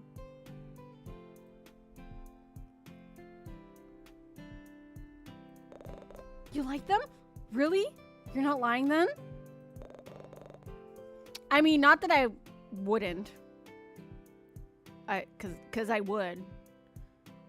Again, I am the dumbass type, like, where I've gotten into shit for this from my family. Because apparently, I don't realize I do this half the time too. But apparently, after I hug someone, sometimes I like cling onto their shoulders. And it doesn't matter like their height normally either. But like, you know, I'll be talking to them, and then I'll be talking to somebody else, and I'll still be like, my arm will be is still around their shoulders in a hug.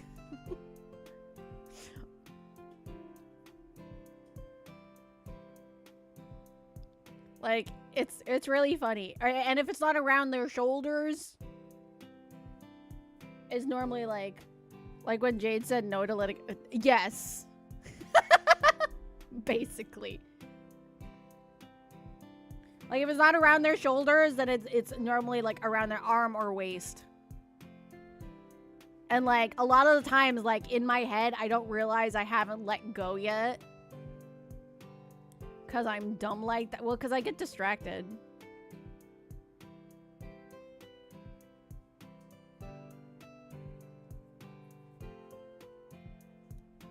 So when I get distracted, I'll be talking to them, I'll be talking to somebody else, but then I'll still be like holding on like a dumb little panda. Little lemur, yeah. Like a lemur. Yes. Very accurate.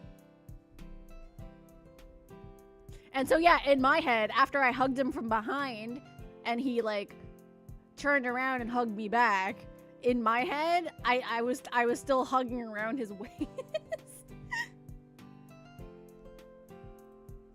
That was the image that was in my mind. It's no problem at all. I really don't mind. How about you just focusing on eating first? Aren't you hungry? I snacked on a few pancakes while cooking them. Don't worry about me. You just eat. Do you want some different toppings? I've got more strawberries in the fridge. Strawberries, please!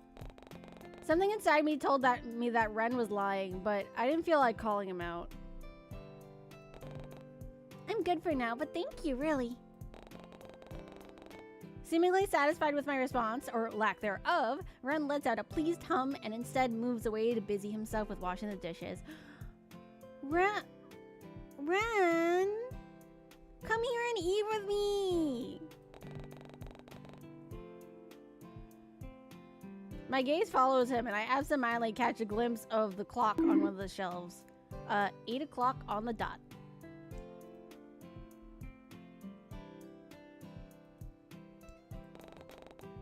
Wait a second. 8 o'clock? I was gonna be late for work! Uh-oh.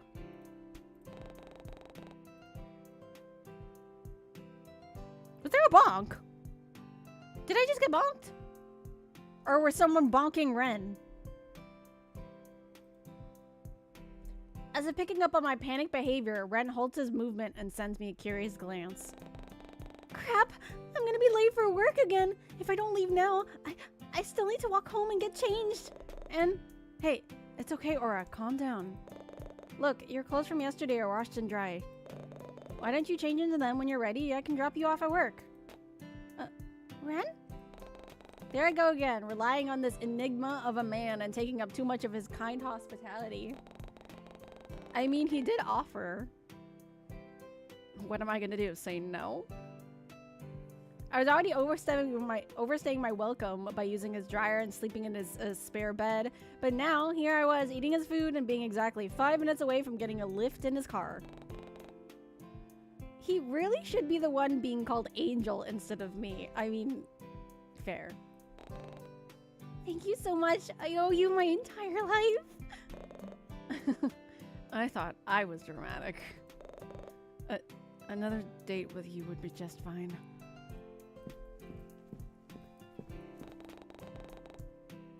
I'll give you a kiss while I'm at it.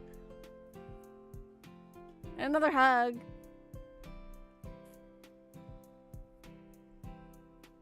His soft smile is the last thing I see before I head back into the guest bedroom to change. But before I can make it 3 feet away, Ren's voice calls out to me once more. Oh, but I should warn you, I don't exactly drive a car. Wait, what? What do you mean you don't exactly drive a car? What does he drive?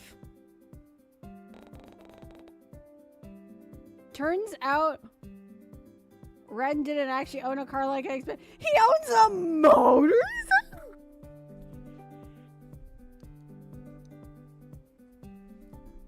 He owns a motorcycle?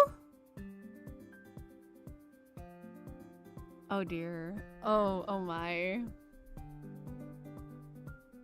Oh.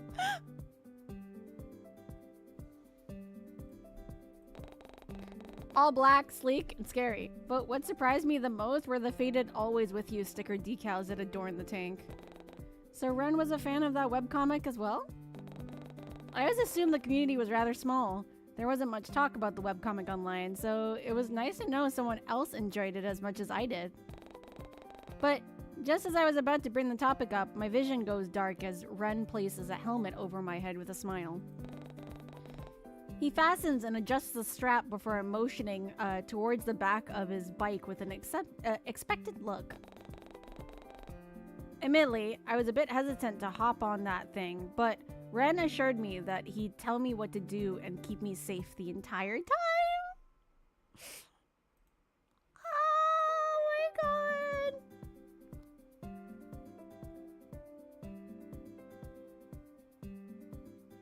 I haven't been on a motorcycle before. I have been on a... I think it's a moped?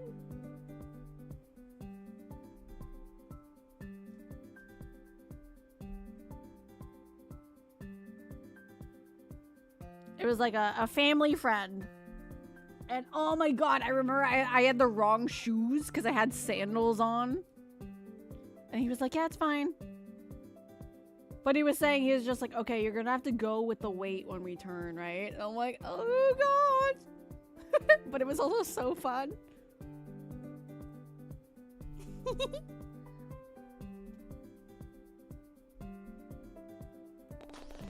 Daunting. Couldn't even begin to describe how I felt when the engine turned on.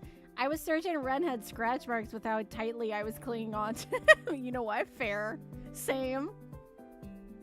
But I somehow came out of it unscathed.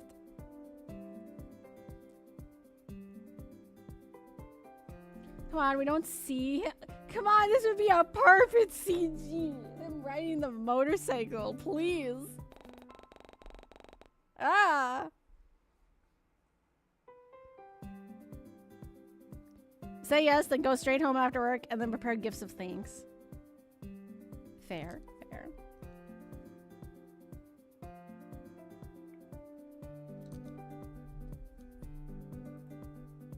I even managed to bag myself a nice warm hoodie that smelled like Ren, even if its only purpose was to protect me from the wind and flying debris.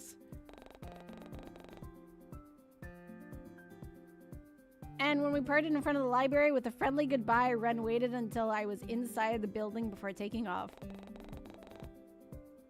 But I barely make it 3 feet inside before a mess of blonde hair enters my field of vision and almost knocks me over. Eleanor!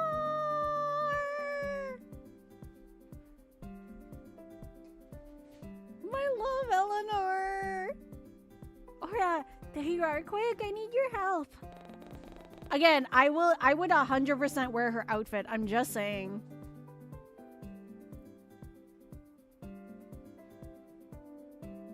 A part of me wants to draw myself in this outfit.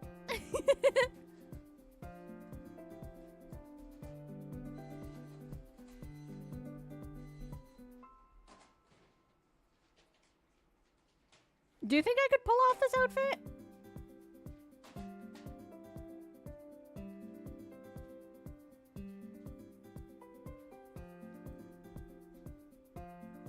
Eleanor's anxious demeanor catches me off guard, and I immediately do a sweep of the library for anything out of place. But I'm hardly given any time to take in my surroundings before Eleanor reaches for my arm and all but drags me behind the reception counter and towards a mountain of paperwork. Stacks upon stacks of books, files, newspapers, and manila folders cover the entire expanse of their desk. And for the briefest moment, it almost resembles a messy archive repository rather than her workstation. Oh, what's all this? This was supposed to be sorted out yesterday. I swear I did it already. In fact, I know I did. I remember leaving it all in Conan's office before I left work yesterday. So you can imagine my surprise when I saw it back on my desk this morning. Ooh, that's odd. Eleanor seems generally concerned, especially with how she's flitting about and pacing back and forth in front of me. It was almost like she's seen a ghost, and if I didn't know any better, I honestly would have believed it. Please help me. If Conan finds out I somehow messed up again, I don't know what'll happen. Of course I'll help you. Hey, don't worry, Elle. I'll help. And I doubt Conan will get mad. You know how he is. I suppose you're right. Oh my god. Can I work at the library? Can I have Conan as a boss? Please. Her shoulders seem to visibly relax at my words, and she slumps into her chair with a heavy sigh. Thank you so much, Aura. Do you think you can manage the stack of books?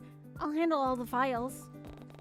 Without missing a beat, lest our boss magically appears somewhere behind us, we immediately get to work.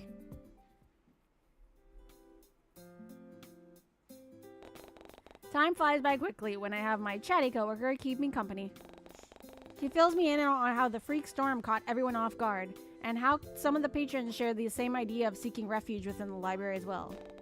Apparently, Eleanor was the only one around to keep an eye on things, and from the sounds of it, she seems to take on leadership role like a pro. Oh, she's safe! She's safe!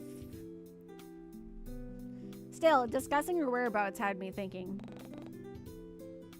I hoped that she was. That reminds me, where did you go the other day? The other day? What do you mean? You remember Ren, the pink-haired guy? Him?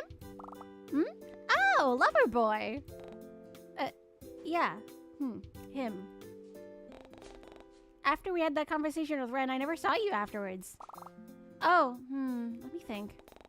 I watch as she inclines her head to the side to think, and all too quickly she snaps her fingers and gives me an affirmative nod. Oh, that's right. Well, this is a bit embarrassing, but I ended up going home early. I must have accidentally bumped into something while cleaning the stockroom the other day, and before I knew it, one of the shelves came tumbling down on me. It wasn't until a little while later when Conan found me and pulled me out. You knocked over an entire shelf? Miss Creston. Knowing I was only teasing, Eleanor sends me a sheepish smile and bows her head to hide her reddened cheeks. But now that I think about it, the shelves in the stockroom had always seemed relatively stable to me. My coworker wasn't known for her strength, so it didn't make sense for it to topple over that easily. But thankfully, Eleanor elaborates more, almost as if she could hear the gears in my head working overtime. I suppose it was a tad bit odd, I worked in this library for more than 5 years now, and not once have I heard so much as a creak from those shelves. It does really seem strange. Okay, the shelves just suddenly collapsed. I'm just glad that she's alright. Well, I have no doubt Conan will be installing new storage shelves soon. Oh, speaking of, did you notice the new awnings outside the library? I suppose that sudden storm from yesterday had something to do with it. In fact... Oh, maybe you heard it on the news already. I heard that all the rain... Our conversation gets cut short as I watch Eleanor's attention drift behind me and towards the flashing red light above one of the shelves. Duty calls, I guess. Soon as she stands, I shoot her an appreciative smile, which she returns with an apologetic one of her own, and meanders her way towards the aisle.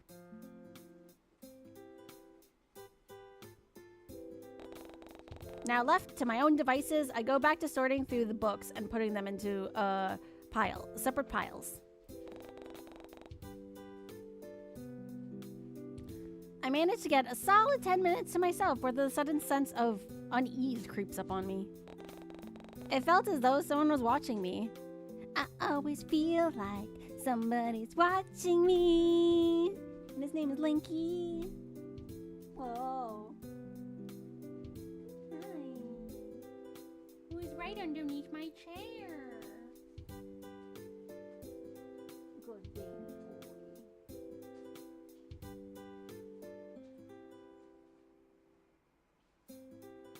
Good baby boy.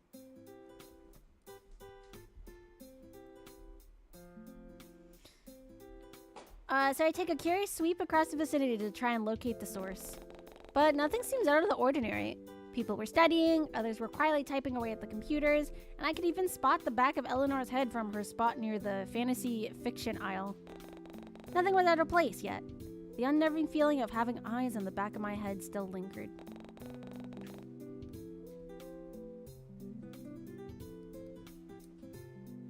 In fact, now that I thought about it, it was eerily similar to the feeling I got when I was walking home a few days ago. Violet's words about someone breaking into my apartment echo in my mind before it all suddenly dawns upon me. That supposed person watching me, could it somehow be linked? No, definitely not.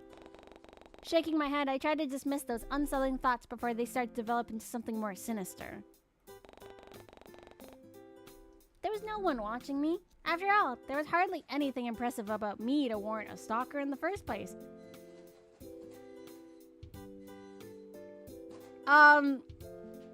That is the most me behavior fucking ever.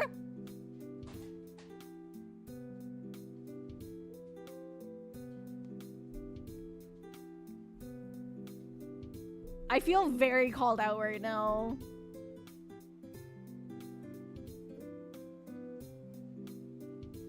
It is unfair how called out I feel.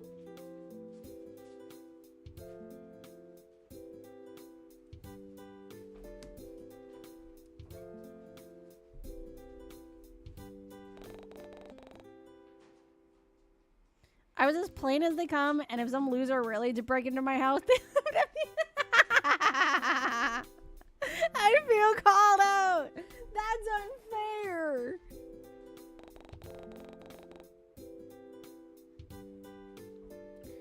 That alone clearly proved that I don't own anything worth stealing. Except maybe my limited edition Attack on Giant figurines. But even then, I mean, hey, listen, figures be expensive. I remember thoroughly inspecting my entire apartment once I got home. Nothing was out of place, nor looked like it had been touched. Everything was as I left it that morning. So, maybe it was a mistake that Violet saw somebody come out? Or they came in to do what? Watch me sleep? What are they? Edward Cullen?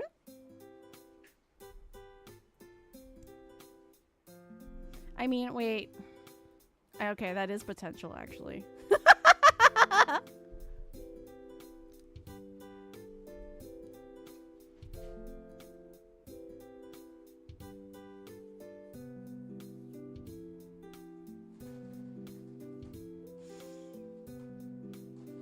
Let's see. Ren was upsetty when she interrupted you two, and then a previously sturdy shell happened to yeet on her. Shush, shush.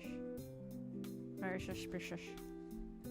I'm still wondering what what's Theo's beef with Ren? Yet it still didn't explain why I was feeling this way.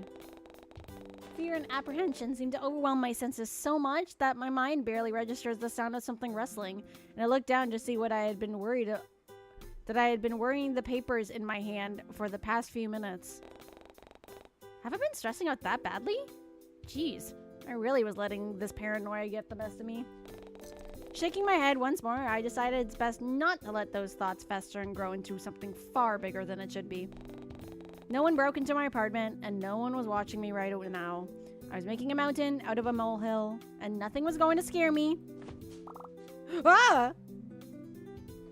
Hello! She's pretty. Ah! Whoa! Instead of some creepy stalker dressed in all black, I was met with a blonde hair, and expensive-looking clothing. Pretty lady! Was this the person I felt watching me? It was difficult to make out her words over the loud, rapid sounds of my heartbeat, so I tried my best to calm down before responding. Sorry, I didn't notice you come in. Welcome to Cortland Bay Library. Can I help you with anything? I hope I sounded professional enough. Though, I'm sure there was still a lingering sense of fear in my words and a facial expression to match. But it starts to dissipate as I take in the woman's appearance. Her green eyes seemed oddly familiar to me, but what gives it all away is how the woman is slightly inches her head to the side as she looks over me with concern. Surely not. Was that? I don't suppose... Are you Kiara? Eleanor's told me all about you. In the flesh. I'm actually here to visit my darling sister. Would you believe? But now you've piqued my interest. She shoots me a harmless wink and rests her hand atop the reception counter. Wow, even the clanging of her jewelry sounds expensive. And I can't help but look at her in awe. Tell me, what else has Nori said about me? How will you respond? She finds you annoying. Wild. I would never say that to somebody. Absolutely not. She loved your taste in fashion? She wants her jacket back? Oh, I'm trying to remember what she said about her sister. Oh, gosh. I don't think she hates her sister. Right?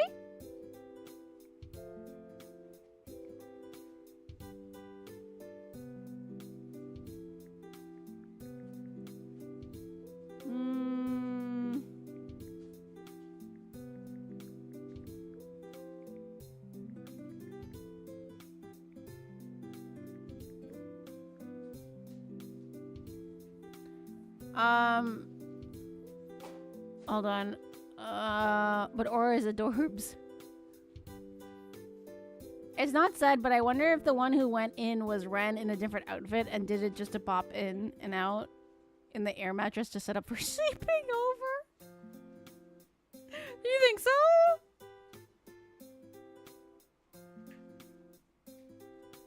Bum bum bum bum bum.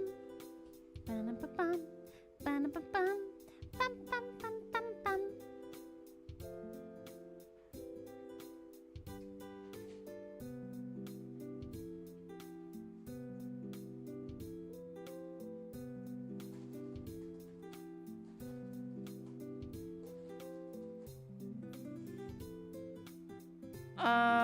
Women who are too pretty in Otome can scare me too. Fair. That's sisters for you. Fair, yeah.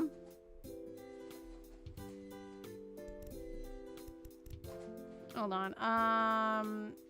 Okay, I have saved it.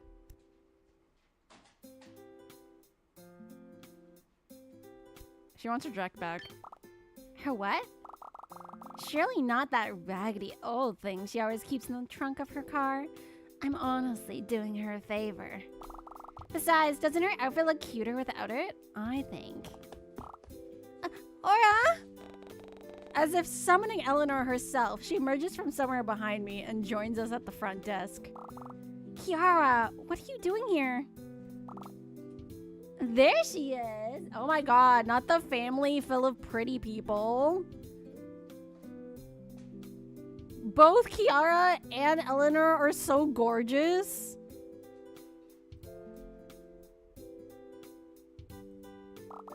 There she is. What? Am I not allowed to see my little sis? I'm at work right now. You could have texted me in advance. But I want to surprise you. And look, I came bearing gifts. At that, Kiara places down a few bags branded with high-end prints and designer logos. Sorry, darling. If I knew I'd be meeting you here, I would have bought extra.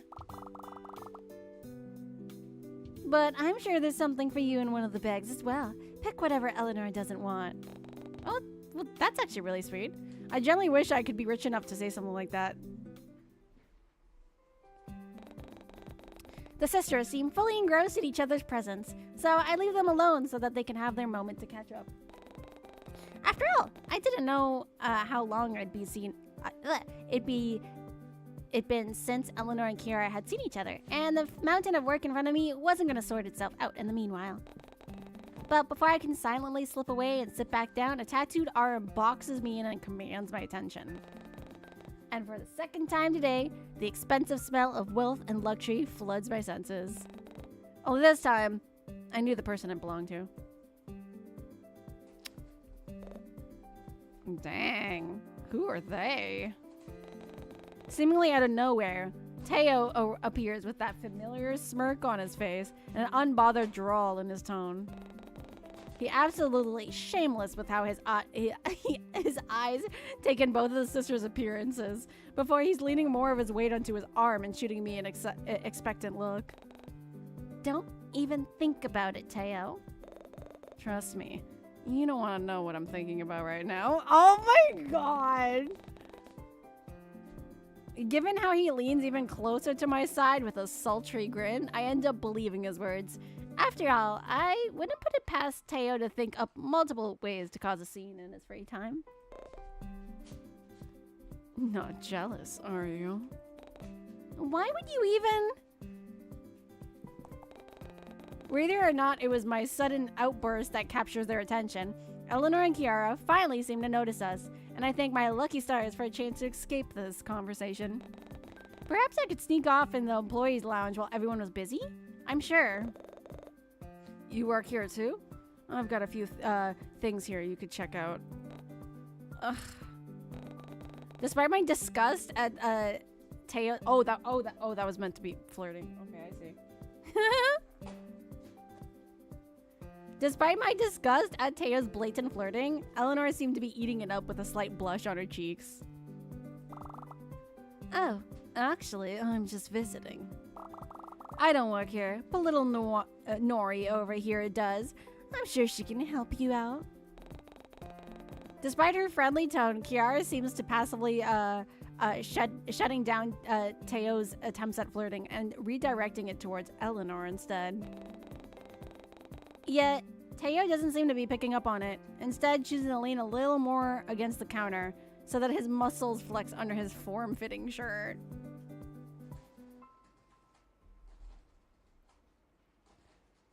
And crosses his ankles. Oh boy. You're not from around here, are you? I'd remember a face like yours. The name's Theodore, by the way, but cuties like you can call me Teo. Teo, no. No flirting with my coworkers. And coworkers' siblings. Charming. I'm Kiara. And no, I'm not only in town for a few weeks. I'm visiting some relatives and finding some inspiration before I head back home. Inspiration, huh? I could show you around. Well, aren't you fun? What about my baby sister? Huh? But I'm older than you. Come on, live a little, Nori. You always tell me how you're holed up at work all the time. I suppose, but... Looks like you're in need of a bit of fun. I can help with that. Teo, no! Hands off of her. Or you'll have to get through me. You will not hurt my sweet Eleanor. Or else you're gonna catch these hands and these feet.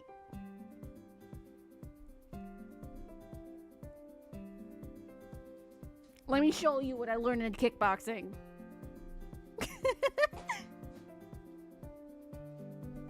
Look-wise, Teo is totes my type. Yes, I am. Look-wise, he's a vibe. Personality-wise, like, he seems okay, but he also seems like way too aggressive. And a womanizer. Womanizer. Womanizer, womanizer. You are. You are. Womanizer, womanizer. Remember when that song was like the biggest vibe ever? You are. Step away from the sweetheart and her rich sis. Yes! MC Teo? No. Teo? Teo, yes. Who knows? Maybe she can fix him. I mean... Don't think I know that song. You don't know Womanizer?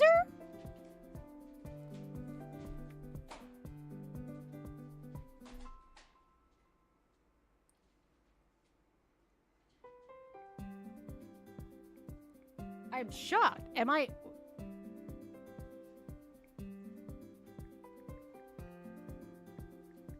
By Britney Spears?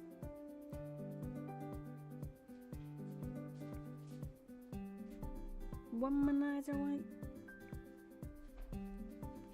You're a womanizer. You are.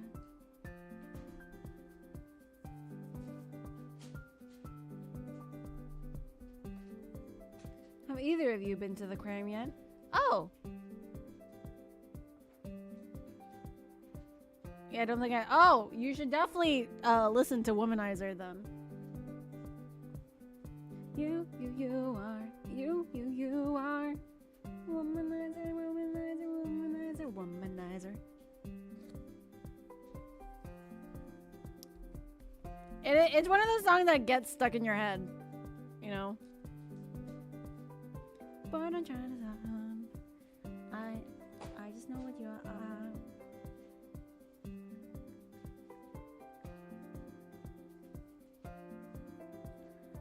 Honestly, I would pay to see her tame this fool. You know what? There's always potential. I believe everyone can change, especially with relationships.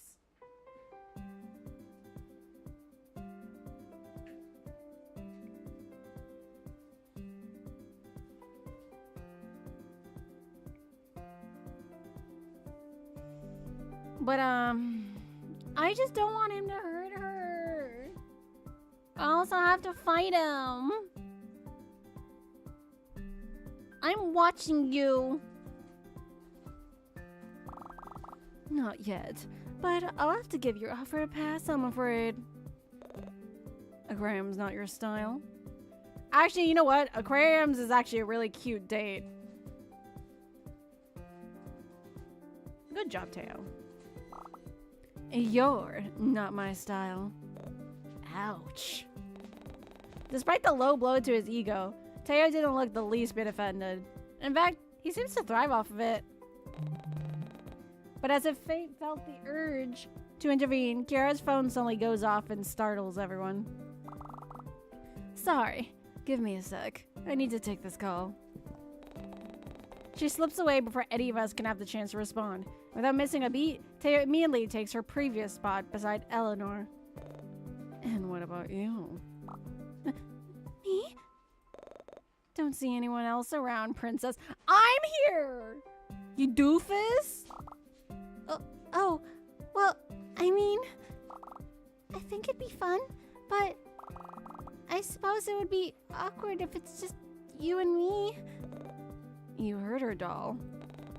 As if finally acknowledging my presence, Teo turns to me with an expecting look on his face. Why don't you tag along? I'll even see if Leon wants to join the fun. It'll be like a double date. At that, Eleanor visibly seems to relax a little bit. Okay, I will go for her. I spare a quick glance in her direction, and I can pick up the barest hint of hope in her eyes. Wait, she wanted to go on a date with Teo? I don't know, Elle. Aw, what? Got better things to do? Look, I'll pay for everything. I can even pick you up as well if you want. Sound good? Not that I'd ever openly admit to it to Teo, but his offer was finally starting to sound tempting. I mean, free food and a free outing? It was too good to refuse. However...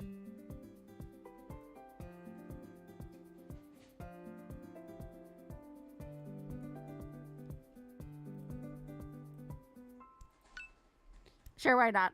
Fine, but I'm doing this for Eleanor. Eleanor seems to brighten at that, and her smile just about makes it all worth it. Atta girl. You knew you weren't gonna chicken out on us. Then it's settled. Leah and I will meet you both here tomorrow after work.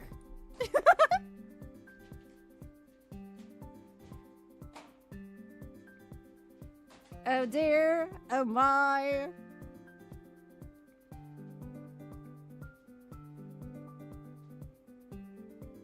That's funny.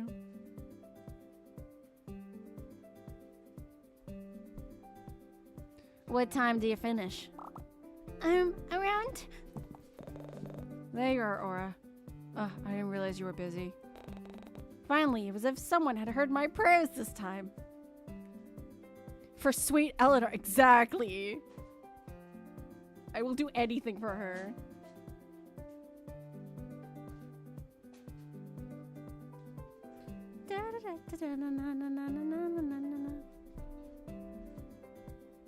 I wonder, is there a gallery function?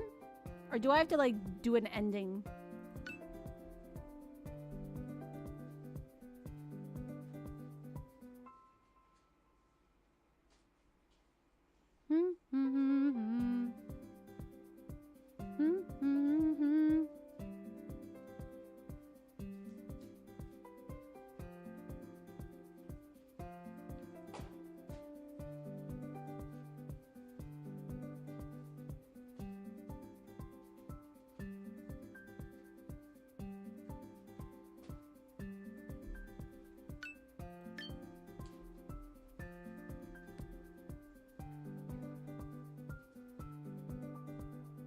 Pressed on 20 for 20% off your. I like how this chick. How did I get affection with her? She ignored me.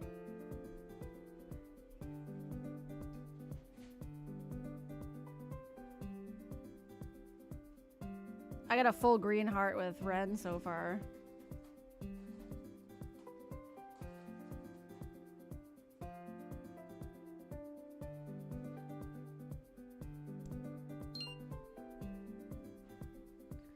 Finally, it was as if someone had heard my prayers this time. Conan emerges from somewhere behind me. What was that up with that today? And offers me an escape from the current conversation. And without missing a beat, I turn towards my savior and spare him a thankful glance. I make sure to soundly apologize to Eleanor as well. Clearly uneasy with the thought of leaving her alone with Teo, but she seems all too happy with how she subtly shoos me away with a hand behind her back. Sure, I can slip away for a bit. Did you need something? Just need an extra pair of hands to sort through some boxes. But if you're busy, I'll manage it myself. It's fine. I could use a breather. Okay, so perhaps I didn't need to announce that so joyfully. With warm cheeks, I turned back towards Eleanor and Teo to send them one final apologetic look before following after Conan.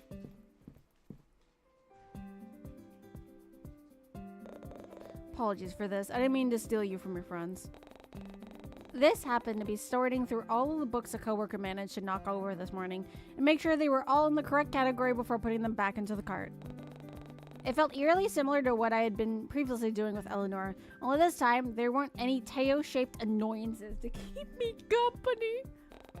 But man, I swear, Conan had to be the only boss who'd be perfectly fine with their employees slacking off to talk with their friends instead.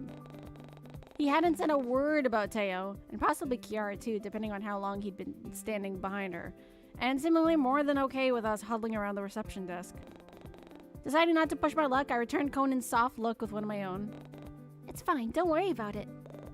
I've been meaning to ask you something, actually. Has everything been alright with you? Nothing shady has been happening lately. Huh? What do you mean? You haven't heard the news? There's been a few murders happening in the Bay Area recently. Admittedly, I've been worried for your safety as of late. Oh, Conan! You live by yourself, correct? Yeah, but I recently had a friend stay with me. Now that I think about it, he's also been concerned for my safety. That's good. I'm glad. Listen, if something ever happens... Conan awkwardly glances over his shoulder before returning his gaze back to me. Nothing but sincerity as stares back, and I find myself in a stunned silence.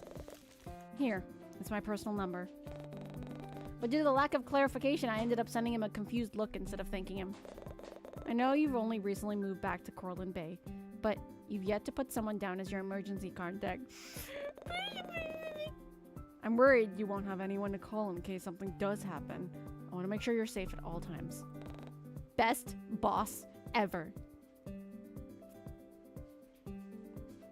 Aw, thank you, Conan. Of course. He gives my shoulder a gentle pat before resuming his original task.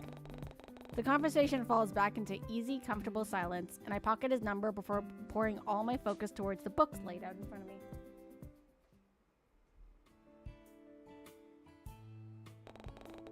"100%, sweetie."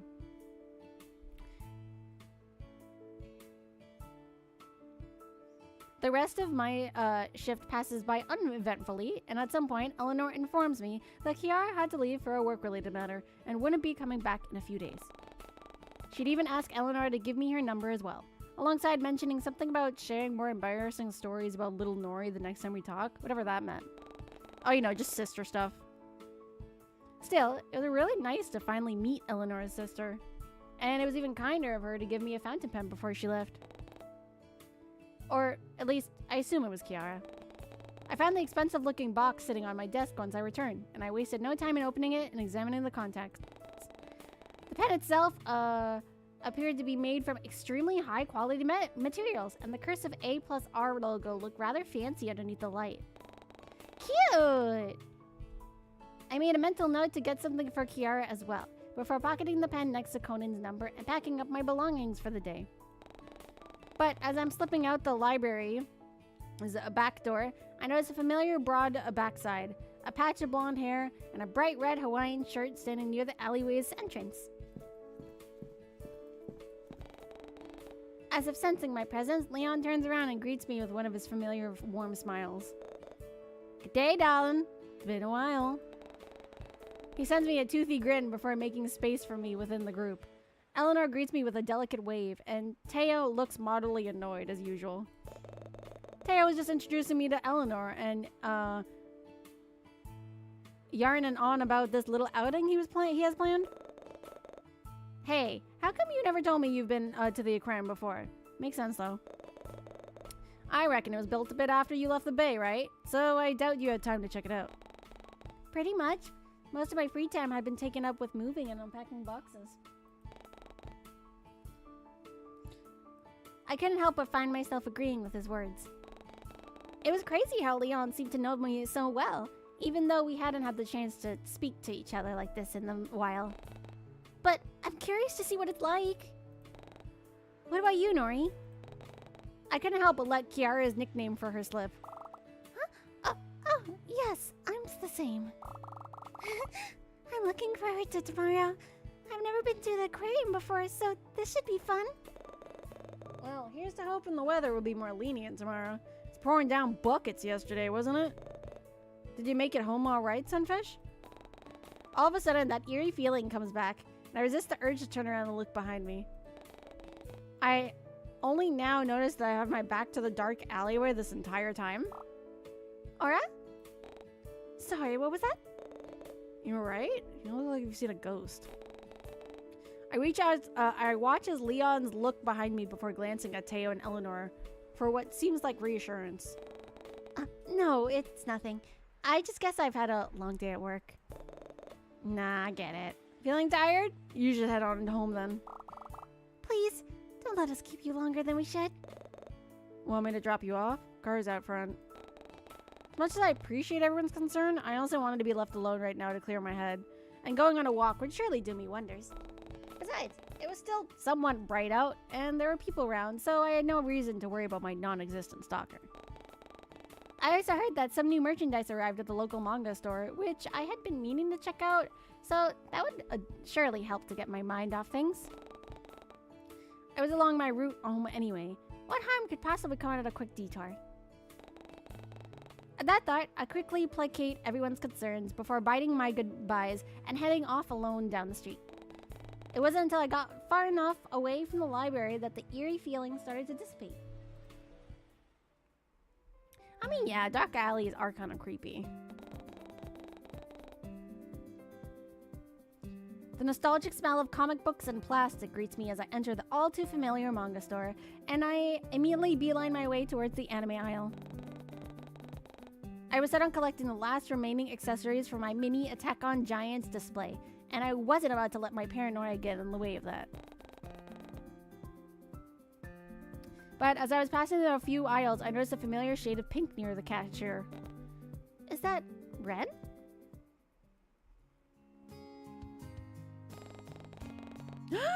Oh my god, he's got his hair in a ponytail!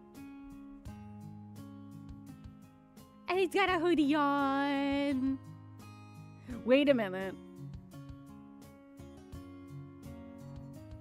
Is that a tattoo? Are there a couple tattoos on his neck?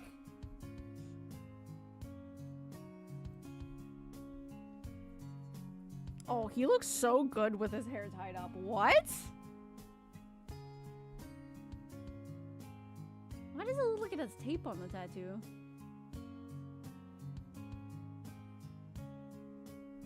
I didn't even notice his motorbike out front. If he even brought it. Up until now, I always assumed he walked out everywhere.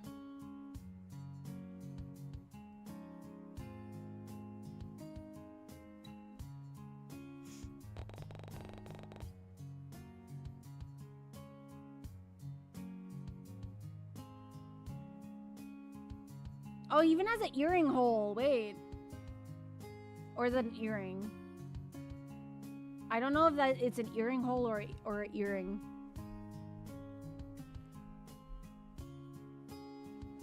And even though he was wearing a mask and has his hair tied back, I could easily make out his large and lanky frame anywhere.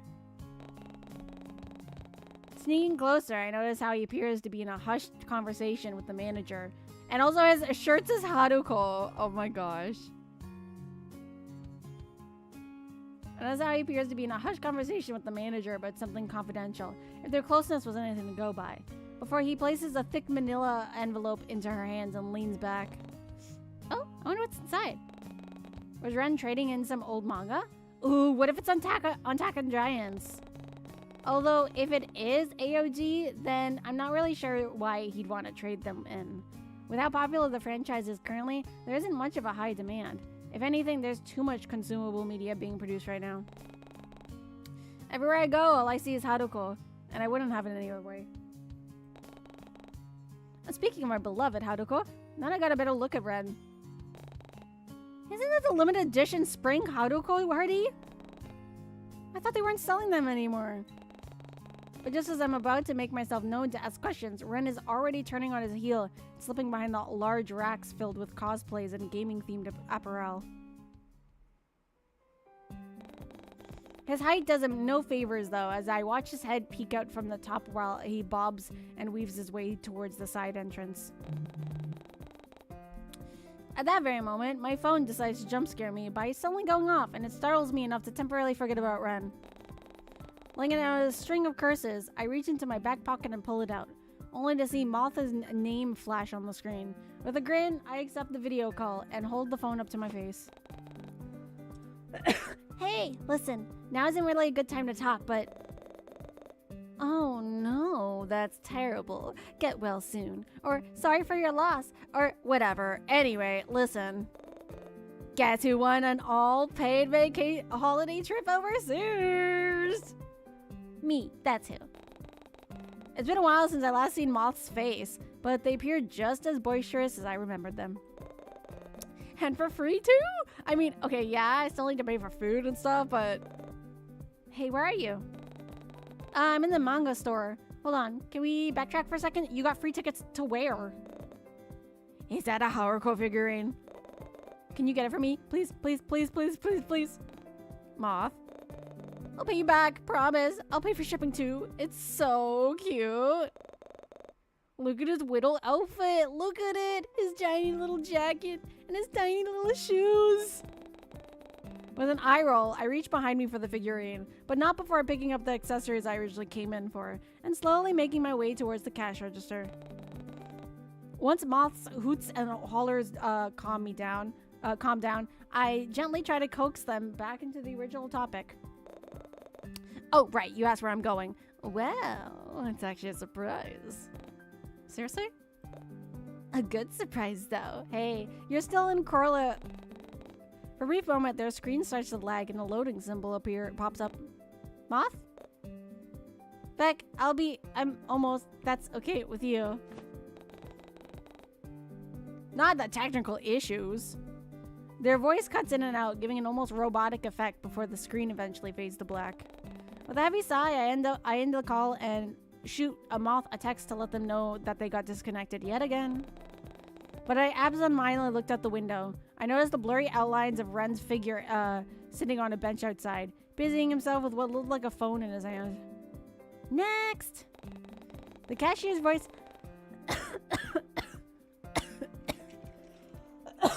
Ooh.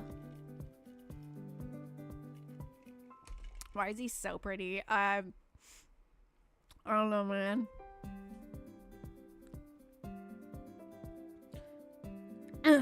By the way, the cutie patootie, by the way, if you do the smut scene with him day 1, he won't let you take off his undershirt. Oh.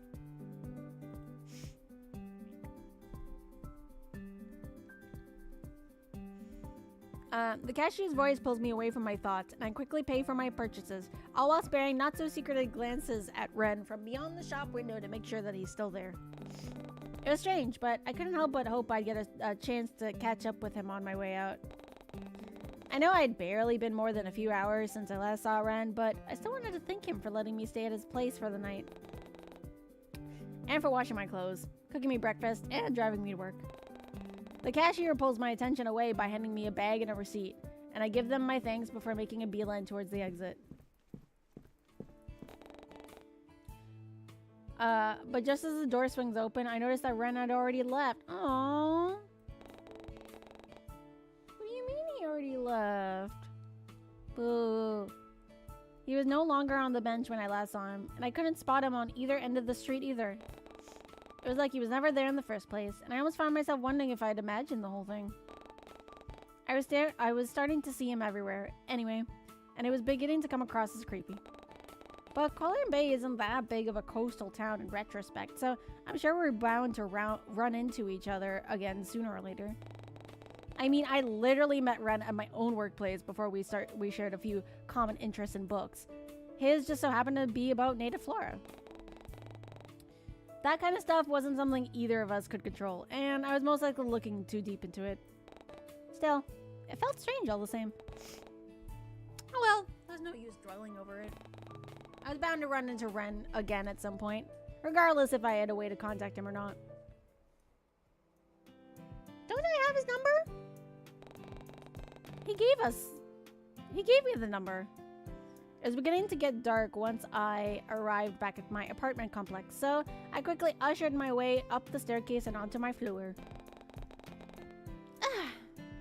But as I'm making a long trek up the stairs, I bump into someone lingering around. Oh gosh. Lingering around the corner. And I almost end up tumbling down. Whoa! Hey, watch it! Glancing up, I noticed that it's the cashier from yesterday, who was glaring daggers at me while I try steadying myself with the railing. That was Olivia, wasn't it? She makes no effort to help me, though she does move it to the side in order to give me space at the top of the stairs. It's then when I take notice of the giant basket of laundry in her arms, and it makes me wonder if she was actually going to carry it all the way to the laundry mat by herself. Clearly, she was stronger than she looked. Sorry, I didn't mean to... Olivia cuts herself off once the severity of the situation finally sinks in, before she sucks in her cheeks and lets out an exasperated chuckle. Seriously? What could she possibly find so funny about the situation? Of all places, a staircase, really? Your boyfriend sure has a messed up sense of humor. What? No, it's nothing. Look, I didn't mean to knock you down the staircase like that. I've got a lot on my mind today, and I wasn't looking where I was going. Okay. I mean, at least she apologized. Hey, it happens. It most certainly didn't. But Olivia seemed to be having a rough day, so I wasn't going to make it worse by being rude to her. She already looked on edge for some reason, especially with how she kept sneaking glances over both of our shoulders. It was almost like she was looking for something, and I could have asked her about it if she didn't beat me to it. So, where's that boyfriend of yours anyway? Not looking around the corner like a creepy psychopath, is he? Who? Seriously? Your boyfriend? The guy you visited the souvenir shop with the other day? Oh, Red? He's not my boyfriend, we just...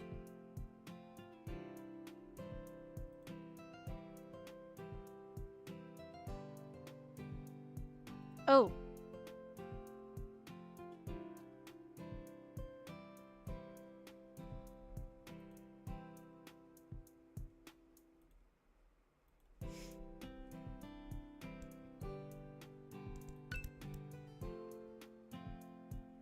Actually, he is my boyfriend. He's just a guy I'm interested in. He's just a friend.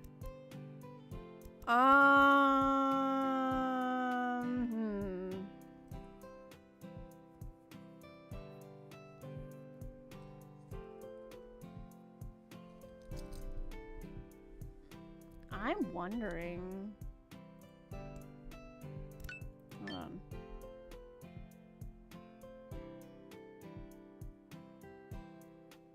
Wait, this isn't my building, right?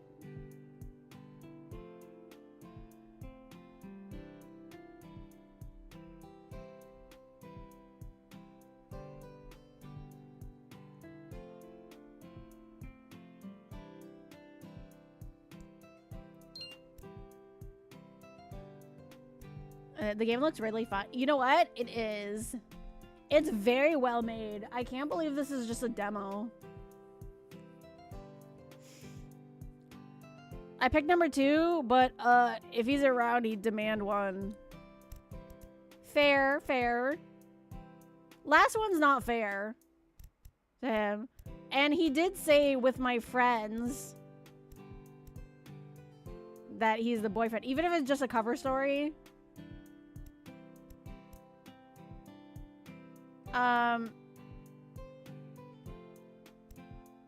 Okay, let's say he is my boyfriend. Great. No need to rub it in my face. And why are you so indecisive? Either he's your boyfriend or he's not. Bitch! Why you gotta be so rude? Girl's just mad because he rejected her. You know what? I'm not even sure why I'm having this conversation with you. Forget it. I'm in a rush, so please move. Okay, well, on the bright side, at least she said please. Clearly done with the conversation, Olivia sidesteps me and starts to make her way down the stairwell. But she only manages to get a few feet away before she turns around once more. Resting her laundry basket on a hip, she looks up at me with an unreadable look. You live on this floor as well? Then it looks like we're going to be seeing each other more. Don't tell me she's my neighbor. No. But just some neighborly advice. If you plan on bringing rent around, keep it down. I'm not afraid to file a noise complaint.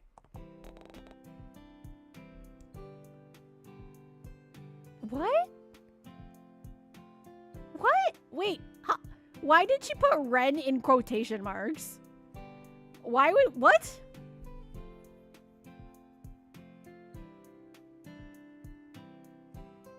A noise complaint? What? And with that, she disappears around the... Oh, no. I don't want her as a neighbor.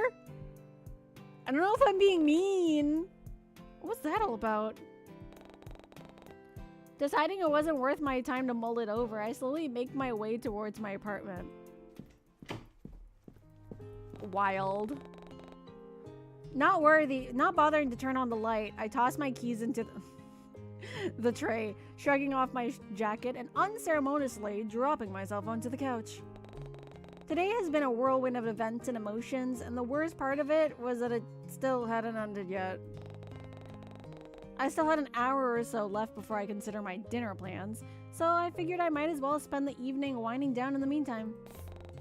All too quickly, an idea pops into my head, and I reach over to grab my phone. How will you respond? Oh! Invite someone over or don't invite someone over?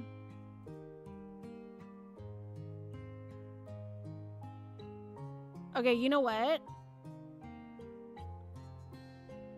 Hold on, quick saves.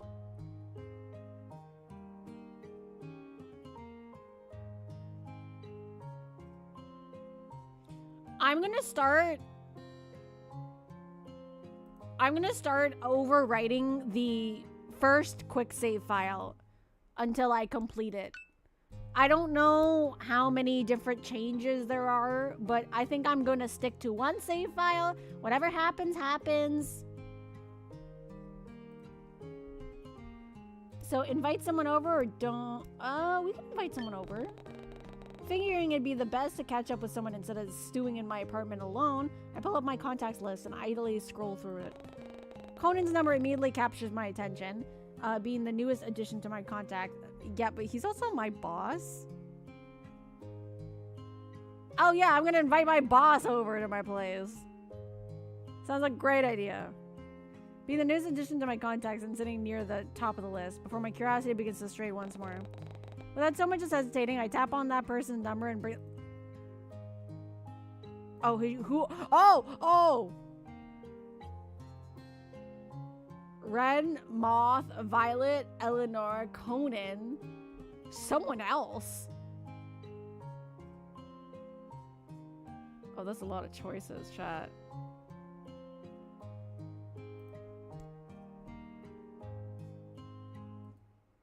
Why is Ren's name glitchy?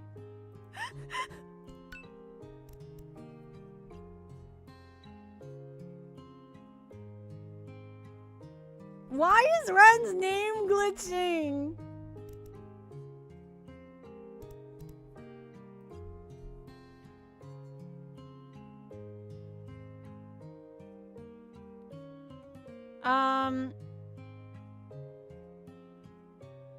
Well, Moth can't really come over, can they? Because they're overseas. Unless it just means a phone convo.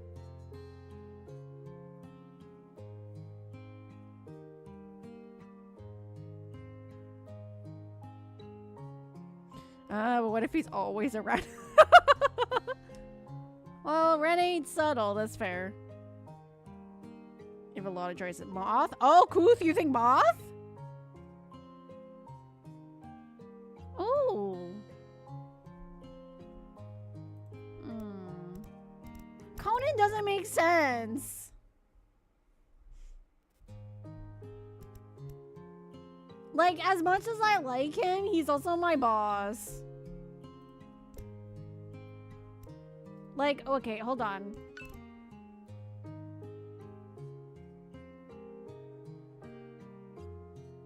Or wait, hold on.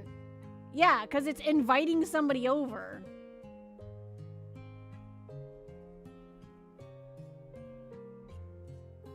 I'm kind of curious about what the somebody else.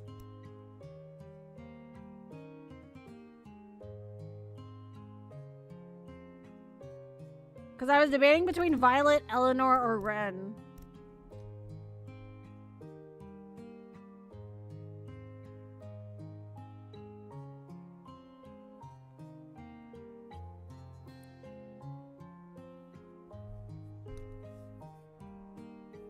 I mean, Violet is my neighbor, so she could literally come over in a snap. Good luck. What do you mean, good luck, Kari? Who recommended this game? This is actually one of some of the game. Who did recommend this game? I had this game downloaded.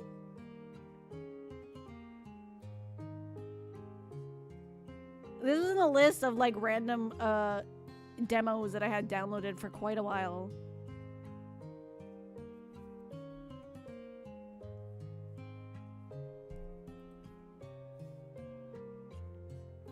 It wasn't me, but I would have recommended this anyway. You know what, Kari? I know you would. I did know that you really love this game, so.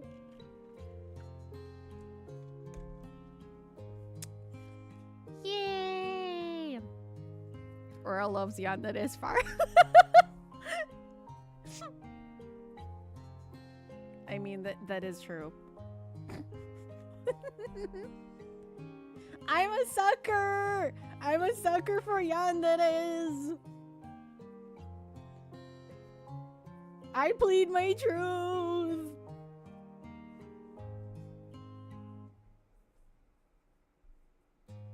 Sarah, tell me this game won't break the fourth wall like Doki Doki Literature Club. Oh, I have no idea. I've never played this game. Yanderes are fun. Also, Eleanor too?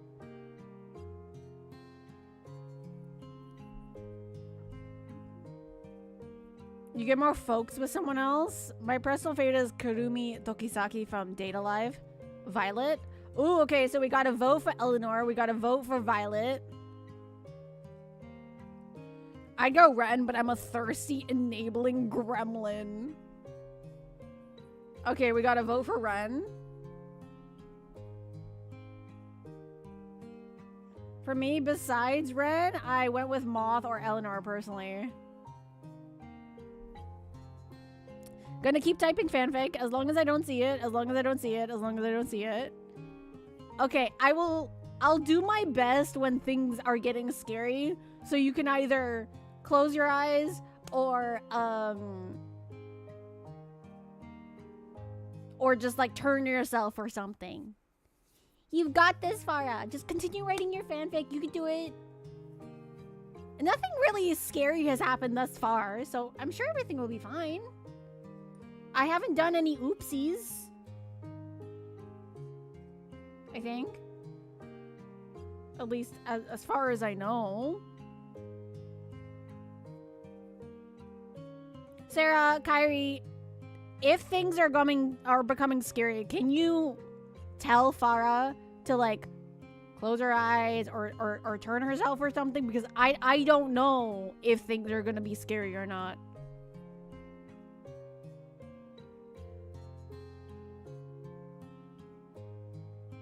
I want to make sure.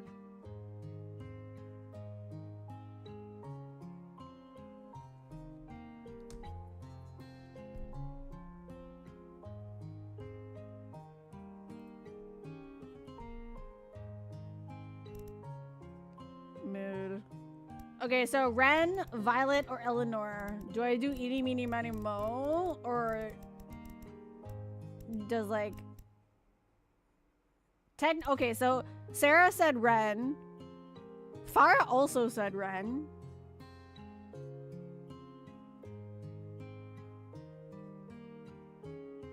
Kari, you said Eleanor. Kuth said Violet.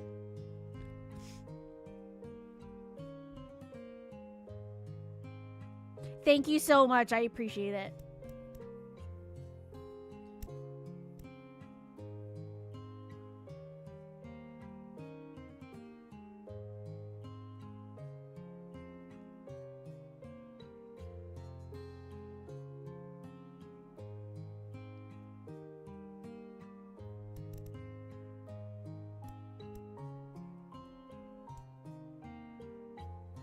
Okay, I have it saved.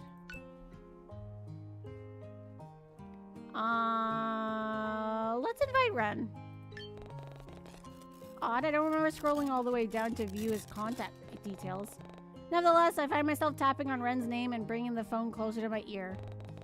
He picks up almost immediately, and I can practically feel the excitement and moe flowers. The moe flowers? Expelled from the screen and hit me in the face. I love the visual, not gonna lie. Before I know it, Ren is agreeing to come over as soon as he can, so I quickly turn the lights back on, clean the place up a bit, and anticipate his arrival. Hello, hello! Barely 10 minutes pass before I hear oh shoot, that was fast. Before I hear a loud knocking at my front door. Almost immediately, I leap to my feet and unlock it with a smile. Ren, hey, come on in. I see you're still wearing my hoodie. I also brought some takeout with me, if that's okay. I figured you hadn't had a chance to eat yet. Whoa, how'd you know? It's like you can read minds or something. Barely registering the look on his face, I gently coax Ren into my living room. He makes himself at home. Oh, now that I saw the tattoos on his neck, I can see it more throughout the... I was wondering what that was. I thought that was part of the hoodie originally. But now that I've seen him with his hair pinned back... I'm not gonna lie, it gave Miramura from the anime Horimiya vibes.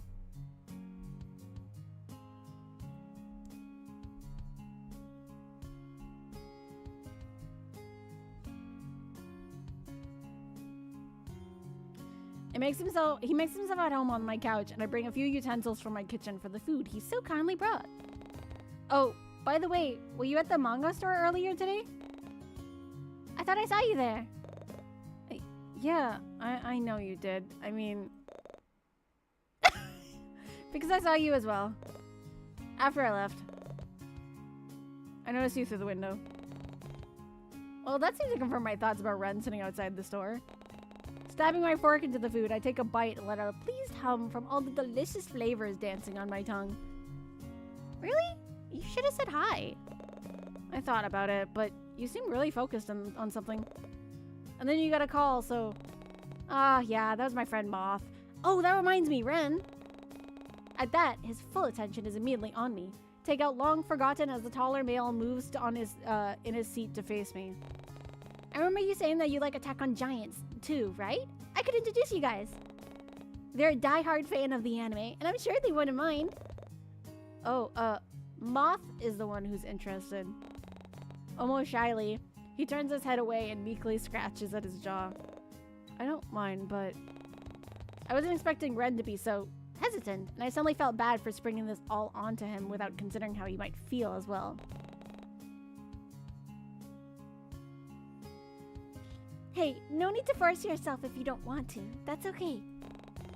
I just thought it'd be nice to let them have someone else to talk to, you know? Moth has trouble making friends, and most of the time they're only talking to me.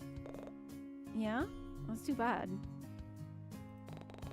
He sends me a sad look coupled with a frown before returning to the plate of food before him. Although I was thinking about Moth, I really didn't want to force Ren into befriending someone if he didn't want to. Besides, maybe he has trouble forming friendships too? It was a little difficult trying to keep up with his sudden personality shifts, but at this point of our friendship, I was starting to get used to it. Deciding to lift the mood a little bit, I tried to change the subject to something more lighthearted. So, the rats, huh? Really, Aura? That was the first thing you could think of? How is that any less awkward than what we were currently... Actually, I don't want to say anything, but I think I saw one on my way up here. No! It probably made itself a home in that busted elevator shaft. Seriously? Wait, do you think you could come up with me and explain it to my landlord? I swear your landlord isn't doing anything about it? No! I collapsed onto the sofa with a dramatic sigh. Not the rats! I also don't know what they're doing, if I'm honest. I've sent so many complaints, but I haven't received a reply for any of them. Really? You considered just moving? That... You make it sound so easy, Ren. Quite a few times, actually. But... the location is nice. This place has a charm. My neighbor is friendly. Ooh, I'd probably say my neighbor's friendly.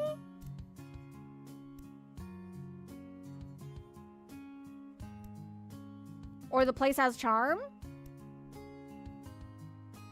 Because obviously there's a lot of...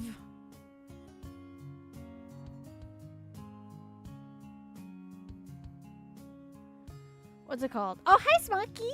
I hope your day has been beautiful and bright. Welcome in, welcome in.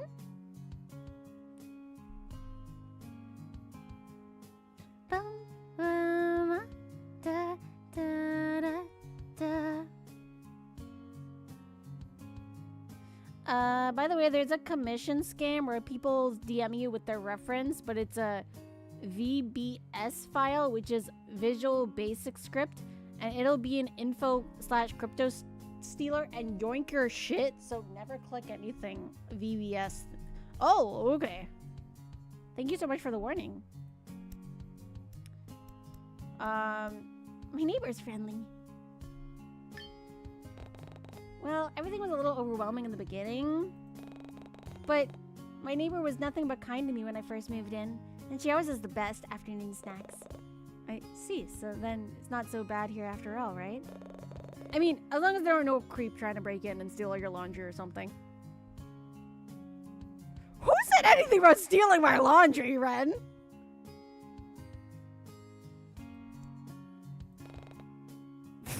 You got a point there. Wait, where did the stealing my laundry come out?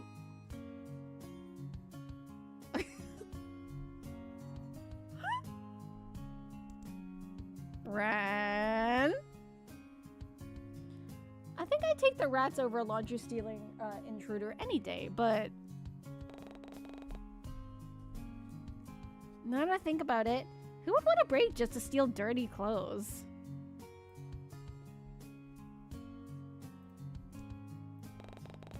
Well, I'm sure Ren only meant it as a joke. It was oddly specific. Okay, I'm glad. Okay. Am I not? I thought I was overthinking it for a minute. I just figured that's what normal creep behavior would do. I see. You just wore the shoes of a creep. You have a great sense of fashion, and I see your TV is still here, so yeah, I guess it would be difficult to lug that down a staircase. They probably should have asked the rats for help. Again with the rats. I couldn't help but let a laugh of his corny inside joke. Kyrie _of_ stars played bonk for 1100 channel points. I was bonked? Why was I bonked? Ah. Wait, since when did we have our own inside jokes? Since 2 seconds ago. Stay focused, kitten. Sir Raiden played Silas, focused, love and deep space for 1100 channel points. That does not make me focused. Ah, Sarah!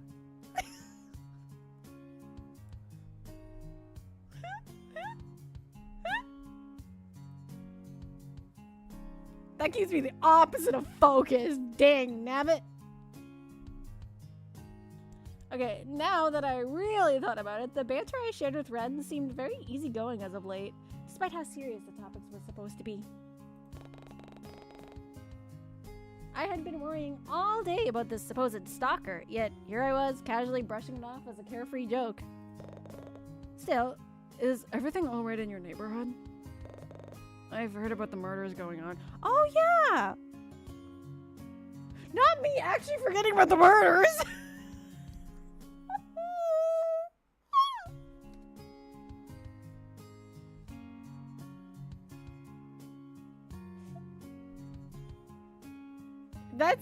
That's gotta be something important.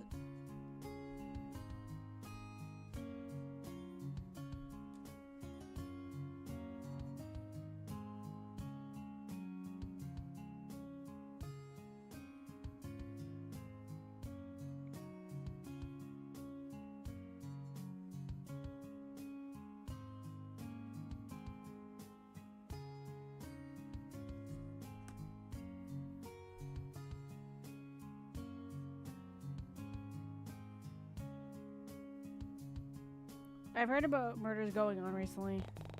Well, no one I know has gone missing, so I suppose that's good, right? I won't lie though, it is kind of scary knowing that there's a killer out there. Yeah, I suppose so. But are you really okay with staying here alone? Doesn't that scare you? I mean, yeah.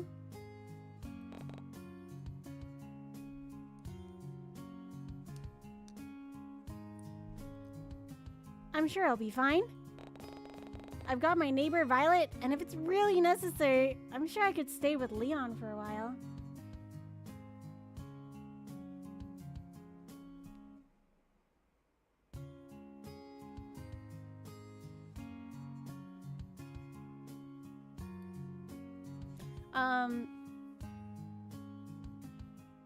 If it's really necessary, I could stay with Leon for a while. You could always stay with me instead. I mean, you already stayed the night at my place, so it wouldn't be a bother if you wanted to come over again. I'd honestly sleep better at night knowing you're safe. And I always carry a spare keyboard with me anyway. If you'd like, you can hold on to it in case something... I appreciate the offer, Ren, but I can't accept that. It's fine. Besides, you said yourself that living here can get overwhelming. If this can help you in any way... I don't know. Keep it, just in case. I mean, you never know. What if that creep breaks into your apartment again? If that happens, you could come and stay with me this time. I could keep you safe, just like the first time you invited me over. The lobby is full of security, and they won't let anyone upstairs without proper clearance. I would hope so.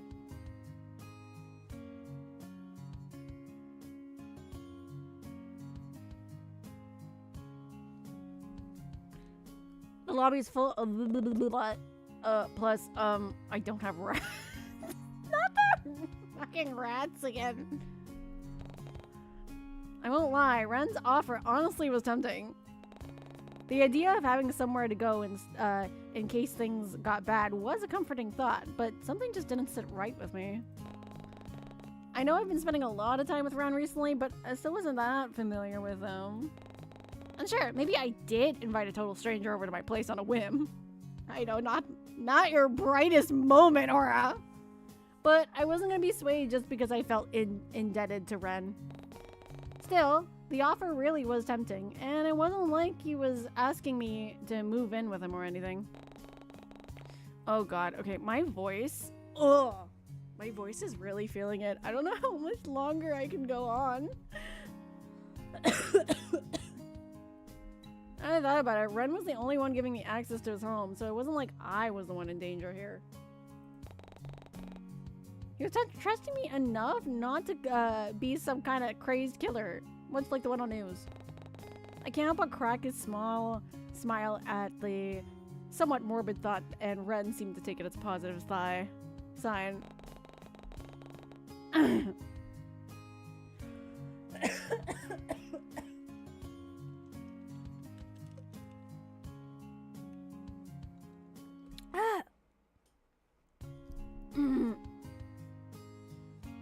Or out water, she needs water. Thank you.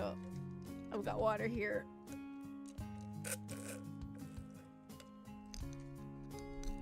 Ugh.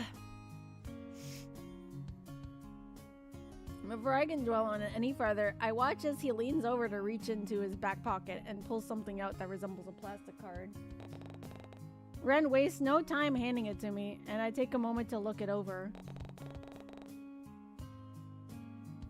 His address and unit number are neatly printed at the top, and some kind of obscure barcode is on the bottom. However, the apartment name and logo in the top right corner are what really captures my attention. Sunshine Hills? I almost forgot he lived in a nicer part of Coralland Bay. They were known for their high-rise apartments and fancy penthouses, so I'm sure Ren never had to worry about rat infestations or deadbeat landlords. Though the more I think about it, the more willing I was to accept his offer. Maybe it wouldn't be such a bad idea after all. I couldn't help but wonder what kind of programmer could afford fancy marble flooring as well. Ren remained a mystery to me.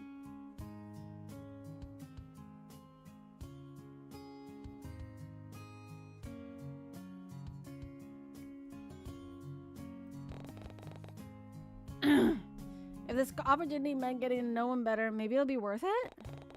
Snapping out of my thoughts, I look up from glossy plastic and focus my attention back to Ren. Seriously though, it wouldn't hurt to keep it. And it's a spare key card anyway. I can always get more. I already have a stack of them at home. Why do you have a stack of key cards?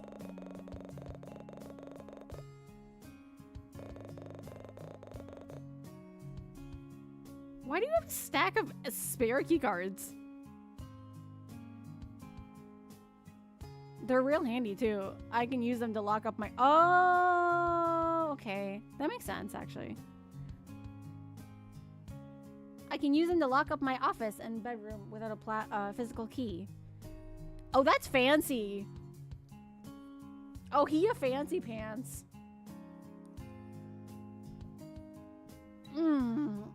Ren, tell me you ain't part in some gang or this world has dark magic or anything. I don't think there's magic.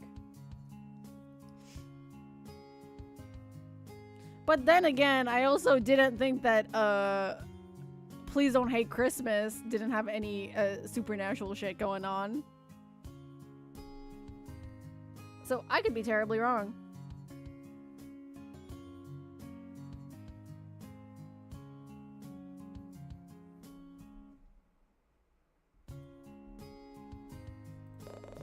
But I always end up misplacing them, so... That's a mood. I mean, to be fair, I misplace things, but I never lose things, per se. I just can't find them temporarily.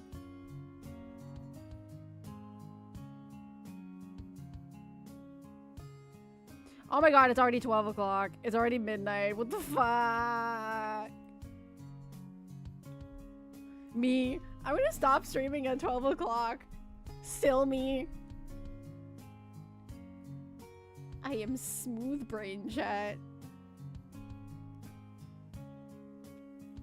Oh. Okay. Okay.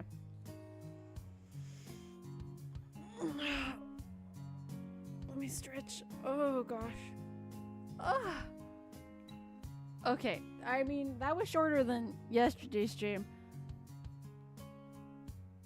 Oh, my goodness gracious.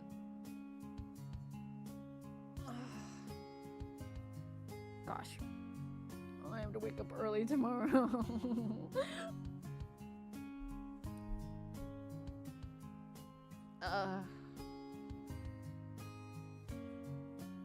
I want to thank you all so much for coming.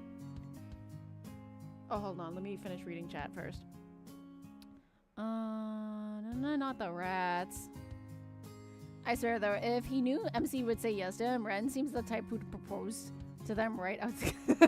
You know what? Fair. He would be. Because he evil. Whistles innocently. Oh no.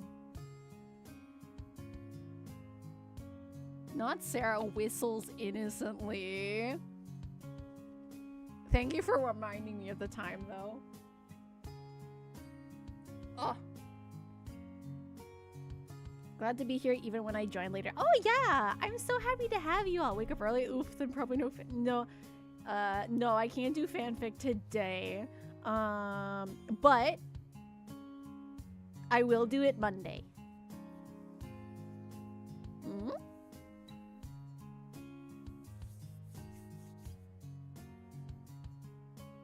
Definitely, you can check the VODs for earlier stream, as well as if you check it for last Saturday, you can check all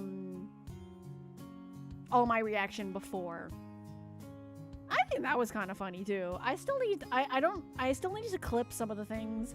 I am very far behind on clipping. That's why I ask you guys, if you can clip it, and send it in the clips and highlights channel. I gotta still clip a bunch of Twisted Wonderland, a bunch of visual novel moments. Oh boy. But yeah, I want to thank you all so much for coming. You came, you saw, you commented, and it means so very much to me you decided to spend your time with me, because you could have spent it with anybody else. Hold on. Yes. And yet you decided to choose me. I'm gonna wish you buonanotte, and sweet dreams. But before I go, you give me so much love, so much care, and so much affection. I have to obviously give it back, so we're gonna go find somebody to raid. It was still a good, like, it was a still normal length stream.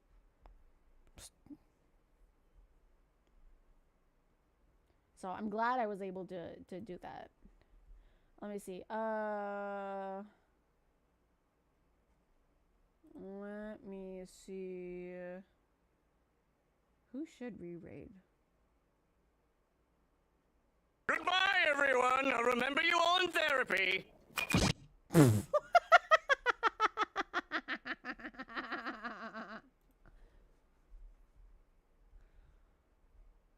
That was good. That was good.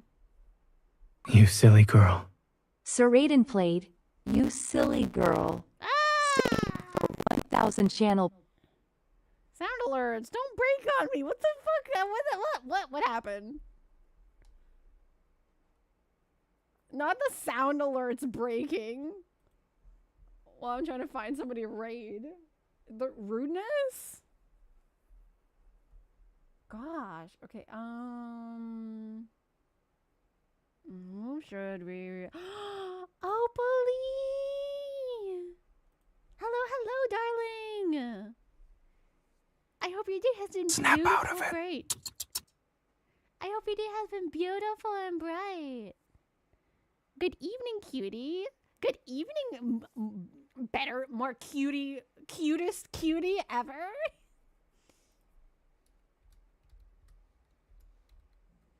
I play my Uno reverse card.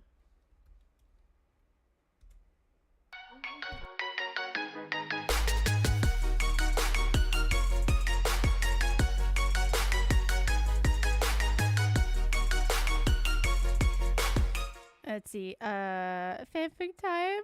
No fanfic time today, but we will have fanfic time Monday. I promise you, we will do fanfic time Monday. Also, listen, it's gonna give time for Farah,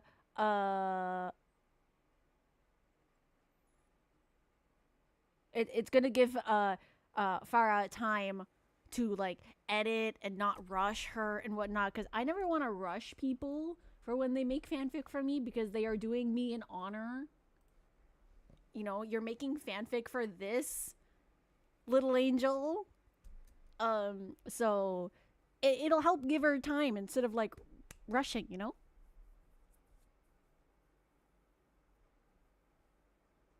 Had to get one more in, and hey, at least it only started glitching after the voice, even it respects Zane.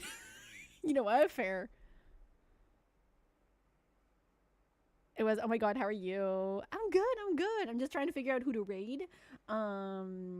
We were playing a really cool, like, indie yandere visual novel. And, who should we, okay, wait, Flex? Oh, I'm trying to think.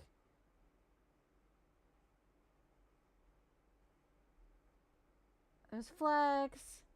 Should I raid somebody doing art since it was a visual novel? Or, because I don't think anybody is streaming this specific visual novel. That's cutting it a little close. No, it's just me, myself, and I.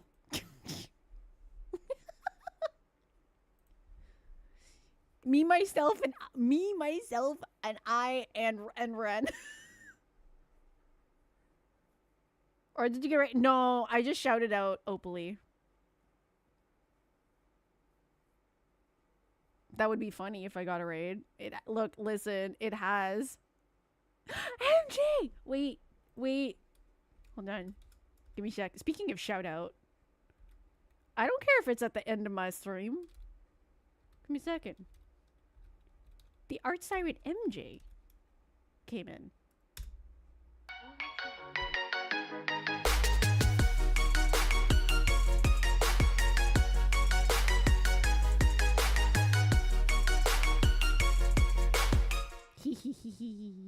How are you, darling? I'm just ending stream. I'm trying to figure out who to raid. I'm having conflictions. Let me see. Leah's playing. No. You know what? No. For Farah's sanity, I will not raid Leah because she's playing Five Nights at Freddy's. She's already been super brave with being with me with a yandere visual novel. I will not do that for Tafara. Screw the rules. Ara, Mahad, MJ attempt fanfic when? Any day, every day. Actually, should I actually, so you know how I've been reading the fanfics you guys make me on stream? Should I actually write the fanfics on stream one day? Would that be cool? I know technically I did it during one of the Mahad Aura ones and one of the Link Aura ones too. But I was just wondering if it would be just like a day. Fanfic Friday. You know, ASMR reading of fanfic? What? Who said that? Like, because maybe... Oh. That'll be fun. Hey, MJ. One of these days, can I read your fanfic on stream?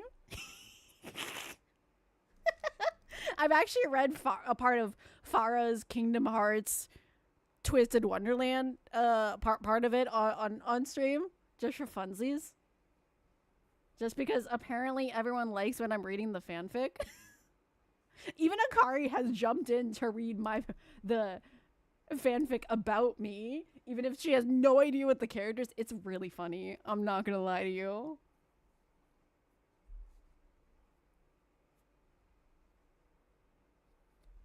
I will absolutely, first, like, I wanted to get your permission, and I will tell you when, if we have a planned day of fanfic reading.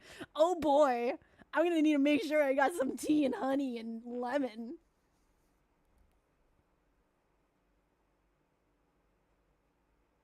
Because it's really, you know, I used to do ASMR streams. What if I do ASMR streams with fanfic? It could be real, it could be good. I can't be copyrighted with fanfic. You guys really want to make me lose my soul? Never, never. We love you, Farah. Cyclops is...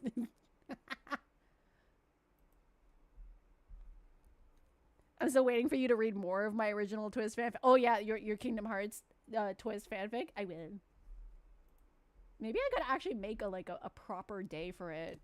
So I can, like, tag you guys, your proper fanfics, leave a link or something. I don't know. I want to be respectful. Do the proper things. But, okay, you know what? Let's raid Flex. I know I'm not streaming art today.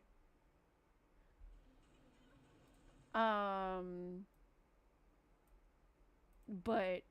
I've recently been in Flex's stream. It makes sense, I guess. Kinda. Sorta.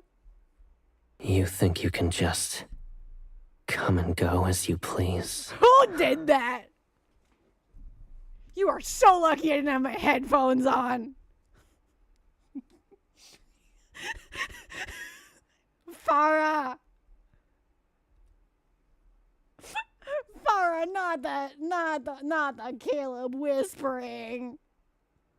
Jesus, you're all trying to distract. You are all purposely trying. Oh, whoops. Flexed with T-Rex's raid settings do not allow you to raid at this time. Oh, oopsie doopsie, my bad. Okay, that is not good. I shall pick another one.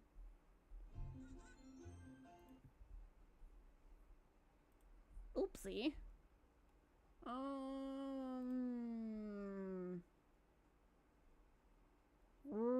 Rin is streaming. Let's go bother him.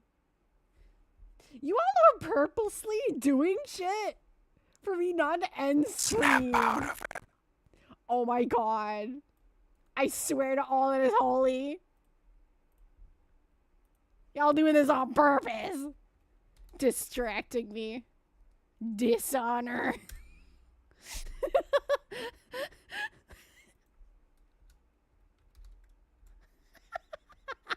Be more careful. Katilnathere played sound alert. Be more careful. Riku KH3 for 400 channel points. Okay. God, I can't spell. Which part would you want to read? I'm so curious. Oh, that's a good question. Which part would you want me to read? You think you can just come and go as you please? I will talk to you about certain sections of whatever you want me to read. Like if you want me to read from the beginning for context. Know that when a duelist builds his deck, he chooses his favorites from many different types of cards. But sometimes a card can choose a duelist. The two are connected, and the duelist can tap into the card's true power. Because each is bound by the heart of the cards. And the Dark Magician has chosen me. I will never let me down, and I place my complete trust in my Dark Magician. Draw 2 more cards from my deck. Using my own power. So stop it. In the name of the Pharaoh.